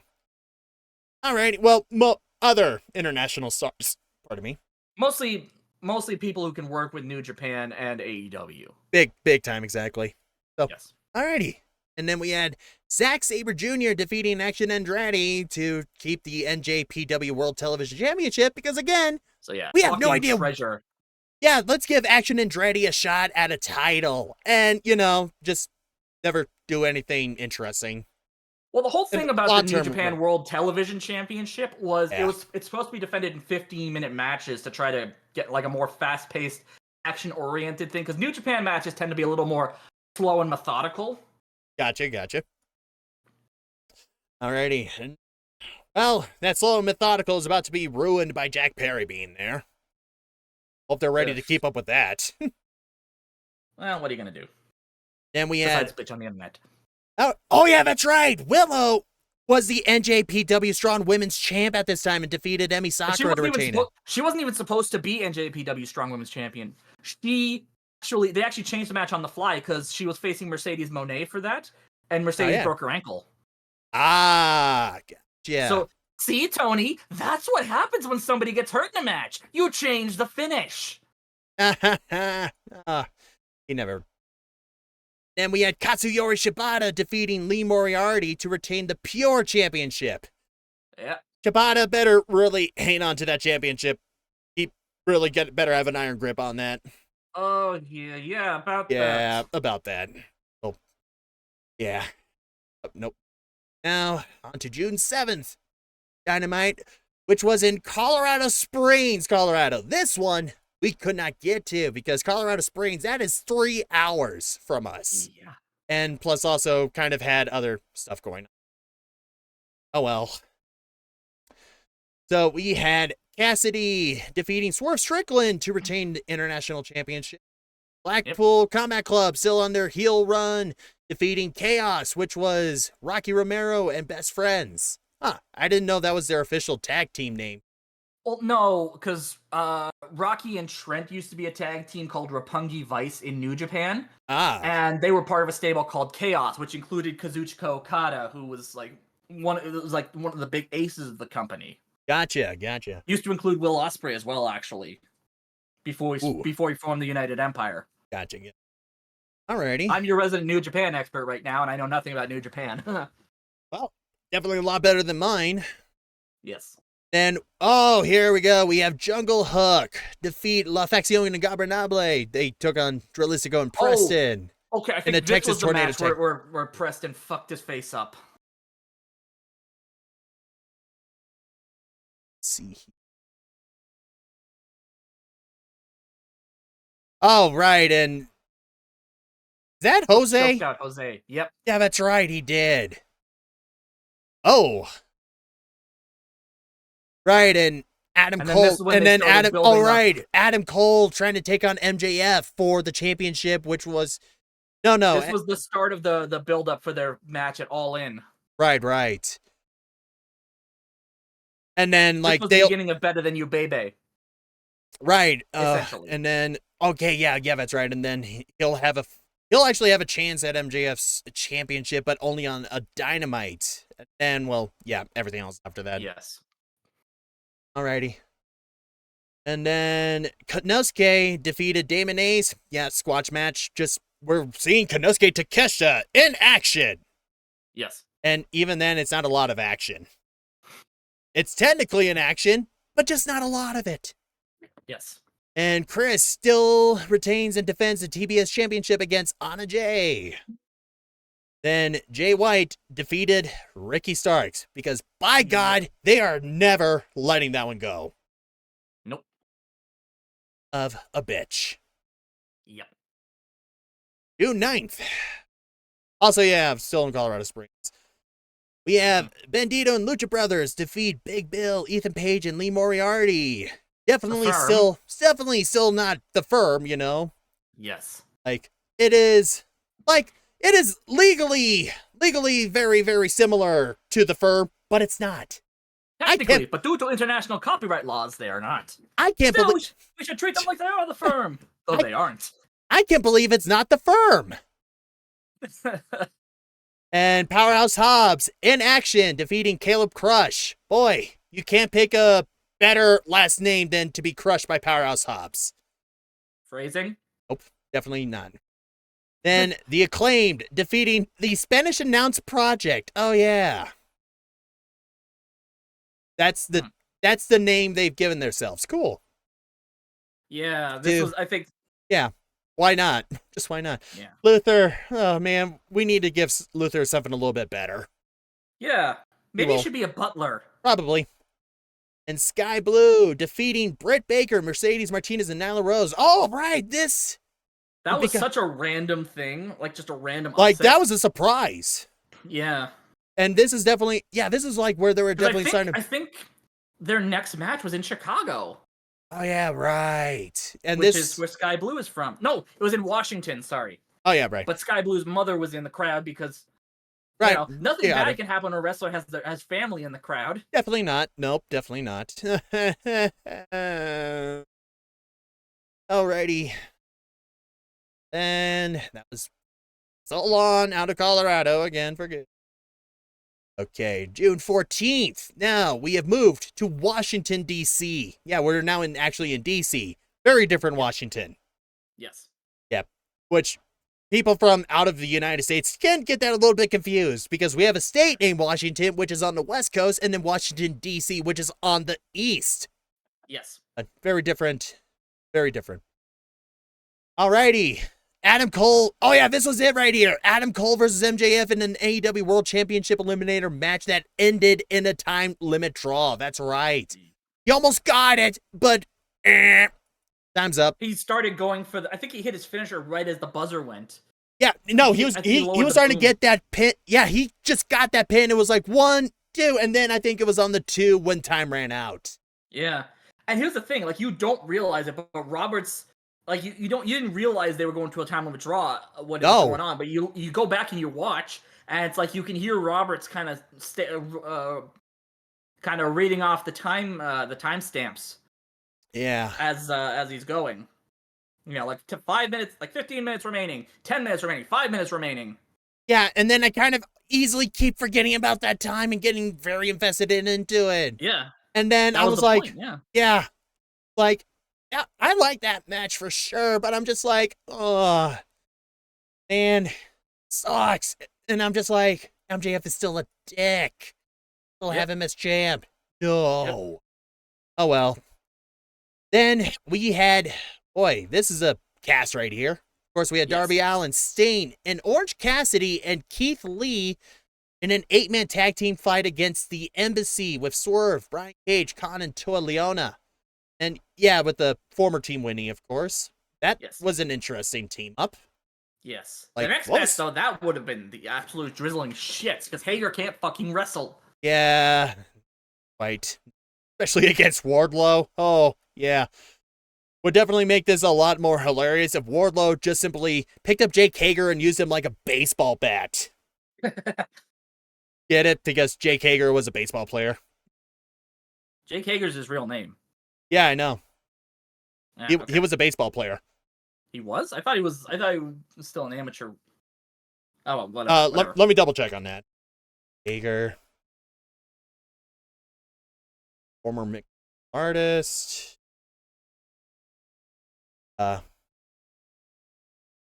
Really? There might have been another Jake Hager who was a baseball player. Oh God! Thank you for reminding me. He was the last Lucha Underground champion. I definitely need to remember that. Yeah, sorry. I didn't mean to bring that horrible memory up. Oh. I pretend to know, even though I definitely know. Alrighty, and then here we go. Tony Storm defeated Sky Blue. Yeah, surprise, surprise. Yeah, they spray painted her mother. Oh my God. Alrighty, and here we go. The Elite with Hangman Page replacing Kenny Omega, defeating Blackpool Combat Club. Well, they definitely got their comeuppance, but yeah, definitely. And this was the point. This was the point where the Dark Order finally decided, you know what? We're sick of cleaning up your puke. You want to go back to the asshole X's? Fine. Well, this is definitely started that run that would lead to that. Yeah, and even then, like, yeah, because that's not for Kenny another had while. Had the build up for his rematch with Ospreay for Forbidden Door at that point. Yeah, gotcha. That's why you see the picture of Ospreay kicking Kenny. Yeah, big time. Yep. That's just meme that. Excuse me. All right. Oi, bruv. Oh my god. Oi, bruv. I heard you were talking shit about Man U. Wait, I don't know what team Ospreay supports. I have no idea. I don't watch soccer. That's right. Wait, you're up in Canada and you call it soccer? Yes. Really? That's right. That's right, England. I call it soccer. Don't come at me. Please don't come at me. I thought anywhere else outside of America would call it football instead of soccer. Nope. Really? Nope, because we have an American football league. Canadian Football League. Gotcha. It's only like 9 teams, so the season is very weird. That definitely sounds weird. Yes. Alrighty, and now June 16th of Rampage, United Empire defeating Chaos, 6-man tag team match. Yes. And Taya is still around, so she kicked Trish Adora's ass, whoever the hell she was, in about 4 seconds. So watch.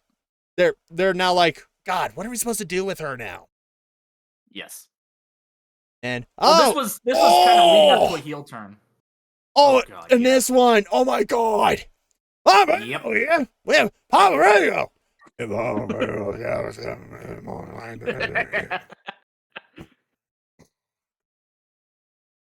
And with Aubrey Edwards going against Lethal Jarrett and Karen. Oh my God. That was an entertaining match for sure. Like, let's bring that in and have a look at that. And seeing Aubrey actually wrestling, that was a little bit bizarre. Have to have a level of wrestling training to begin with, because for sure. There's a ref bump involved. Yeah, that's how she started. Actually, fun little fact about Aubrey and Edwards. Aubrey hitting Jay with the guitar. Oh my God. Fun little fact about Aubrey Edwards. If you ever go back and watch the video of Daniel Bryan announcing his retirement, right, you can actually see Aubrey Edwards crying in the crowd. Oh, wow. Yeah. Well, it's not super fun, but... Wow. Just careful there, Jay Lethal. He might stick his chickens on you. Probably.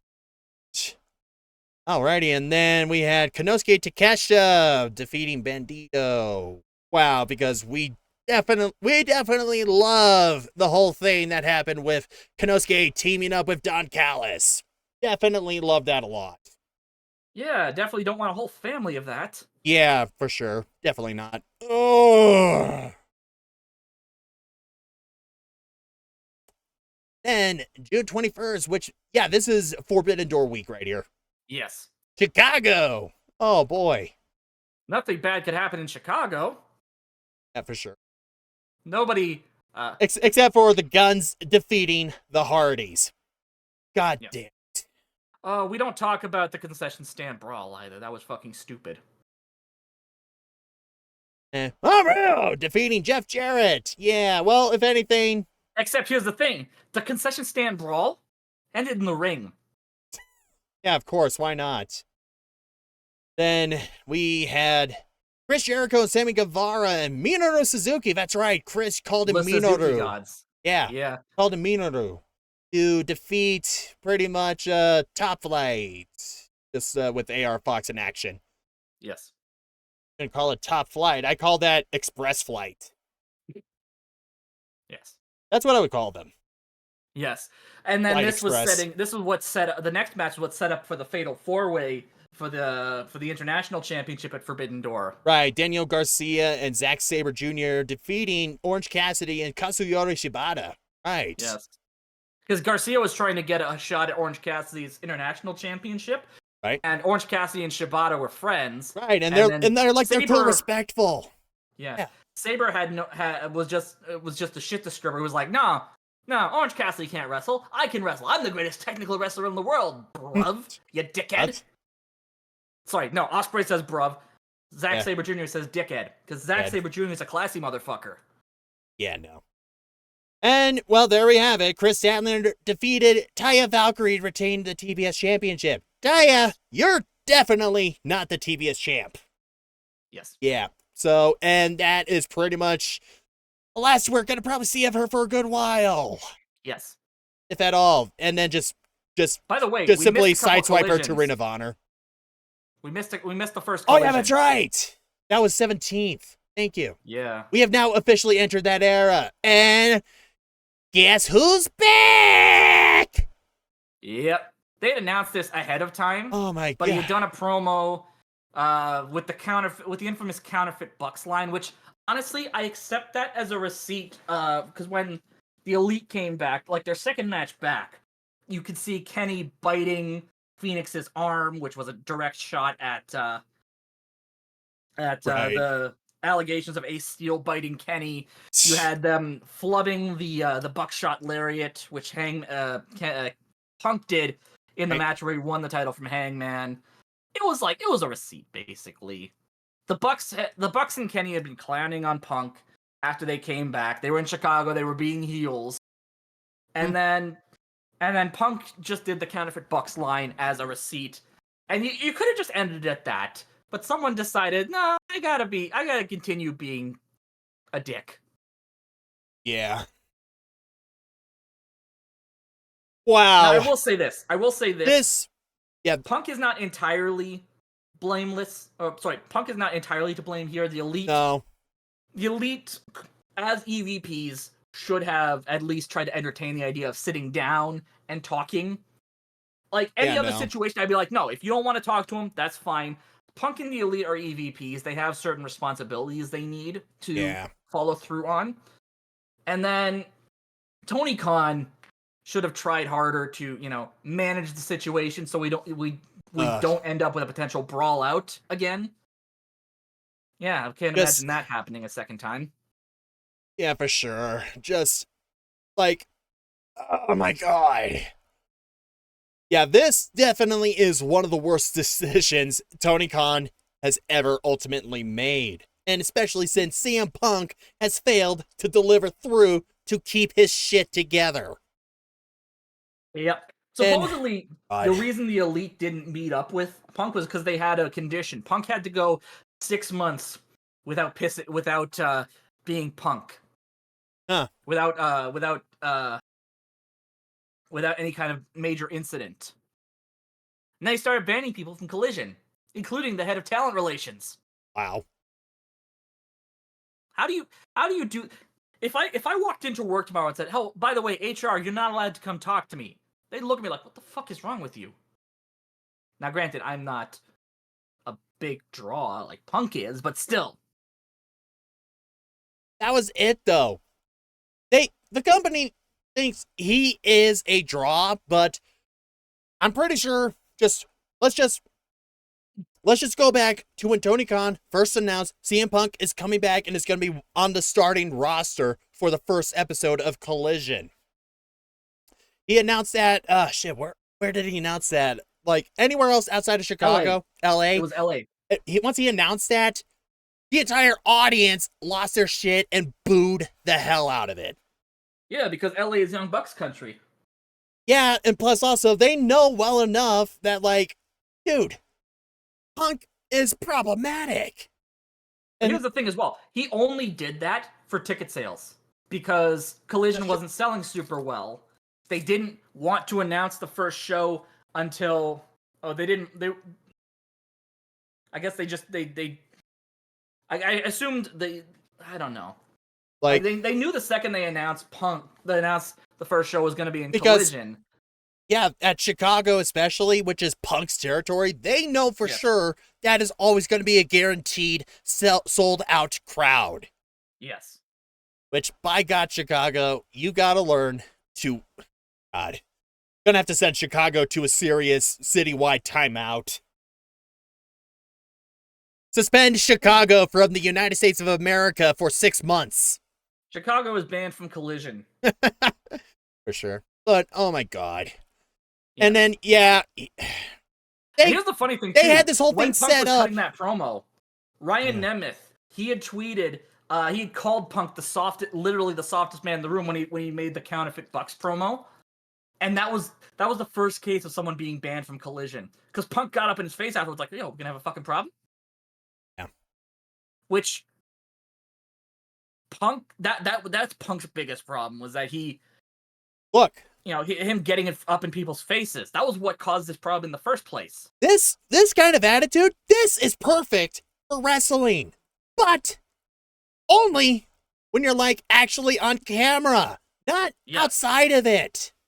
Oh my god. You have to coexist as egos are always going to be a thing in wrestling. I've said this before, I will say it again. Egos are always going to be a thing, but there has to be a certain point where you keep that in check. This isn't the fucking 80s anymore. Yeah, no. Like, dude, you're running a business. You gotta keep running a business. His words exactly during the scrum before Brawl Out happened. I'm trying to run a fucking business here. Well, run your fucking business. Yeah, instead of just doing anything else possible to continue to run it into the goddamn ground. And yeah, this whole thing, this is really pretty much the main reason why we got Collision in the first place. It's the CM Punk show. Yeah, starring CM Punk. Also starring CM Punk. Friends. Nope, CM Punk. No, CM Punk's friends. FTR was there, Hobbs was there, that's right. Miro was there. Yeah. Andrade was there because they were afraid he was going to try to jump Sammy again. And oh yeah, let's not forget, one of the huge things they were like tying into Collision's debut is that Thunder Rosa is coming back. She wasn't cleared. And yeah, she wasn't cleared, and boy, we did not quite see much of her for months until recently. Yes. Like, wow. I was just be like, dude, probably could have kept Thunder Rosa on the down low. But yeah, they did this whole setup just to try to make this a huge sold out event. And of course, they know Chicago. And then it immediately dropped down. Yeah. Toronto, Toronto, literally the next show. Yeah, hon, of course you see Punk because we have officially entered Collision era. Yep. But yeah. And then like the following week, like a little bit, like there was still some decent amount of cheering. They were in the ACC. Yeah, there was still a decent amount of cheering for Punk, but it definitely has gone down significantly. Yeah. Yeah, for sure. And here's the thing: the night after, I can show you the video from my Twitter. Oh my God. Of Punk's entrance. Yeah. Let me see if I can find it. Hang on. Yeah, go for it. But either way, this is definitely not the start of a downfall for one of the worst decisions AEW and Tony Khan has ever made. Yeah, no, can't see that. Let me see if I can find it. It's all good. But yeah, this was it right here. And then he goes on and giving all these big ass words, this huge speech, and then guess what? He just fucking throws it all out the goddamn window a couple months later. For Jack Perry. Yeah. All right, so I'll send you it on Discord. Alrighty.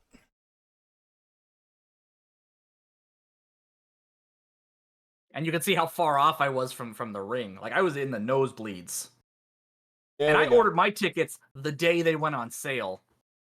Alrighty. Oh. Oh my God. Well, before the music even started.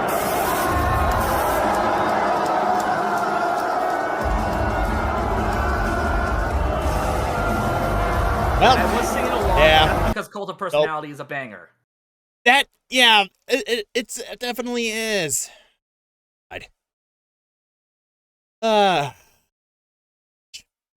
Yeah. Yeah, he's using speech for both of his comebacks. Exactly.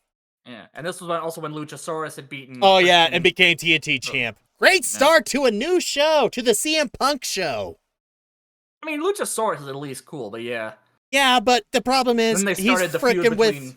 he's with Christian Cage, and Christian Cage was like starting to lag that championship belt around like it was his. Yeah. But And that's then- the point. Christian Cage is a delusional motherfucker Indeed. who wants to And fuck then- your mom.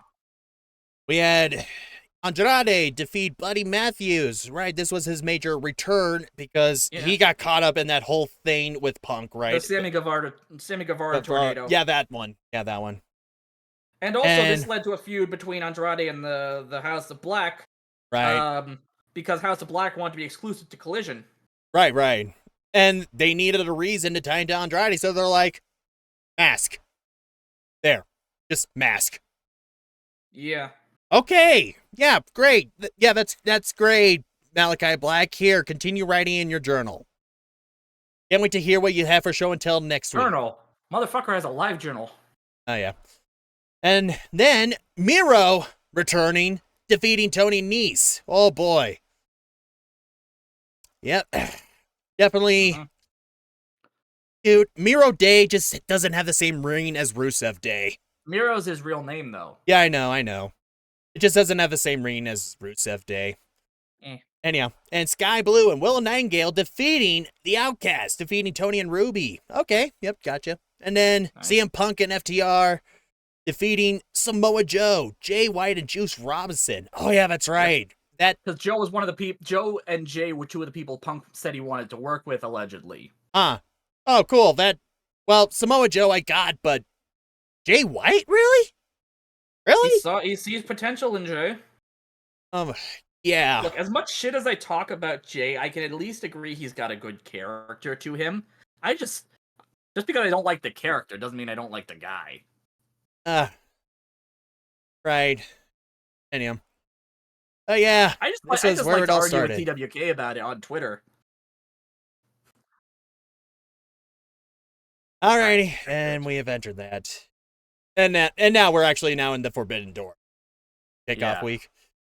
Alrighty, and then Rampage, June 23rd. It's the one before Forbidden. Yep. Actually, what day? 25th. Oh, okay, no, we have a collision before that.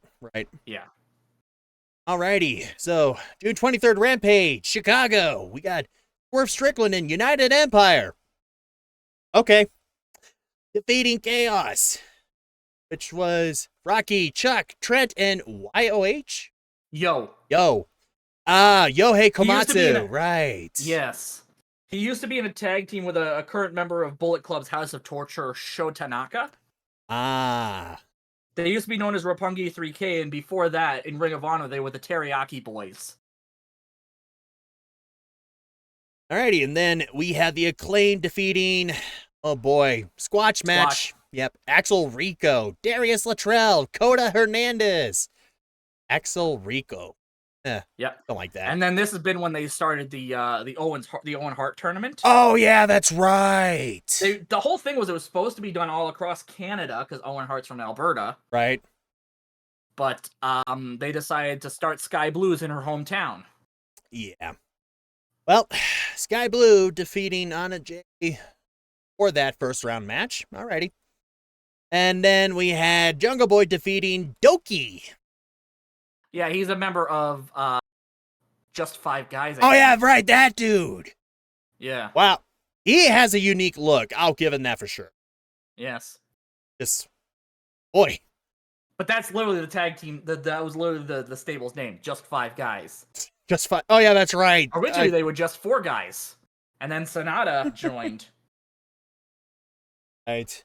And then Kanemaru left. But they had a young lion who was just coming back from his excursion. That's a thing the New Japan Dojo does. They send their trainees out into the world to learn their stuff. So they had a trainee join Just Five Guys, so they could still stay Just Five Guys. Gotcha. So it's always got to be five guys no matter what. Yes, except for the time they were just four guys. Okay, fair enough. Well, time for this to kick off in your neck of the woods here, Kira, because it is June 24th edition of AEW Collision. I was actually considering buying tickets for this too. Right. Yeah, well, I'm glad I did not. Yeah, because show number 2. Well, Hiroshi Tanahashi defeating Swerve Strickland because he was getting a match against MJF for the World Championship. Oh yeah, right. Yeah, him. Hiroshi has freaking majestic hair. He was on Kamen Rider. He's a huge Kamen Rider fan. Yeah, And now he's the he looks president like of New Japan Pro Wrestling. he looks like he belongs on freaking Kamen Rider. Yes. He's also the president of New Japan Pro Wrestling. Ah. Oh. Now, at least. Alrighty, and Yes. then we had Andrade defeating Brody King by Yep. DQ. Oh, great. What did... Yeah, This is when they took the mask. Of course. Yeah, of course. So, that was just all a ploy. And Willow Nightingale defeated Nyla Rose in the women's Owen Hart Cup tournament, first round. Yep. Squash match. Powerhouse Hobbs defeating Jeremy Prophet. Huh, that's quite the last name. Stage name for sure, but yeah. Then we had, oh my god. Yep, that's Bullet Club Gold right there, all right. Jay, Yeah, Juice, I and the think this- Guns defeating. This had been when they Oh, they man. officially joined Bullet Club Gold. Man. Yep, defeating CM Punk, Ricky Starks, and FTR. Ricky Actually, Starks CM Punk and FTR had a tag team name. Uh, CMFTR. CMFTR. Oh yeah, that makes sense. But then they got Ricky Starks. Wow. Yes. That- because this was when they were kind of starting to tease Wow. Ricky Starks turning heel. But he also had the ongoing thing with Jay and Juice at that point. Yep. And here we are. And yeah, this episode gotta have Tony Schiavone talking with the TNT champion, not Luchasaurus. Yeah. God. But yeah, this was like one all huge hype up for Forbidden Door for sure. But Yeah. man, do we really need to reward Bullet Club Gold with a win like that? Yeah. I'd say you definitely did not miss much not going to this one here for sure, Kira. Yeah. But here is the one you did go to. Yep. Forbidden Door, All Elite Wrestling, New Japan Pro Wrestling at the Scotiabank Arena in Toronto, Canada. Which used to be called the Air Canada Center. Huh. But now it's Scotiabank. Yes. Alrighty. Here we go. The dark. I was actually just coming in during the dark match. Yeah, Tom Lawler defeated Serpentico. Yeah, Yeah. I'm pretty sure. Originally, he was supposed to face Adam else? Cole, but then he got sick. Filthy Tom Lawler, former MMA guy. Ah, gotcha. I can see that. Then the pre-show, we have the Mogul Embassy defeating El Desperado and Chaos. Oh, God. Right, best Yeah, friends. Despy was the one that took the pin there. Man. Yeah, man. Despy was another guy, like, because here's the thing, Just Five Guys originally started as a team called Suzuki-gun, which was Gotcha. run by Minoru Suzuki. Then Right. Suzuki, at the end of last year, at the end of 2022, told his followers, including Zack Sabre Jr., okay, we're officially breaking up Suzuki-gun. I want you guys to go off and do your own thing. How the JAS tried to do the same thing, but most of them, Zack Sabre Jr. went on to join a team called TMDK, the Mighty Don't Kneel, Uh-huh. and then the remaining members, Doki, Kanemaru, Despy, and I can't remember the last guy. Might have been Taka Michinoku. Right. They all formed a group called Just Four Guys. Then Sonata left his group, Los Ingobernables de Japón, to join Just Four Guys, and they became Just Five Guys. Gotcha. Everybody got that? Is there gonna be a quiz? No. Okay, Yes. good. Whew. Damn it! Yo, I see you pulling that good old TK switcheroo on me. I see you. Yes. Alrighty. And then we had Athena defeating Billy Starks in the Women's Owen Hart Cup tournament first round. Yeah. El Phantasmo defeating Stu Grayson. And who nobody I- got punched in the dick. I'm Yeah. disappointed. El Phantasmo is See. a Canadian wrestler who surprisingly looks like Logan Paul. Oh. Huh. And his thing used to be punching people in the dick. I hope he doesn't punch people in the dick with that spiked vest. Because, oh my god. He used to be part of Bullet Club, and then he kind of left Bullet Club. Gotcha. And then we had Los Ingobernables de Japón. De Japón. Japón, thank you. Yeah, Defeating United Empire. Huh. A little bit of history on Los Ingobernables. this was formed by Tetsuya Naito, the current IWGP World Heavyweight Champion. When he came back from excursion in CMLL, where he was part of La Facción Ingobernable, along with Andrade. And gotcha. Yeah, I was about to say, like, does that have anything to tie in with Roosh? Say. Yeah. All right, well, Andrade and Roosh were originally the founders of La Facción Ingobernable. Gotcha. And then when Andrade went off to WWE, Roosh became the de facto leader. Alrighty, gotcha. And then, yeah, surprise, surprise, MJF defeated Hiroshi Tanahashi. It was not a good match. No, it wasn't. Tanahashi has bad knees. Ugh. And he can barely move anymore. Gotcha. And then we have CM Punk defeating Satoshi Kojima at the Men's Own Heart Cup tournament. Yeah, cool. That was a fun match. It was a fun match. I will say this. There was a moment in the match. I couldn't hear a lot of Punk's trash talk. Like, there's a moment where he's hitting lariats on Kojima in the corner, and he's mugging the camera. Right. I couldn't tell what he was saying. I see the footage back afterwards. Apparently, he's shouting, "Kojima! Lariat! Lariat! Kojima! Lariat!" Which was something he always wanted to do. Oh, my God.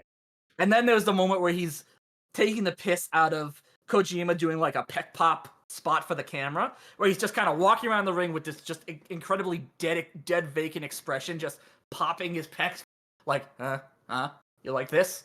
You like this? You like this? You like this? Oh, man. He looked like he was having fun. All right. Well, as long as they're having fun, yeah. Yeah. And then Cassidy retains International Championship in a four-way match against Daniel Garcia, Zack Sabre Jr., and Katsuyori Shibata.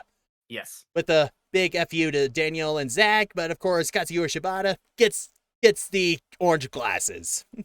Gets those aviator shades. Well, to be fair, Daniel Garcia and Zack Sabre Jr. were dicks at the time. Right. Oh shit! It's a shame you can't get a picture of that, because Shibata with the aviators is such a badass look. Yeah, it is. Especially with, like, Orange Cassidy just leaning against him, going whatever. Yep. Right. And Sonata defeated Jungle Boy to retain the IWGP World Heavyweight Championship. And this is where Jack Perry turned heel. Yeah, this is when Jungle Boy just went straight up clothesline on Hook. Cage right. Oh my God. Yeah, I was about to say, like, wasn't this a whole fucking point? And now we are doing this because fuck us, I guess. Yep, yes. We don't deserve nice things. Mm-hmm. And yeah. And I'm just like, Jack, you picked a fight with Hook. Do you know how this is going to end? Yes. Yeah. Oh. It's going to end with you going into real glass, Cry Me a River. Right. And then we got my boy Eddie Kingston with Tomohiro Ishii and the Elite defeating Takeshita, Shota, and Blackpool Combat Club. Okay, so Shota Umino was a young lion that a New Japan Dojo trainee that Mox had kind of grown attached to in when he first went to Japan. Uh-huh. I lovingly refer to him as Mox's violent son. Well, apparently since his finisher is Death Rider, as it says here, adopted from Moxley. And Mox was the one who gave him the nickname Shooter Umino. Gotcha. Alrighty. Well, that makes sense for them to team up. And Takeshita... I will say this, though. There was a massive missed opportunity here from a running ongoing storyline. Uh-huh. A running joke on the internet. There is only one man that Jon Moxley fears. And his name... I'm going to get a picture of him. Oh, boy. I'm going to get a picture of him. Give me a minute. Okay. I don't know if I should be afraid or not. And his name... Let me see if I can... let me just... Oh, no, wait. No, wait. No. His name... I think I know where this is going. Oh, no. If I can find it. I need to remember where I saved it. It might be under downloads, God. Maybe? I am afraid. I am heavily afraid. Maybe gifts? Ah, yeah, it's under gifts. His name is Toru Yano. Oh, wait. It didn't say. Is Toru Yano. Oh, okay, never mind. Okay, I thought this was a setup for a John Cena shot, and I was about to be like, dude, I'm about to go over there and Powerbomb Symphony you. Yes. Oh my God. Alrighty. Okay, interesting. Oh well. Show the picture. Show the picture to everyone. Okay. This is the man John Moxley fears. That's him, all right. Please don't hurt me, sir. Don't hurt me. I'm showing it, hon. I'm showing it. You want to know why? He's a comedy wrestler, and he's one of the only men who's been able to beat John Moxley in New Japan. Really? He duct taped his feet together, locked him in an elevator, and beat him by countout. Oh my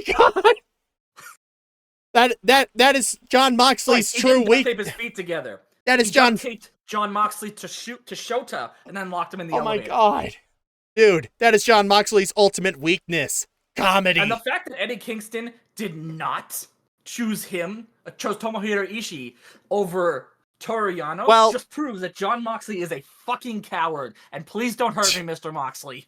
I know. Oh well. Yeah, just suddenly find yourself a mysterious yellow envelope. You open up, you'll find a fork inside. But no, I remember this now. Eddie did not just quite want to go hang around and help out the Elite for no reason. He said he wanted to bring in his own guy, and that's why Tomohiro Ishii is here now. Yeah, the problem with the Blackpool Combat Club wasn't anyone in particular, just Claudio. Claudio and Moxley. Yeah. No, mostly Claudio. Claudio. He was mad at Mox because he was mad at Mox because this is the equivalent of a girl being upset with her boyfriend because she was talking to someone who it's basically Mean Girls bullshit in wrestling. Welcome to Mean Wrestlers. Alrighty. But yeah, like Tomohiro Ishii was brought in by Eddie, and I'm like, that makes sense. Because Eddie has respect for Tomohiro. Yeah. A lot because dude, his Eddie's match, a huge Japanese wrestling mark. He's a huge pro wrestling mark. Big time, yeah. And his fight with Tomohiro in 2022, that was like a huge match I really loved a lot from that year. Oh, I had so much fun watching that match. Oh yeah, for sure. All the titty slapping for sure. That's what I call the chest chopping, by the way. A titty slap. Yeah. Oh, he's getting out the titty slap machine gun. Well, it's funny because one of the other things that El Phantasmo used to do was the titty twister. Oh my god. That was actually one of his spots he would do in a match. And Sting no-sold the titty twister once, and then gave him a titty twister right back. Oh god. That is a true Iron Man match right there. Who can survive the worst titty twister without breaking? Okay. And then Tony defeating Willow. Yeah, surprise. Will Ospreay, who has now teamed up with Don Callis at this point to defeat Kenny Omega to win the United States Heavyweight Championship in IWGP. Which is no more. It's now the IWGP Global Heavyweight Championship. Yeah, because, the United David States smashed it with a hammer. Hey, don't you know the American way? The United States way is the global way. Well, funny thing is, before that, Ospreay changed it to the United Kingdom Championship. And then Finlay smashed it, and then they made it into the Global Championship. Okay, gotcha.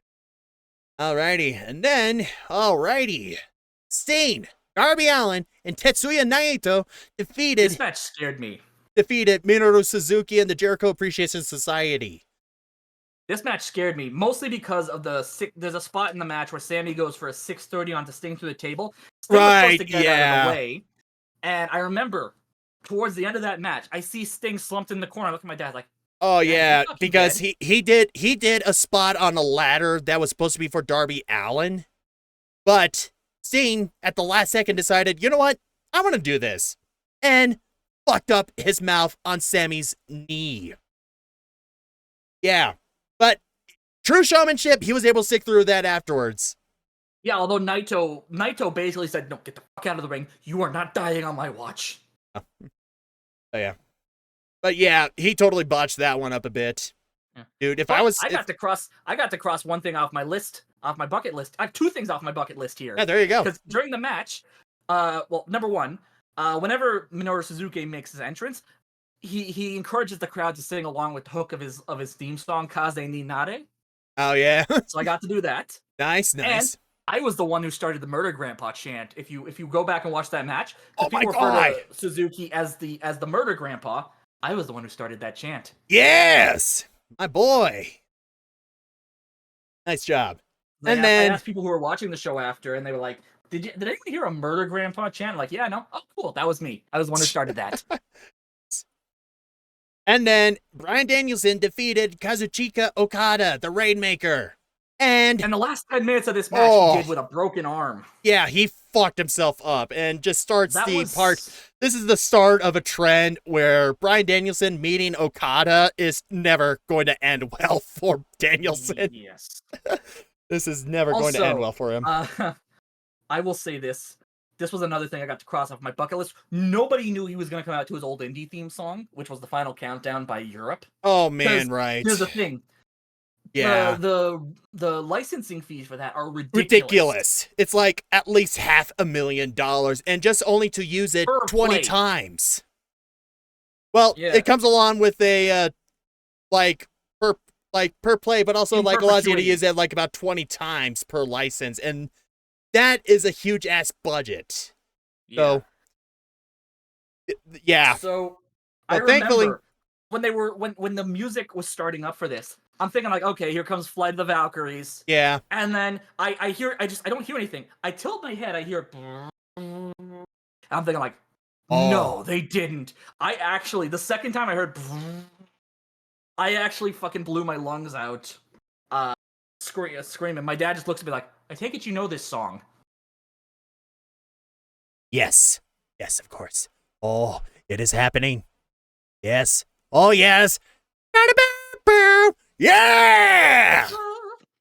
No, even before the riff started, I knew what song it was, but it took me a couple of seconds. That opening drone is iconic. Of course, everyone knows that.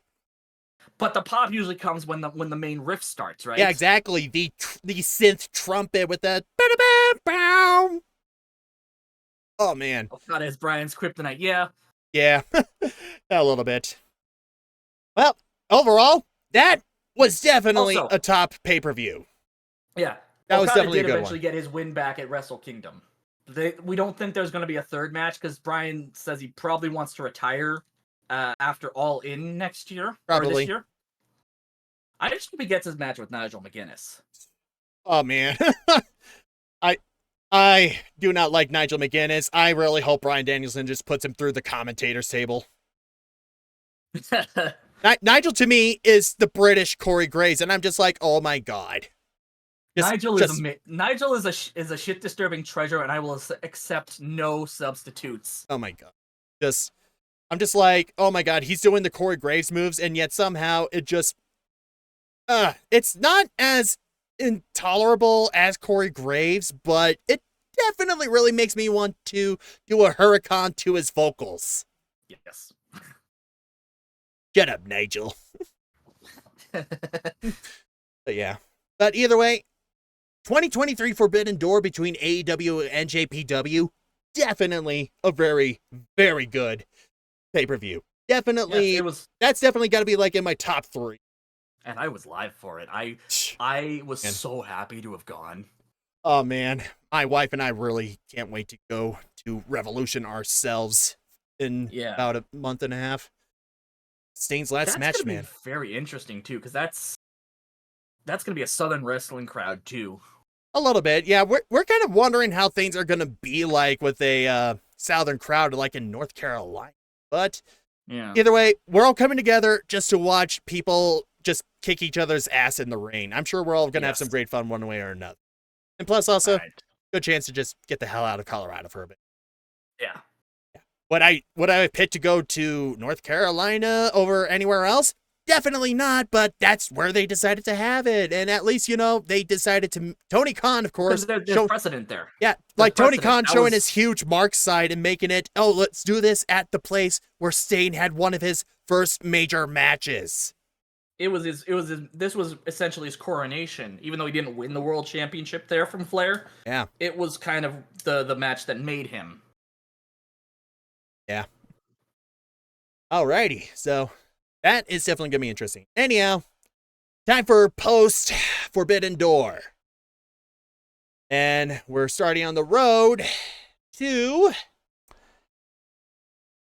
We're on the road to all in at this All point. in. Yep. Oh boy. Heading on towards all in. Yep. I can get this thing to pull up. That's what she said. You shut up. Shut up, Nigel. Righty. June 28th, coming to you now from Hamilton, Ontario. Yep. Oh, Welcome boy. to the Canadian tour. And this was not a good show because Hamilton, they barely sold any tickets. Because here's the thing, you had so many shows in like the same general area that people were like, fuck it, I'm going to Toronto. It's a bigger venue. Yeah. Because the First Ontario Center is not a super big place. Yeah, it kind of looks very, very small from what I'm seeing in that little flyer right there. It was right next to the venue. It was right next to the venue where Con Bravo used to be. So I used to pass by it a lot every Sunday. Wow, even Con Bravo is a bigger event than this. Wow. Yeah. Alrighty, well, let's see what happened we got here. We have Jon Moxley defeating Tomohiro Ishii. Revenge. Oh, yeah, we got to start building up towards the blood and guts, right? Yeah, and also one of the few men who beat who've beaten Jon Moxley in New Japan is Tomohiro Ishii. Well, Jon Moxley definitely got his redemption. You want to know who the only other person to have beaten Jon Moxley in New Japan is? Who? Juice Robinson. Why? Can we just simply sick Blackpool Combat Club and Bullet Club Gold on each other? The Battle of the Clubs. They're not a club. They're a gang. They're the Bang Bang Gang, which sounds like my a God, porno. Yeah, it is. They know what they were doing. Yes. And of course, the Acclaimed had to come in and make things a little bit worse. Yes, the Bang Bang Scissor Gang. Oh my God. Swerve was right. You're going to expect school kids to wear your shirt? Swerve was right about that point. Yep. Alrighty. Then we had Orange Cassidy in a team up with Vikingo and Keith Lee to defeat the JAS. Okay. That's a cool team up. Mm-hmm. Alrighty, then the Elite with Heyman Page defeating Dark Order. Again, here we go. This was it. This was the jilted. This was the supportive current girlfriend being angry that that her boyfriend is hanging out with the ex that made her that convinced him to smoke pot and cost him his job. Yeah, just this is all it right here for sure. Just like, hey, like, you never... You always said it sounds like a gay adult film. Yeah, that's about right. But yeah, I'm just like, hey, what about us? Aren't we your friends? And I'm like, you guys could have frickin' called? Like, and also, like, the Elite abandoned Hangman when he was going through his depressive spiral, right? So it's like, a little bit. We were the ones who picked up your messes. We were the ones who cleaned up your beer cans. We were the ones who were there for you. And you're just going back to the Elite, which is a valid point. Yeah, it is. It is. Just, The Dark Order were assholes for pointing it out, apparently. Yeah, a little bit, but I'm just like, yeah, and then they decided, to kind of kick his ass still. Yes. So I'm like, yeah, we're your best friends, and we're going to show that by kicking your ass. We're going to love and tolerate the fuck out of you. Big time. Alrighty, and then... Oh, yeah, right, and Jack Perry having to explain why he backstabbed Hook, and then, guess what? Hook just comes out and just, like, tries to kick his ass, and that just starts I will say this. There was one line in that promo that I think was really not... I wonder what his actual girlfriend was thinking when he said that. And that's the I'm banging the hottest bitch in the building. Again, and Jay's looking like, oh, so I'm a bitch now? Yeah. Even though she has a, like, I think she's also a little weird with her stuff too. Like she proudly wears a shirt that says "fat ass, bad attitude," and it's like, nope. I mean, you're more than just. Yeah, even my wife said she was not happy. I'm like, Jack, you're kind of really taking this a bit overboard here. And again, it's that blurring of the line between fiction and reality. Wrestling should never have been going across that. I can understand, like, maybe pairing them up with Anna Jay because they were a real life couple. I think they still are. But, just saying, like, oh, I banging the hottest bitch in the building. It's like... Also, obligatory Jon Moxley trying to titty slap Tomohiro. Wow, Oh, yeah, look at no. the blood blisters on John's chest. Oh my god. Yep.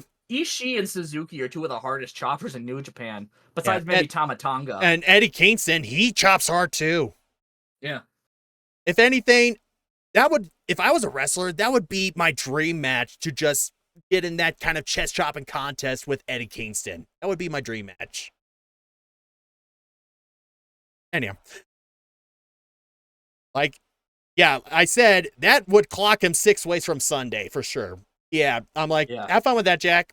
And then Hook came out just immediately, of course, rightfully pissed, and just tries to chase him. Starting off the chain of events. You know the kitty hid behind was Christian's daughter, right? Further proving Christian Cage right, which, how fucking dare you? Yeah, big time. Oh boy. But then, of course, starting off the whole segment where Hook is just chasing Jack Perry through each and every single time he shows up at AEW.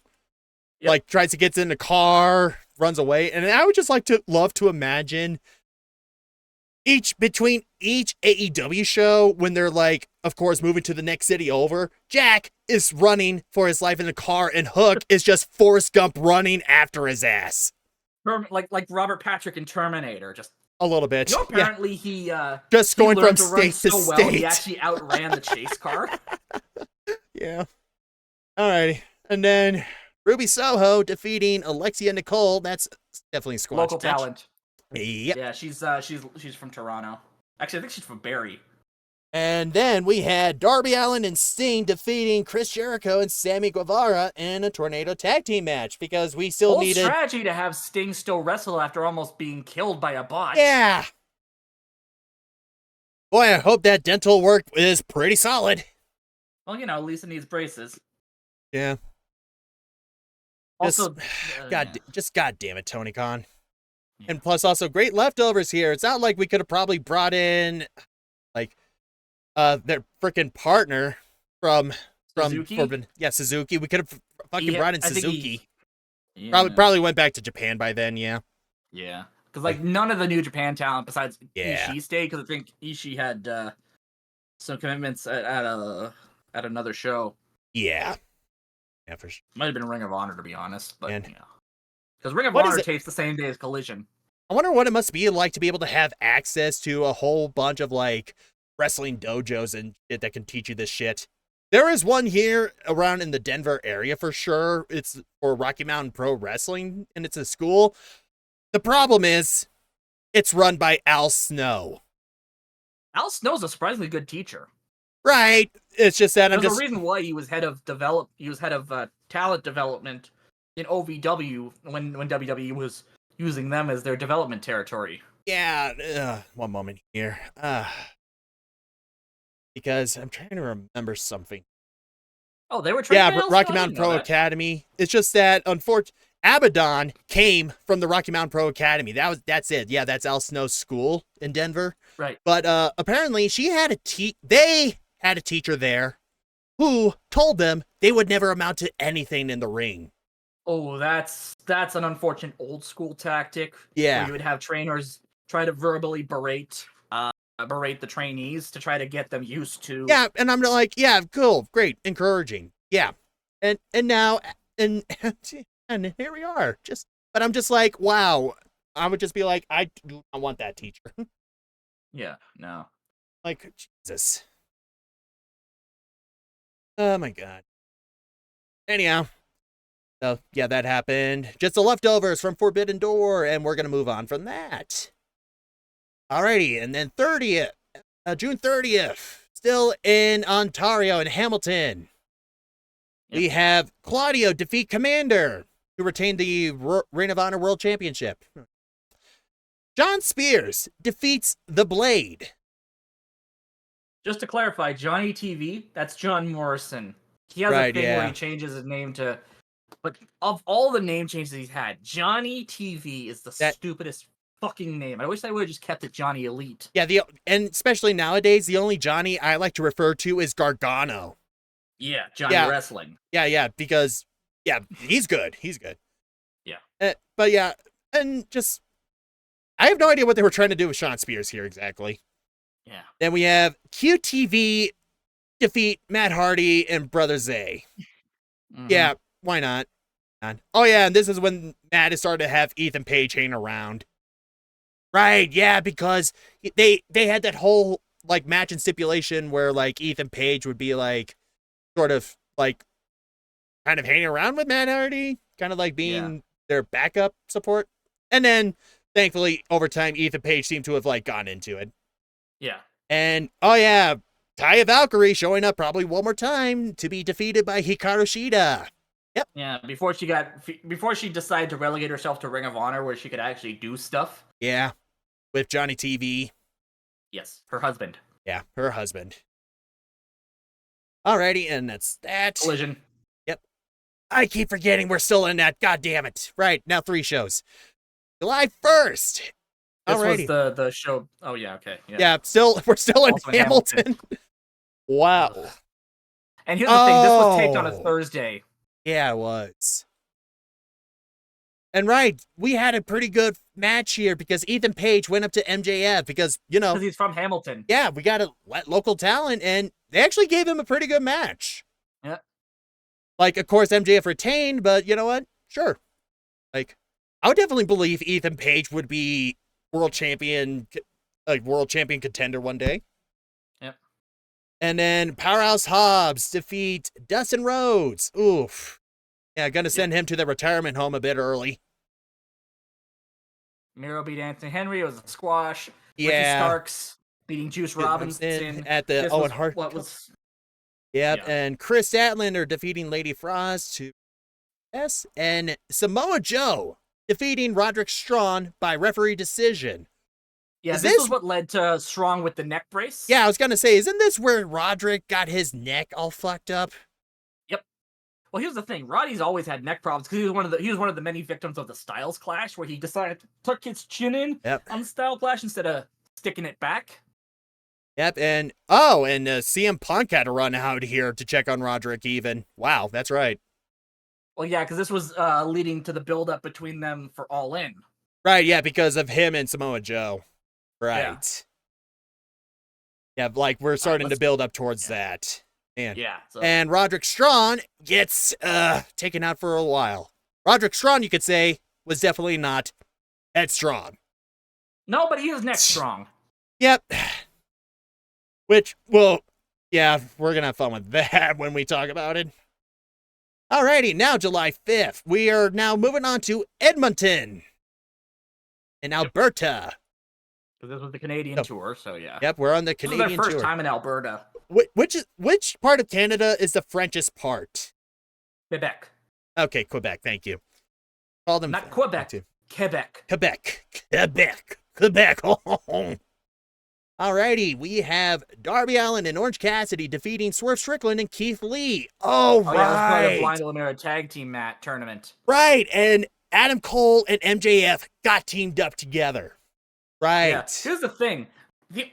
For a blind tournament, only there were only like a couple of teams that were actually like randomly put together. Right.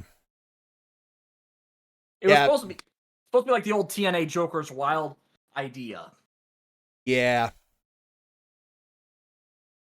And this was all supposed to further the storyline between the two. Yeah. Because the whole thing was they were going to get a tag title match on Collision. They were going to get a chance to face FTR for the tag titles. Right. So, this is definitely... Yeah. And they're like, oh yeah, this is totally a random blind tag team. Like... Except most of them were already tag teams together. A little bit. Like Darby Allin, Orange Cassidy. Swerve and Keith Lee had been a tag team before. Yeah, Swerve in Our Glory. But that was definitely a very uncomfortable match to watch. And you definitely know, we definitely knew Swerve and Keith, they were not going to win. They could not coexist. No, like they were giving each other shit. Yep. Yeah, and they were like, yeah, we would rather lose than try to work together again. And that definitely clearly showed. And then, of course, Well, you break a cinder block over a man's chest. They might take that a little personally. I forgive you for breaking that cinder block over my chest. I totally forgive you, dude. And then powerbomb. Yeah. Oh my god. But yeah, and also, yeah, like, that was totally blind when they, like, randomly picked Adam Cole, baby, and MJF to team together. That They were definitely feuding, so was that was definitely blind. Yeah, for sure. Yeah, the definitely. only We one that completely was believe you truly guys. blind was Matt Menard and the Butcher. Oh yeah, They that's were part of right. 2 separate tag teams. Yeah, that's right. Daddy Nipples Paisano and the Trailer Park Boy. Yeah, it even says so right here. Yeah, MJF Adam Cole totally defeated Matt and the Butcher the first round. Yeah. And so begins Better Than You, baby. So so begins right here. Which, wow, this, I was like, I am not gonna like this at all. I don't and then the trust vignettes this. happened. Oh my god. And they Yeah, broke this is a start. apart. This is the start for the next 6 months of a whole bunch of shit being built up. Yep. Oh my god. Long-term storytelling. Yeah, long-term booking for sure. Anyhow, the Acclaim defeat the Blade and the Bollywood Boys. Huh. Well, I mean, it's closer to their hometown than Winnipeg. Yeah, a little bit, but I'm also like, oh yeah, I guess you can't have Butcher without the Blade, so you gotta do something with the Blade. Random trios match with the Bollywood Boys, why not? And then Ruby Soho defeating Britt Baker in the Women's Owen Hart Cup tournament. Which was actually kind of a redemption arc for Ruby Soho, because she actually lost to Britt Baker in the first Owen Hart tournament finals. Gotcha. Then we have Kenny Omega back and he defeated Wheeler Yuta. Yep. Alrighty. For reasons. Oh, and Adam Page coming in, of course, for Kenny. I think this might have been when they called for Blood and Guts. Yeah, we're building up to Blood and Guts because that happens after Forbidden Door. Yeah, it happened it was like their first show back in the States. Right.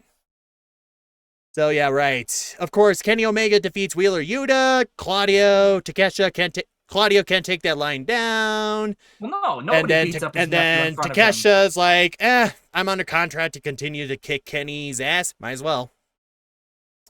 Then Adam Page come in. We're starting to build that up towards Blood and Guts. Yep. Righty, and then July 7th, still in Edmonton. Yep. Dark Order defeated the Elite. Huh. Weird. Where were we going with that? I don't know. Oh, it was just, again, supposed to be kind of... You're my best friend, so take my boot to your face. Usually you pay double for that. Yeah, a little bit. Oh my god. Like, where the hell were we going with it? Because now that is starting to become a little bit of a double trouble for Jeff him and Jarrett Page. And Matt Hardy was also a random pairing. Oh yeah, that was totally blind as well. So Daniel Garcia and Sammy defeating But this was after the Jericho Appreciation Society had broken up, too. Jericho had been like, that has not happened yet. That's not happened yet. No. Oh, okay. No, they're still in it together. Oh, okay. Big Bill and that's technically, I guess, another random pairing in Big Bill and Brian Cage. Let's have a look. Yeah, Big Bill and Brian Cage defeated Matt Sydal and Trent. Yeah. Trent Beretta, yeah. Trent Reznor. Yeah. Trent wishes he was that cool. His mom is cooler than he is. I think Trent is cool. It's just that they really have no idea what to do with him either. Yeah. Wasted potential, and the AEW overbloated roster.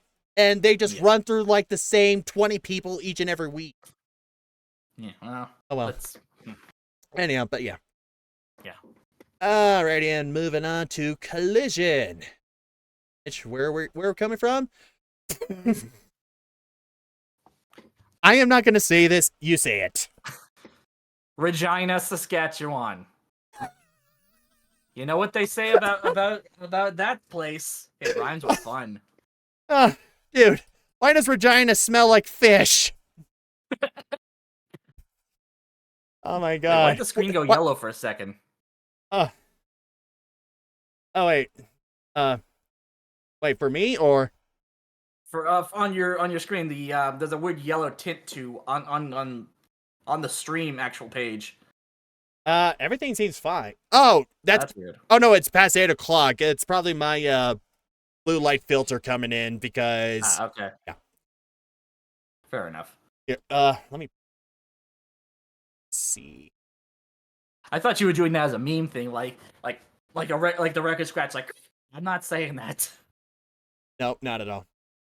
Oh, Hmm. I think you were probably seeing my scroller going down and accidentally pulling up the file that's at the bottom of the taskbar. What it was. Okay. My bad. It was a nice kind of comedic effect too. Regina, why does that smell like fish? We're in the middle of the forest. Oh man. There we go. Oh, what great stuff is happening over in Regina? Ricky Starks defeating Powerhouse Hobbs in Owen Hart Cup Yep. tournament. Yeah, semifinal. Yeah. A little bit small even. Well, redemption part 2, but he already had his redemption from Hobbs before.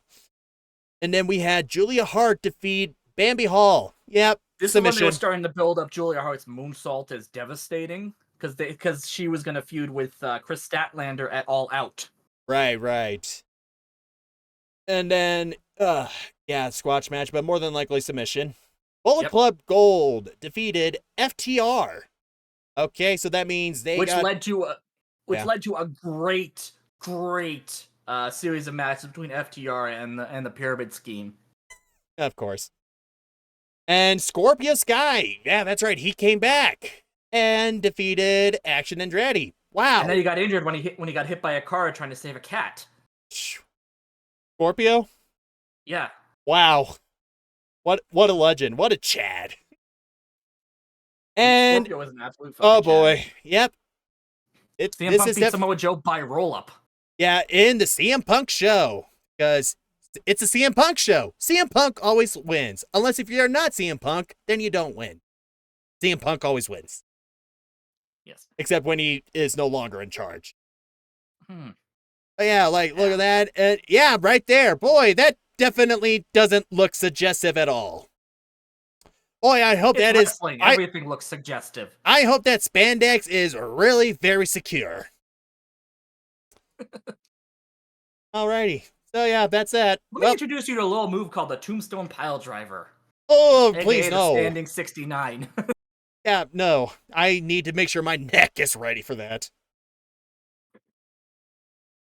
Alrighty, and now we're moving to Saskatoon. So long, Regina. Alrighty, for the July 12th episode of Dynamite. Let's see here. Chris Jericho defeated Commander. Yep, Jericho Appreciation Society. Daniel Garcia and Sammy defeat Darby Allin and Orange Cassidy. Right. This is when MJF and Adam Cole started getting the double clothesline over. Right. Yeah, they definitely did if they had to beat Big Bill and Brian Cage. Wow. Oh, there was a great moment where MJF was trying to build up a body slam.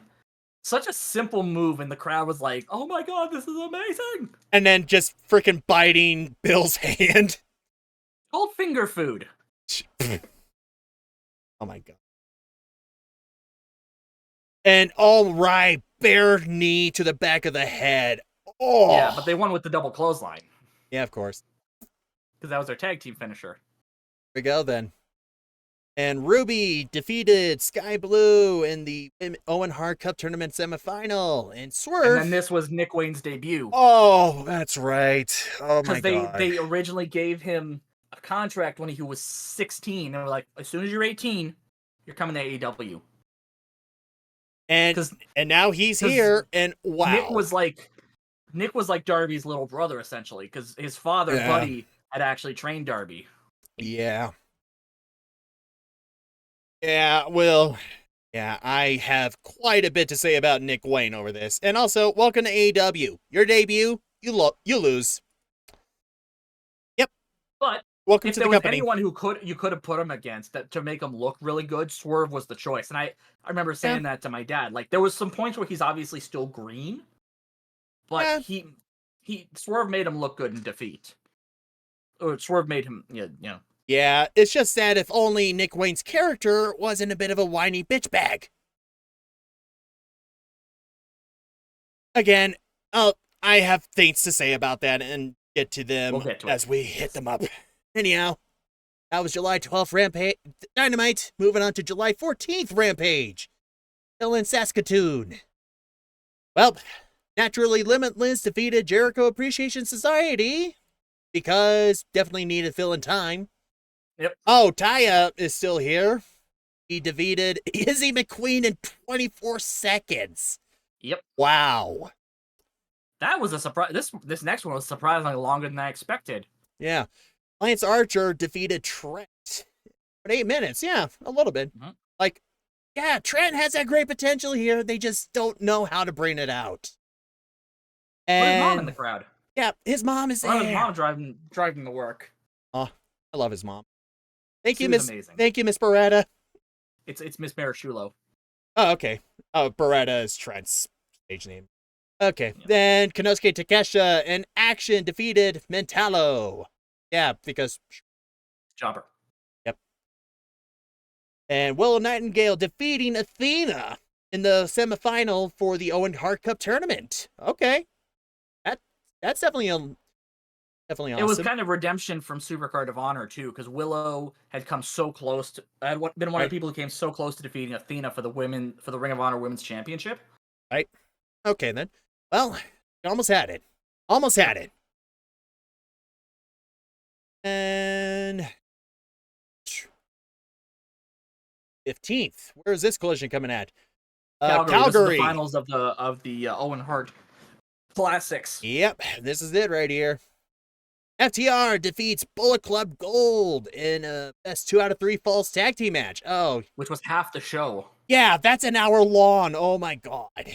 And it was one of the best matches of the year too. Huh. It just wasn't my cup of tea. It was just that Bullet Club Gold. I'm like, good for FTR. I get it. Yeah, good for FTR. I just did not want to watch because Bullet Club Gold. Right. And, well, Willow Nightingale defeated Ruby Soho and won the Owen Hart Cup tournament. Yep. Yay for her. And then the Kings of the Black Throne beat 2 random jobbers. Yeah, Artemis Spencer and Randy Myers. And Ricky Starks. Ricky Starks' heel turn finally kicked off. Yeah, to defeat CM Punk in the men's Owen Hart Cup tournament. Right, and this was where it brushed happened. Off Jushin Thunder Liger. He's just like, "Fuck you! I want my title. I want my trophy."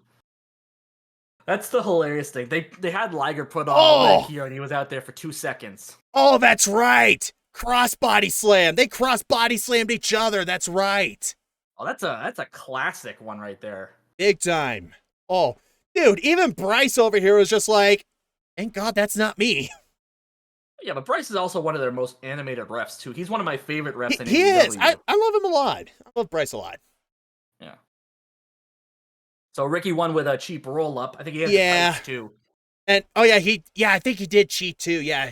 He like had the tights or he used the rope. Yeah, he did. So yeah, great. And now we have douchebag Ricky Starks. Great. Douchebag Ricky Starks is best Ricky Starks. Well, that was just not my introduction to him. I get it. But yeah, fair enough. So like what? It's just his return to form? More or less. I mean, he was great as a babyface too. But Ricky Starks, besides the fact that he already looks like The Rock, he's very much like The Rock, where I think like he can work well on either side of the spectrum, but he's kind of better as a heel. Gotcha. Well, we'll see about that. And that was it for the Owen Hart tournament. Congratulations. Yep. Which led to nothing. Well, that was for the women's. And then, right, both. Ricky. Right, yeah, those were. Yeah, just definitely didn't quite go anywhere. What do you guys win? Oh, Ricky Starks got a championship opportunity at the fake spray painted world title. Oh yeah, that's right. Punk took his old world championship belt and paste branded X on it, and AEW decided to roll with it because it's a CM Punk show. CM Punk has made it canon. Honestly, it kind of makes sense because they've done this before, where a champion never really loses his title and he leaves for a while. The title's vacated. He's like, no, you know what? I'm the real champion. You have to work with me to vacate it, because I think the original plan was going to be to have MJF and CM Punk have their rubber match. Oh boy. which never happened because it Nope. was Because gonna happen CM after Punk All Out. just can't keep it together. Nope. He can't Alrighty. keep his violence boner in his pants. Anyhow, we're done with Canada. Let's take this over to Boston for the This is July blood and 19th guts. for the July 19th edition of Dynamite. Oh, yay. Jack Perry, the new FTW World Heavyweight Champion, defeated Hook. Right, that happened. Yep. Because Jack cheated. Yeah. Yeah. That's Heel that's definitely not gonna piss Hook off even more. No, of course not. Nope. I'm like, Jack, get ready. You are never gonna know a moment's sleep or peace. You are never gonna know that. Yep. Alrighty, then Britt Baker in a squash match defeated Kayla Sparks. Adam Cole, MJF defeated Jericho Appreciation Society in the Blind There Illuminator was a tag team. dance-off in this match. Oh yeah, the final. There was. Yeah. Oh yeah, It was right. stupid, but it was stupid fun. Oh my And god. MJF did a dive. Right, and this is perfect. Adam Cole having the time of his life. MJF is just going Superman. Daniel and Sammy will be able to be like, well, shit. Yeah, that's me. I Yep. bet you're wondering how I got in this situation. Oh my god. And then, oh, this is the blood and guts match. Yeah. Yep. This was Ibushi's first huge match in 2 years because he fucked up his shoulder when he was supposed to win the G1. Oh, sorry, in over a year because he fucked up his shoulder when he was supposed to do when he was supposed to win the G1 last. I think it was last year. Or it might have been the year before. Gotcha. Yeah, Ibushi was definitely here. Right. Yeah. With the Elite and Heyman Adam Page against Blackpool Combat Club and Takeshita and Pac. Why Pac? I have no idea. Because the Elite broke his face. Oh, he just simply wanted that. Oh yeah, fair enough. And well, definitely he's gonna have a bit more to deal with after that. Yeah.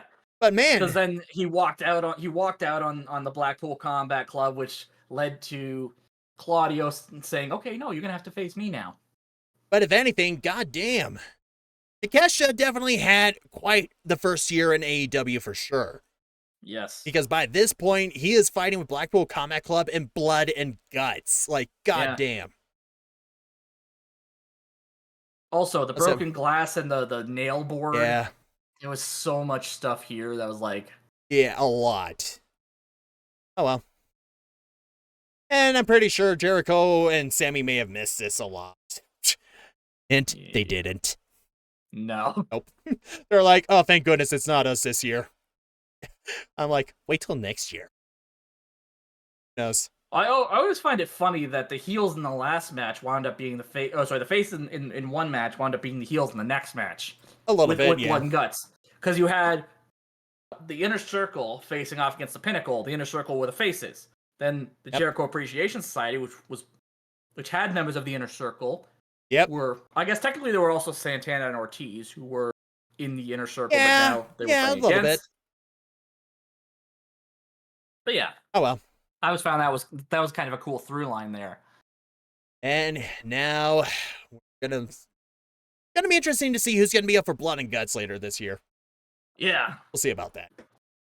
Anyhow. We still got plenty of time to figure that out. Oh, a lot of time for sure. July. 6 months. Mm-hmm. Alrighty. July 21st of Rampage. Darby Allin won the Royal Rampage match to become the #1 contender for the TNT Championship.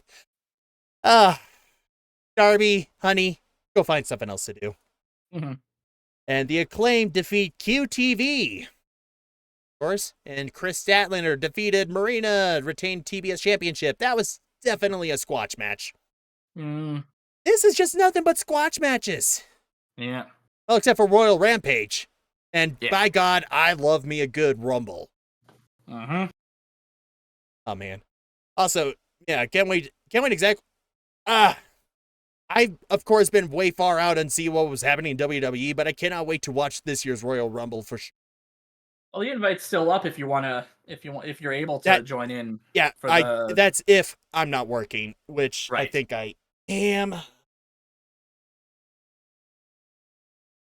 Yeah, I think I am for sure this week.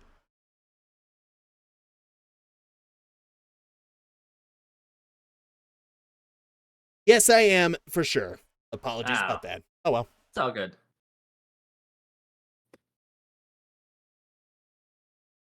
Yeah, Saturday night's definitely a big.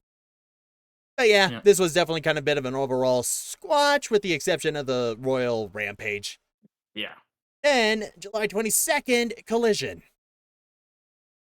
Alrighty, Bullet Club Gold defeated Darius Martin and Action Andretti. Still trying to do stuff with them. Miro defeated, squash match. Nick Camarato. He's technically a member of QTV. He was part of. Right. No, he was part of. Yeah. Right, and then House of Black defeated the Acclaimed, retained their World Trios Championship. That's definitely starting. That was their second chance. Yeah, and that's definitely going to start up another build-up for them to take them on at All In. Yep. Right, yeah, that's right. We're now on our... Yeah. Hey. Then... Taya beat Sky Blue. Yeah, Taya is still here, right. And Ricky Starks and Christian Cage defeat CM Punk and Darby Allin. Wow. Yes. The CM Punk show sucks if its main character keeps losing a lot. Yeah. Just saying. Especially poor Darby Allin teaming up with CM Punk. God. Well, Darby was Punk's first match back in almost a decade. Oh, so he was his first opponent. That doesn't make things better for them to team up. Hi, kid.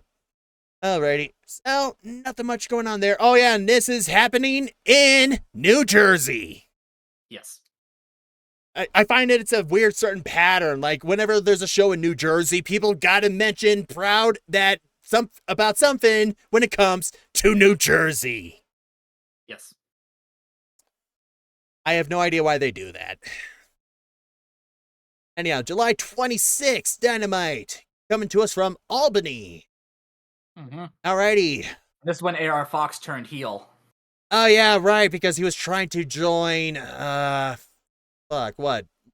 He wasn't trying to join anything. Swerve was, Darby had convinced Orange Cassidy to give AR Fox a championship opportunity, and Swerve had kind of been in AR Fox's ear, like, oh, he doesn't care about you. He doesn't care about the people he left behind once he made his money. Also, fun little fact about Pac and Gravity. Yeah. What was Pac's nickname in WWE again? Neville. The man who Gravity forgot. Well then. So they really nailed that home. Even the announcers nailed that home. It's like, oh wow, okay, Pac remembers Gravity remembers Pac now, does he? Yeah, he doesn't. Then Swerve Strickland defeated Darby Allin because we're keeping going on along with that. Yeah, right. Yep, we're definitely on the road to All In here. Yep. Yeah, especially since now that we're on this timeline, it's about a month. Got to get through another month's worth of stuff. Yep. Then Britt Baker defeated Taya Valkyrie, and she has expelled her out of AEW. At least I hope. My God, when is she gonna be gone? Go to Ring of Honor. Sink back to your hole, Taya Valkyrie, from which you came. She's Canadian. We don't insult Canadians like that. Well, thank goodness I'm American. Alrighty. The Lucha Brothers defeated Blackpool Combat Club. Best friends. Oh, and no, this is not where it is. This was the lead up to the. This was the lead up to the Stadium Stampede. Right, to their Stadium Stampede. Okay, yeah. It was that one. I thought of something else completely different. We're not there yet. No. Alrighty, in a three-way tag team match, Yep. Lucha Brothers came out on top against Moxley, Claudio, and Chuck and Trent. Yes. I think it was a number 1 contenders match as well. Yeah, for sure. Then, 8th Rampage, still in Albany. Big Bill and Brian Cage won a tag team battle royal to become the number 1 contenders. Well, that's only sort of about half right, but even then, that was done under shitty circumstances. Yes. Then Commander defeated E-Boy. Hey, good for him. And just call him E-Jobber. E-Jobber. I love that. But yeah, Commander. Question, if he's an E-Boy, does he have an OnlyFans then? I hope Penelope Ford does at least. I mean, yep. I mean, you're sleeping on the couch tonight, Jesh. Are you kidding me? I already sleep on a futon.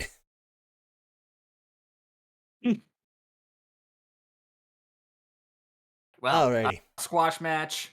Kingdom probably Yeah, punched somebody in the wiener, Kingdom. gave him a pile driver. Yeah, because we had to be reminded the Kingdom still exists. There's a huge problem with dick punching in wrestling. A little bit. Danhausen punches people in the groin. El Phantasmo punches people in the dick. The Kingdom punch people in the wiener and give them pile drivers. Yeah.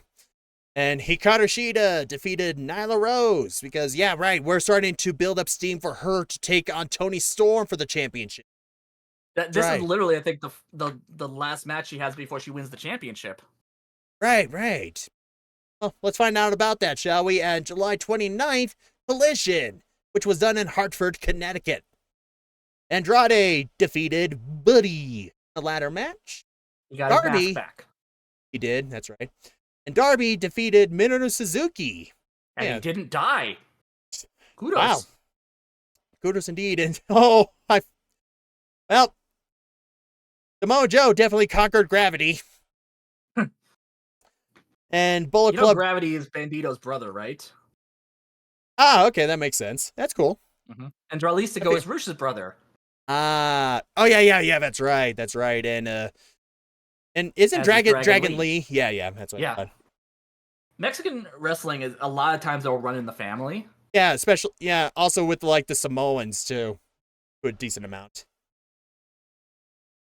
Anyhow, and Bullet Club Gold defeated the Kino with Darius Martin and Action Andretti. Yay! Yes. And Mercedes, right? She is back. Mercedes Martinez, yeah. To defeat Kira Hogan. Now and then. Right, we're still trying to figure out what to do. Now she's on Ring of Honor. Alrighty, and FTR defeated Better Than You, baby, to retain their tag team championship. Yep. Well, that was about that. Mm-hmm. And then they got an opportunity at the Ring of Honor tag team championships, which I think at this point we're on Aussie Open. Yeah. It was Aussie Open. Yeah, at this point.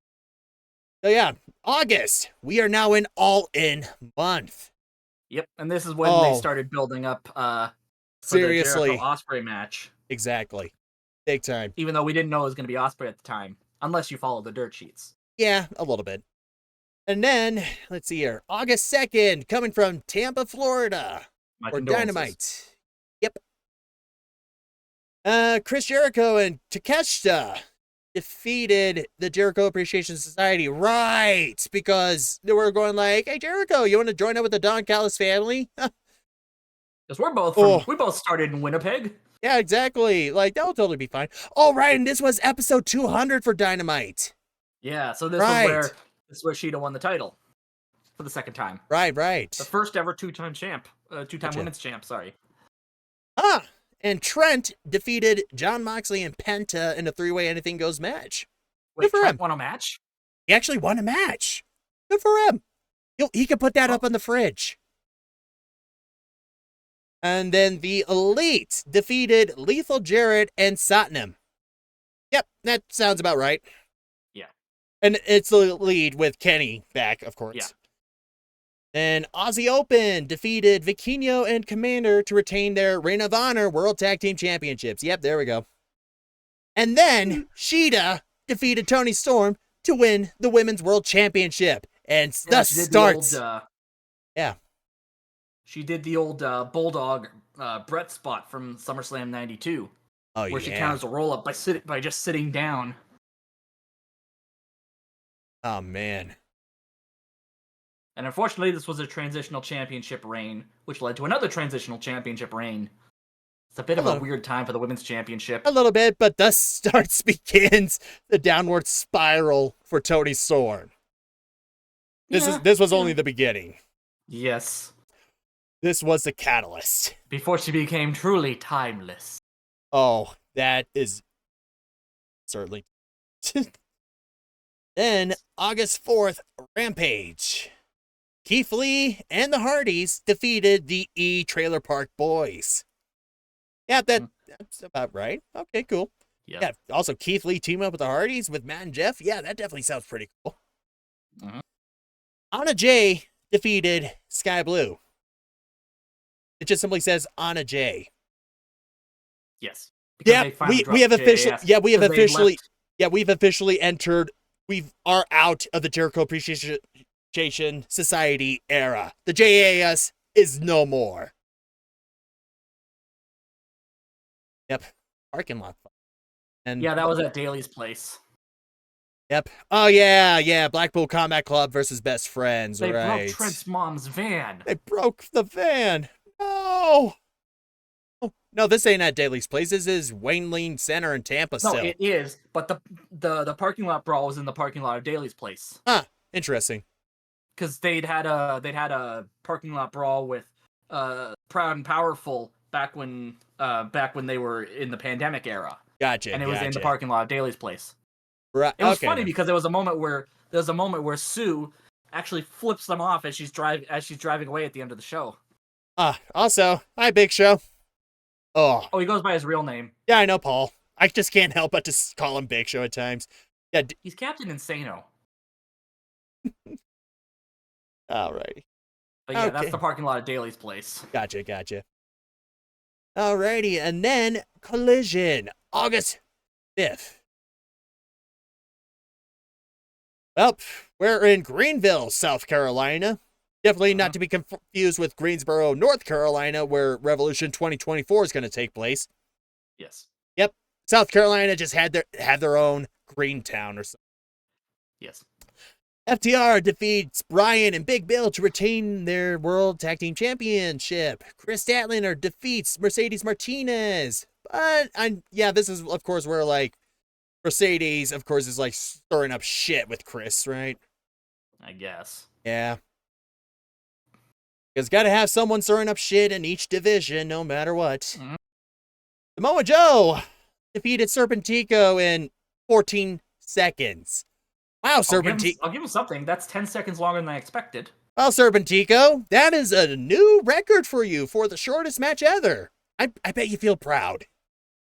Just don't bring it up to him on Twitter. He doesn't like it when people bring up the squash matches. Of course. I should know. Bring up the squash matches? Dude, he is all the squash matches. Yes. What else can we talk with you? I suggested him wrestling a big guy. He's like, oh, no, I'm busy doing anything else. Those are literally the only times he's responded to me on Twitter. Interesting. He's hilarious on Twitter. Also, don't mention Nyla Rose. They have a bit of a love-hate relationship going on. I would definitely. And that Nyla loves to prank him and he hates it. Oh boy.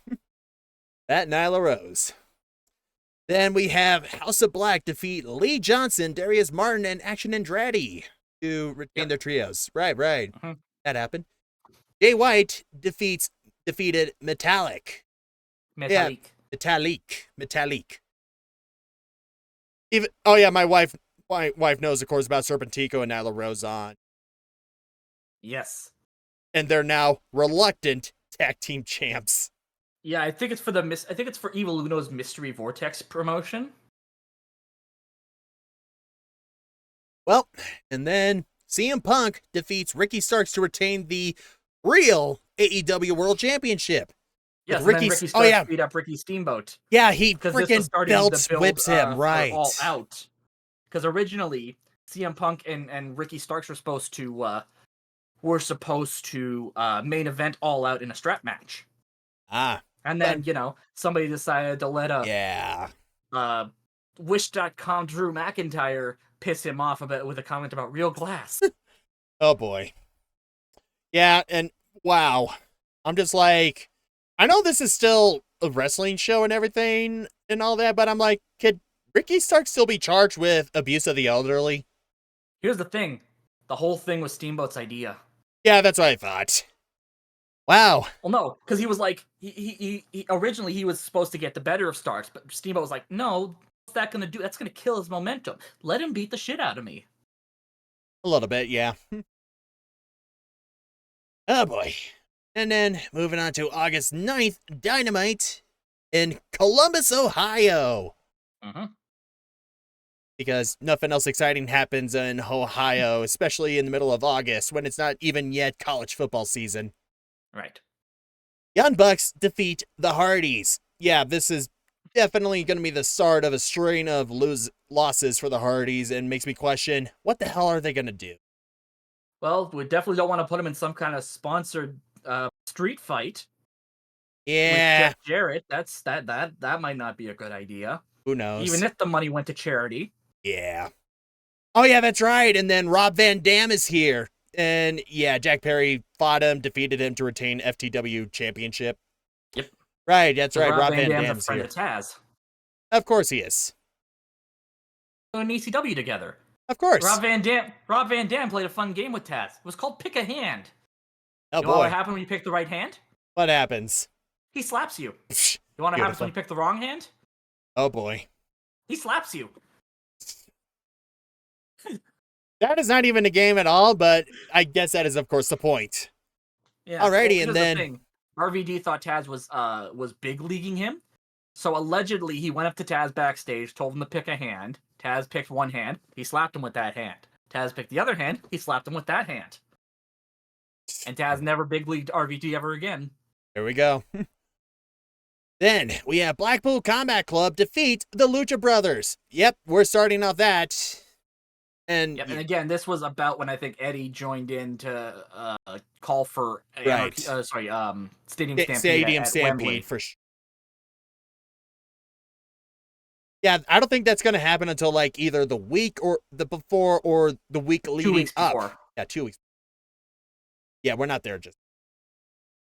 Then Hikaru Shida defeated Anna Jay to retain the Women's World Championship. Such a random pairing too for like a title defense there. A little bit, yeah. I'm like, well, it's because now Anna Jay is a free agent, no stable to belong to. Yeah, but she's Gonna have to do something with her. Might as well. Yes. Yeah. Yeah, might as well. Oh, man. And then August 11th, Rampage, still in Columbus. Darby defeats Brian Cage. And yeah, that's not quite the easy feat. Boy. Mm-hmm. And Cassidy. Cage's left leg weighs more than Darby. A lot more, for sure.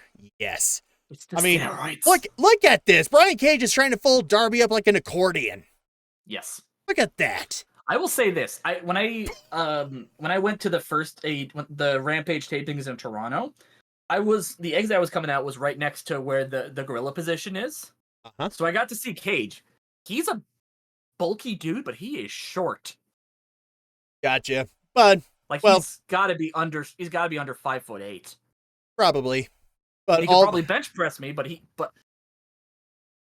you know, I'd say what's he gonna do?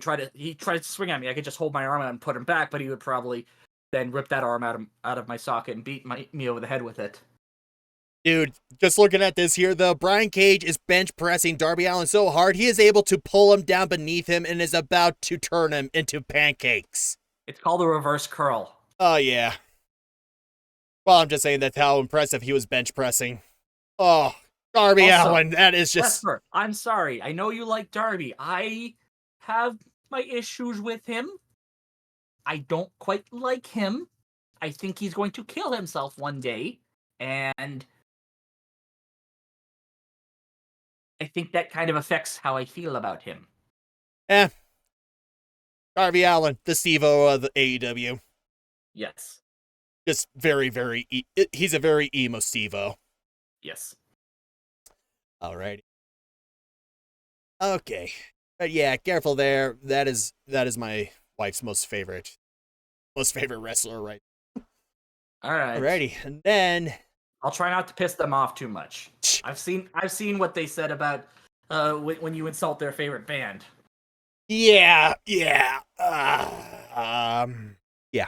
Anyhow, Cassidy defeating Johnny TV. Retain International Championship. Boy, we still have no idea what the hell to do with Johnny TV.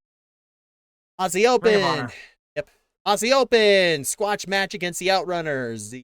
Yeah, this had been after Adam said he and MJF. He got him and MJF a tag match at All In. Yeah. And then I think this was also the week they announced that they were going to main event the show. They were going to main event All In. And then Saraya defeated Sky Blue. Yeah, because we got it. Yeah, spray paint. Spray paint. Yep. Spray paint. Oh. Oh yeah, look at Tony. She's starting to look a little bit crazy right now. Starting to look a little timeless. Yep, she's starting to get to that point. Yeah, it doesn't really kick I in used to until be All In. I used to be a champion. Yeah. In August 12th, Collision. This time from Greensboro, North Carolina. There we go. That's it right there. So, I'm not seeing a Stain match here, but oh well, that's fine. The Acclaim defeat the Iron Savages. All right, this is where we start to see the Iron people. Yeah, we're starting to see the Iron Savages here. Boy, I like that group quite a bit actually. Yeah. They're ridiculous, but they're also fun. They're just fun. Used to be Bear Country, but now they're the Iron Savages. For sure. Jacked Jameson. That is a name for a wrestler if I've ever heard one. Yes. And yeah, here we go. Mercedes Martinez and Diamante defeated Chris and Willow. Yep, here we go. That's where it all starts. Yep. Also, moving on a bit, we'll fast forward through it. Samoa Joe squashes Andrew Everett. Luchasaurus beats Brock Anderson. Not Brock Lesnar. Oh boy. Then we get to this. House of Black. This was the match where afterwards, CM Punk, during the "Hey, drive safe everybody, have a good night, go home" promo, he called Hangman Page a peg warmer. Because his action figures don't sell. Phil could not keep his hate boner for Hangman in his pants. This was unprovoked, unnecessary. Yeah, I was about to be like, dude, Hangman Page was nowhere around, especially mostly because freaking Punk wouldn't let him come. Yeah. And also, apparently he texted, but it's okay. He texted Hangman an apology. Yeah, sure. This should have been the point where Tony Khan really started cracking down. Like, no, you don't get any fucking ice cream tonight. TK at that point was just this is fine. God damn it, Phil. And I'm like, dude. God. If anything at all, Phil. If anything at all, he could have just said something about House of Black instead. He did. He said, I don't know what I'm saying. I was rocked by those chops. I told them no chops. Yep. Welcome to the CM Punk show, all right. For about, we're approaching the series finale. Yeah. We're definitely approaching the series finale for the CM Punk show. Yep. Cool. Then August 16th, Dynamite in Nashville. This is where most, I think, of the stuff really started building up for their matches at All In. Yeah, because this is 16th. Yeah, we're also, if I remember correctly, this was either Fyter Fest or Fight for the Fallen. I can't remember. Not this one, no. No, because this was a charity show, so I think it might have been Fight for the Fallen. It would have said so otherwise. Oh, this is Fight for the Fallen. Yeah. Yep, this is Fight for the Fallen. And guess what? It has happened once again. Cassidy defeats Yuta to keep the International Championship. Yep. Wow. Yuta lost twice to Cassidy in the same championship run. Wow. Yes. And Darby Allin teaming up with Nick Wayne defeated the Gates of Agony. Okay. Mm-hmm. Yep. I mean, that was pretty more simple. Oh, here we go. It was for charity. This is what we have to. The money went to charity for this match. Jeff Jarrett was that desperate for himself. He had to make up his own championship belt to win. And even then, it no longer counted after this was said and done. It's like the championship belt Braun Strowman won for winning the Greatest Royal Rumble. And getting all that sweet, sweet Saudi blood money. Yep. Alrighty. Anyhow, yeah, that's great, Jeff Jarrett. You can go ahead. Also, yeah. The next match, Britt Baker versus Bunny. This was the Bunny's return after getting concussed by Jamie Hayter. And guess what? Welcome back, Bunny. You lose. Mm-hmm. By Lockjaw. Mm-hmm. Yeah. And then the Young Bucks defeat the Guns. Anytime I see the Guns lose, getting their asses kicked, that's always a good day. Right. It's boys. And August 18th, Rampage, still in Nashville. Ray Fenix defeats Commander. And Aussie Open defeated Ethan Page and Brother Zay. Wow.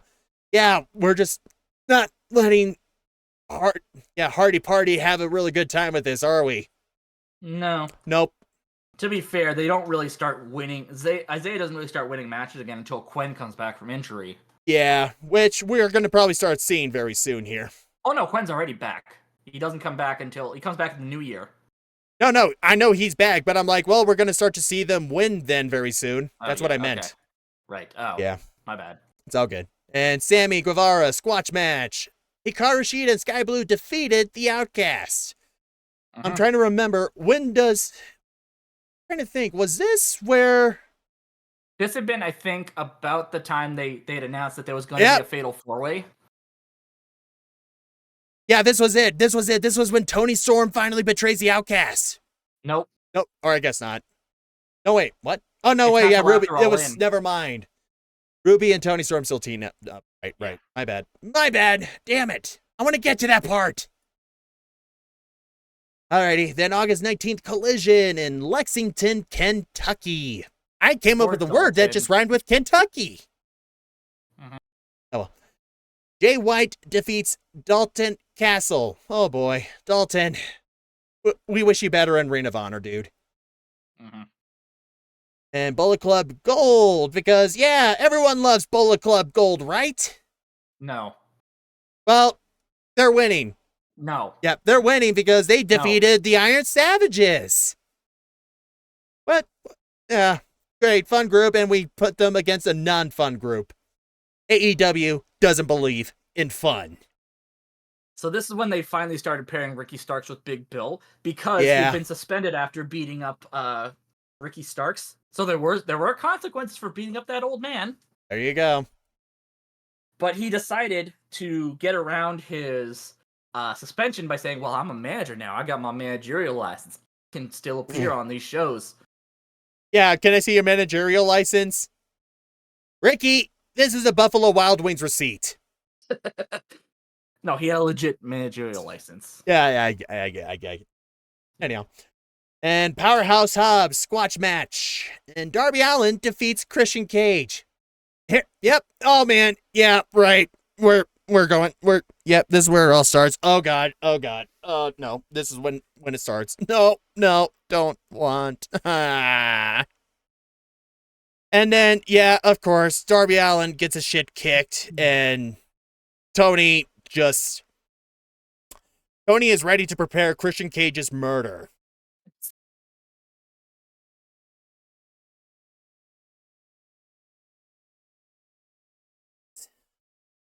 Christian Cage is useless. Okay, so I believe, this is going to be the go-home show for All In. The go-home week for All In. Yep, here we go. Which I think they pretty much filmed all 3 shows on Wednesday. We're gonna find out. Yep, they filmed all 3 shows on Wednesday. Because they would have been traveling to England on the Saturday. Oh, yeah. This is all in Duluth. Except for the transit issues that that a lot of people, not just Punk, apparently had trying to get to the hotels even when they got to England. Right. Well, we'll definitely get to that in a good time. Yes. Alrighty. It is lead-up week to All In. Here we go. Alrighty. August 23rd, Dynamite from Duluth, Georgia. Moxley defeats Ray Fenix because they got to get Ray Fenix out of this because at this point, he actually had a visa issue. So this was their way of trying to write him out of the story, make it look like Moxley injured him. Kind of giving it was quite the late match, too. It was. It definitely was. No, look at the time limit. Look at the time. Yeah, 13:37, big time. That is definitely quite the match. But it just helps. What I feel like they did for this definitely kind of helps give more weight and investment in their big match at All In at Stadium Stampede. Because Penta is, he's going to be really pissed. Yes. Also, yeah. So here's the thing. Originally, the coffin match was supposed to be Darby Allin and Sting versus Swerve Strickland and AR Fox. Yeah. And then Fox, for whatever reason, couldn't make the show for All In, so they were like, "Okay, we're gonna kick you out of this, and we're gonna have Darby forgive you, even though I forgive you for going and beating up my little brother till he was bloody, and then smashing a picture of his dad over his head, and then wiping wearing a shirt, wearing the blood of the poor little brother who you beat up in his own home." After you broke in. No wonder Nick Wayne turned on Darby. This is another reason why I don't like Darby. Yeah, I mean, fair dinkum to that for sure. And Vespa, to be fair, the Punk sending people home was something that happened before this as well. Yeah, for sure. Alrighty. Yeah, just a little bit less. This was just when the story started coming out about him sending people. Banning people from Collision. Yeah. Including the head of talent relations. Well, Punk only has one more Collision show to be able to do that. Yep. Alrighty. Anyhow, yeah, Darby Allin, Nick Wayne defeats Swerve Strickland and AR Fox. And then, Mogul Embassy was like, "Get out of here, AR Fox. You had one job, AR. You lost. You're fired." Then Ruby Soho defeated Sky Blue, and Aussie Open defeats the Hardys, retaining their ROH Tag Team Champions. Yes. Yep. Because there was no way Jeff was going to win that title because he can't travel outside of the States. Because he's a criminal. Yeah. Due to, all the DUIs and the drugs he got caught with. Yeah, also, that's right. This week, leading up until All In, Cash Wheeler, he gets fucking busted for aggravated assault with a firearm. Yes. So to clarify, it was a road rage incident where he decided to point to the reasonable reaction of someone cutting him off would be to point a gun out a window. Yeah, we get that. Cash, you had a good point, but you didn't need to make it get to the point you suddenly had to pull out the frickin' .9mm. Oh my god. And thankfully, he wasn't forced to surrender his passport, and he could still have his I was shocked. I was shocked that match was somehow still going on at All In. And if anything, I was like, boy, I am hoping that audience at All In is ready for doing the chants like, "Wheeler's got a gun." Oh yeah, because English wrestling fans will come up with some of the most brutal and cut and biting wrestling big chants. Time for sure. And I'm just like, and some of the most clever chants. Exactly. If anything, I would have easily gone with "Wheeler's got a gun." Yes. Oh man. So that happened this week. Yes. It was literally the day before, I think, that the news broke. Yeah, before this. Yeah. Shit, when did that happen?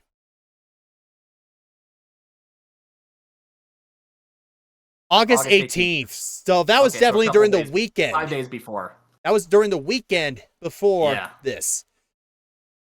Alrighty. And then August 25th, Rampage before All In, still in Duluth, Georgia. Cassidy defeated Aaron Solo to retain International, of course. Mm-hmm. UT Marshall defeated Gravity to retain his AAA Latin American Championship. Yeah. Yes. That was happening. Mm-hmm. Yeah, because someone in Mexico thought, oh, this is a great idea to make QT Marshall, a white guy from America who is not really well liked, to become champion.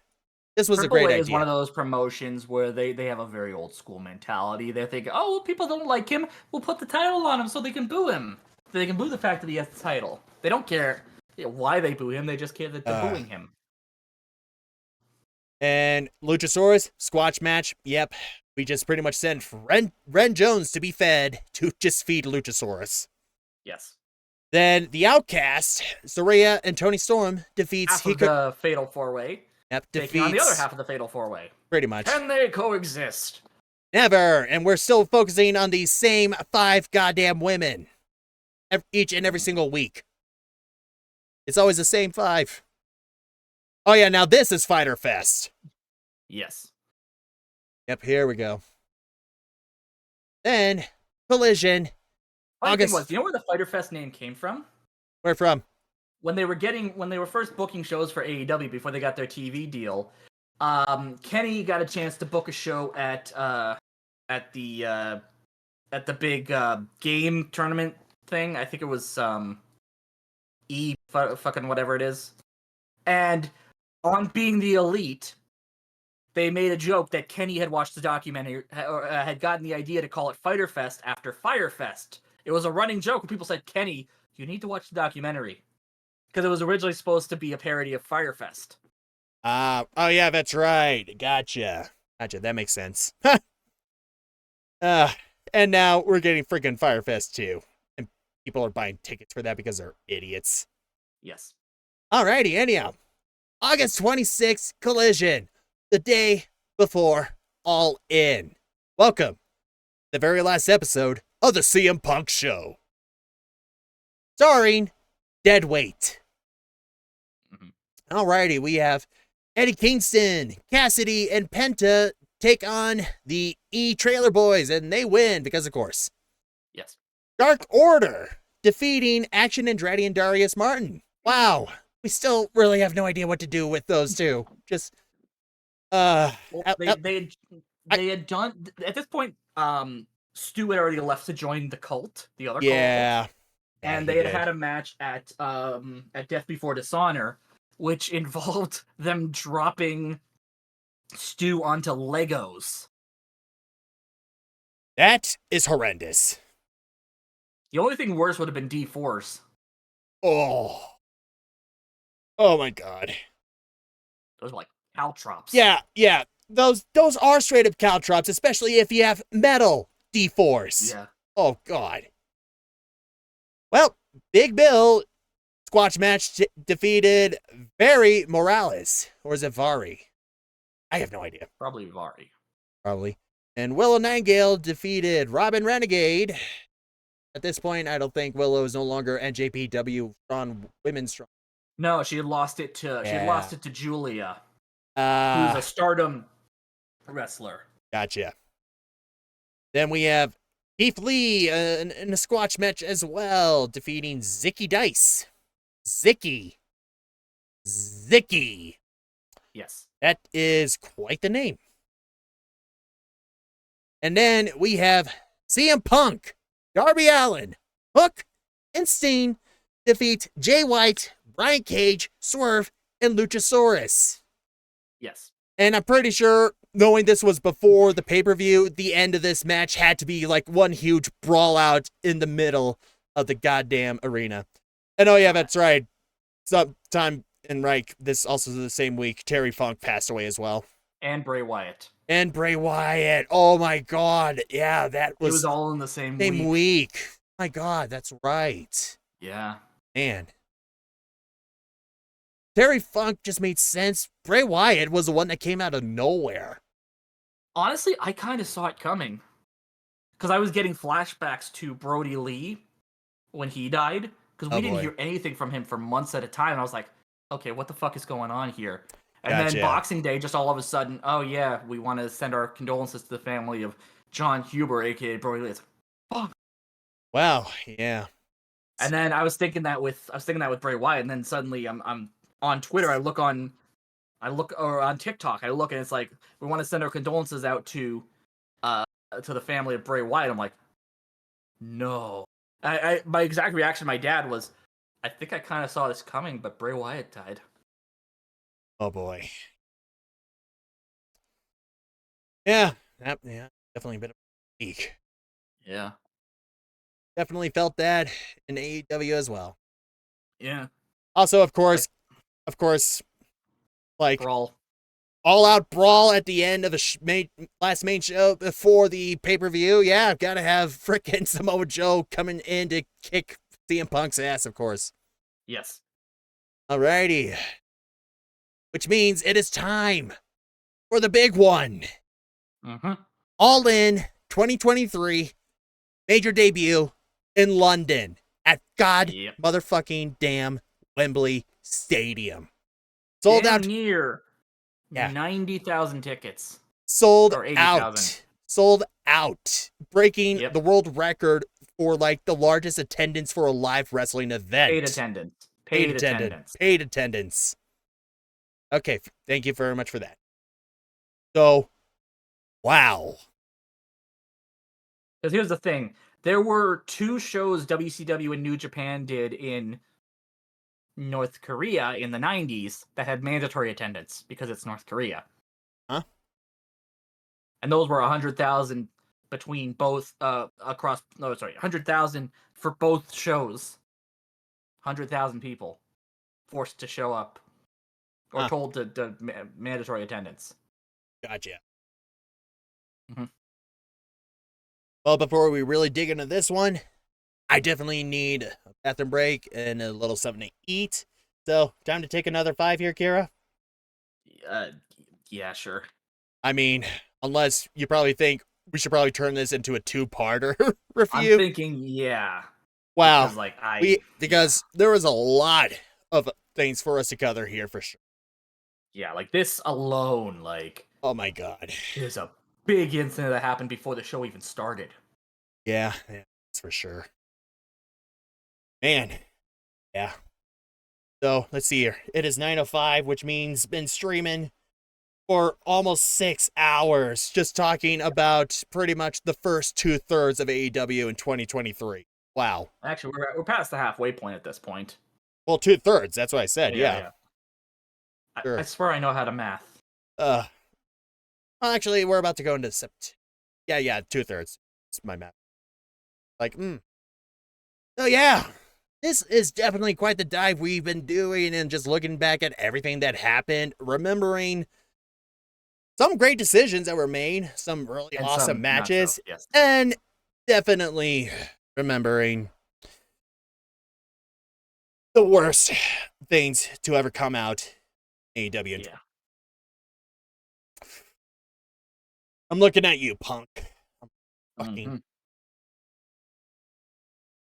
Punk. Phil. Pepsi Phil. Maybe not the one where he's paying tribute to Terry Funk. Oh, no. Okay, fine. I will say this. Punk genuinely does. There are some moments where Punk does genuinely feel like a decent person. Like, at the end of his match with Samoa Joe, he's walking up, he sees this girl holding up a trans lives or human lives sign, and he's like, yeah, he did. He poses next to her, and he's like, yeah, see, this is an exact point. Yeah, and then this was Punk accepting the challenge for Samoa Joe's challenge for Wembley. Yeah, right. Yeah, this was major because this was coming off as a jobber match, and then guess what?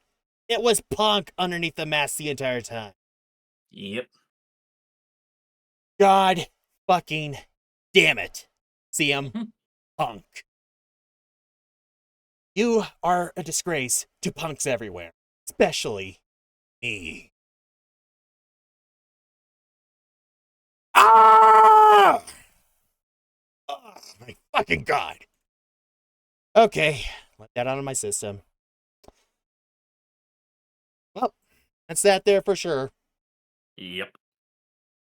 Motherfucking. Alrighty, well then, Kira, of course, you want to do your little plug-in for where people may find you and such? Yes, of course. If you would like to follow me on any social medias or join my awesome Discord community, everything is in the link tree. You can see right off to the side there. Yep, right there. I will not actually be doing any streaming this week because I just need a bit of a mental health break. But I mean, if you want me to pop in for another AEW discussion stream this week, just we can talk about it on Discord. Right. I would definitely love to just finish this up with you for sure, but we'll figure that out. Yes. Alrighty. Well, thanks a lot to you, Kira, for joining me on this frickin' 6-hour-long marathon of trying to get as much as I can. But by God, there's a lot more remarking we got to do here. Oh my God. Alrighty. Well then, everyone, thank you all so much for hanging around here for sure. Switch back over to this. Cool. I would like to wish all of you happy Sunday evening. Kick all that ass this week, and make sure to check me out on the social media platform formerly known as Twitter and Blue Sky. That is definitely where you can be able to find me. I tend to hang around there a lot and announcing when I'm doing these streams. So make sure to follow me there. Also, don't forget, follow me on Twitch as well. This is definitely quite the talk to put up on my YouTube channel, especially. Just Oh, they have a 12-hour limit. yeah, for sure. It's gonna be fun to put this out on my YouTube channel. Yay for that.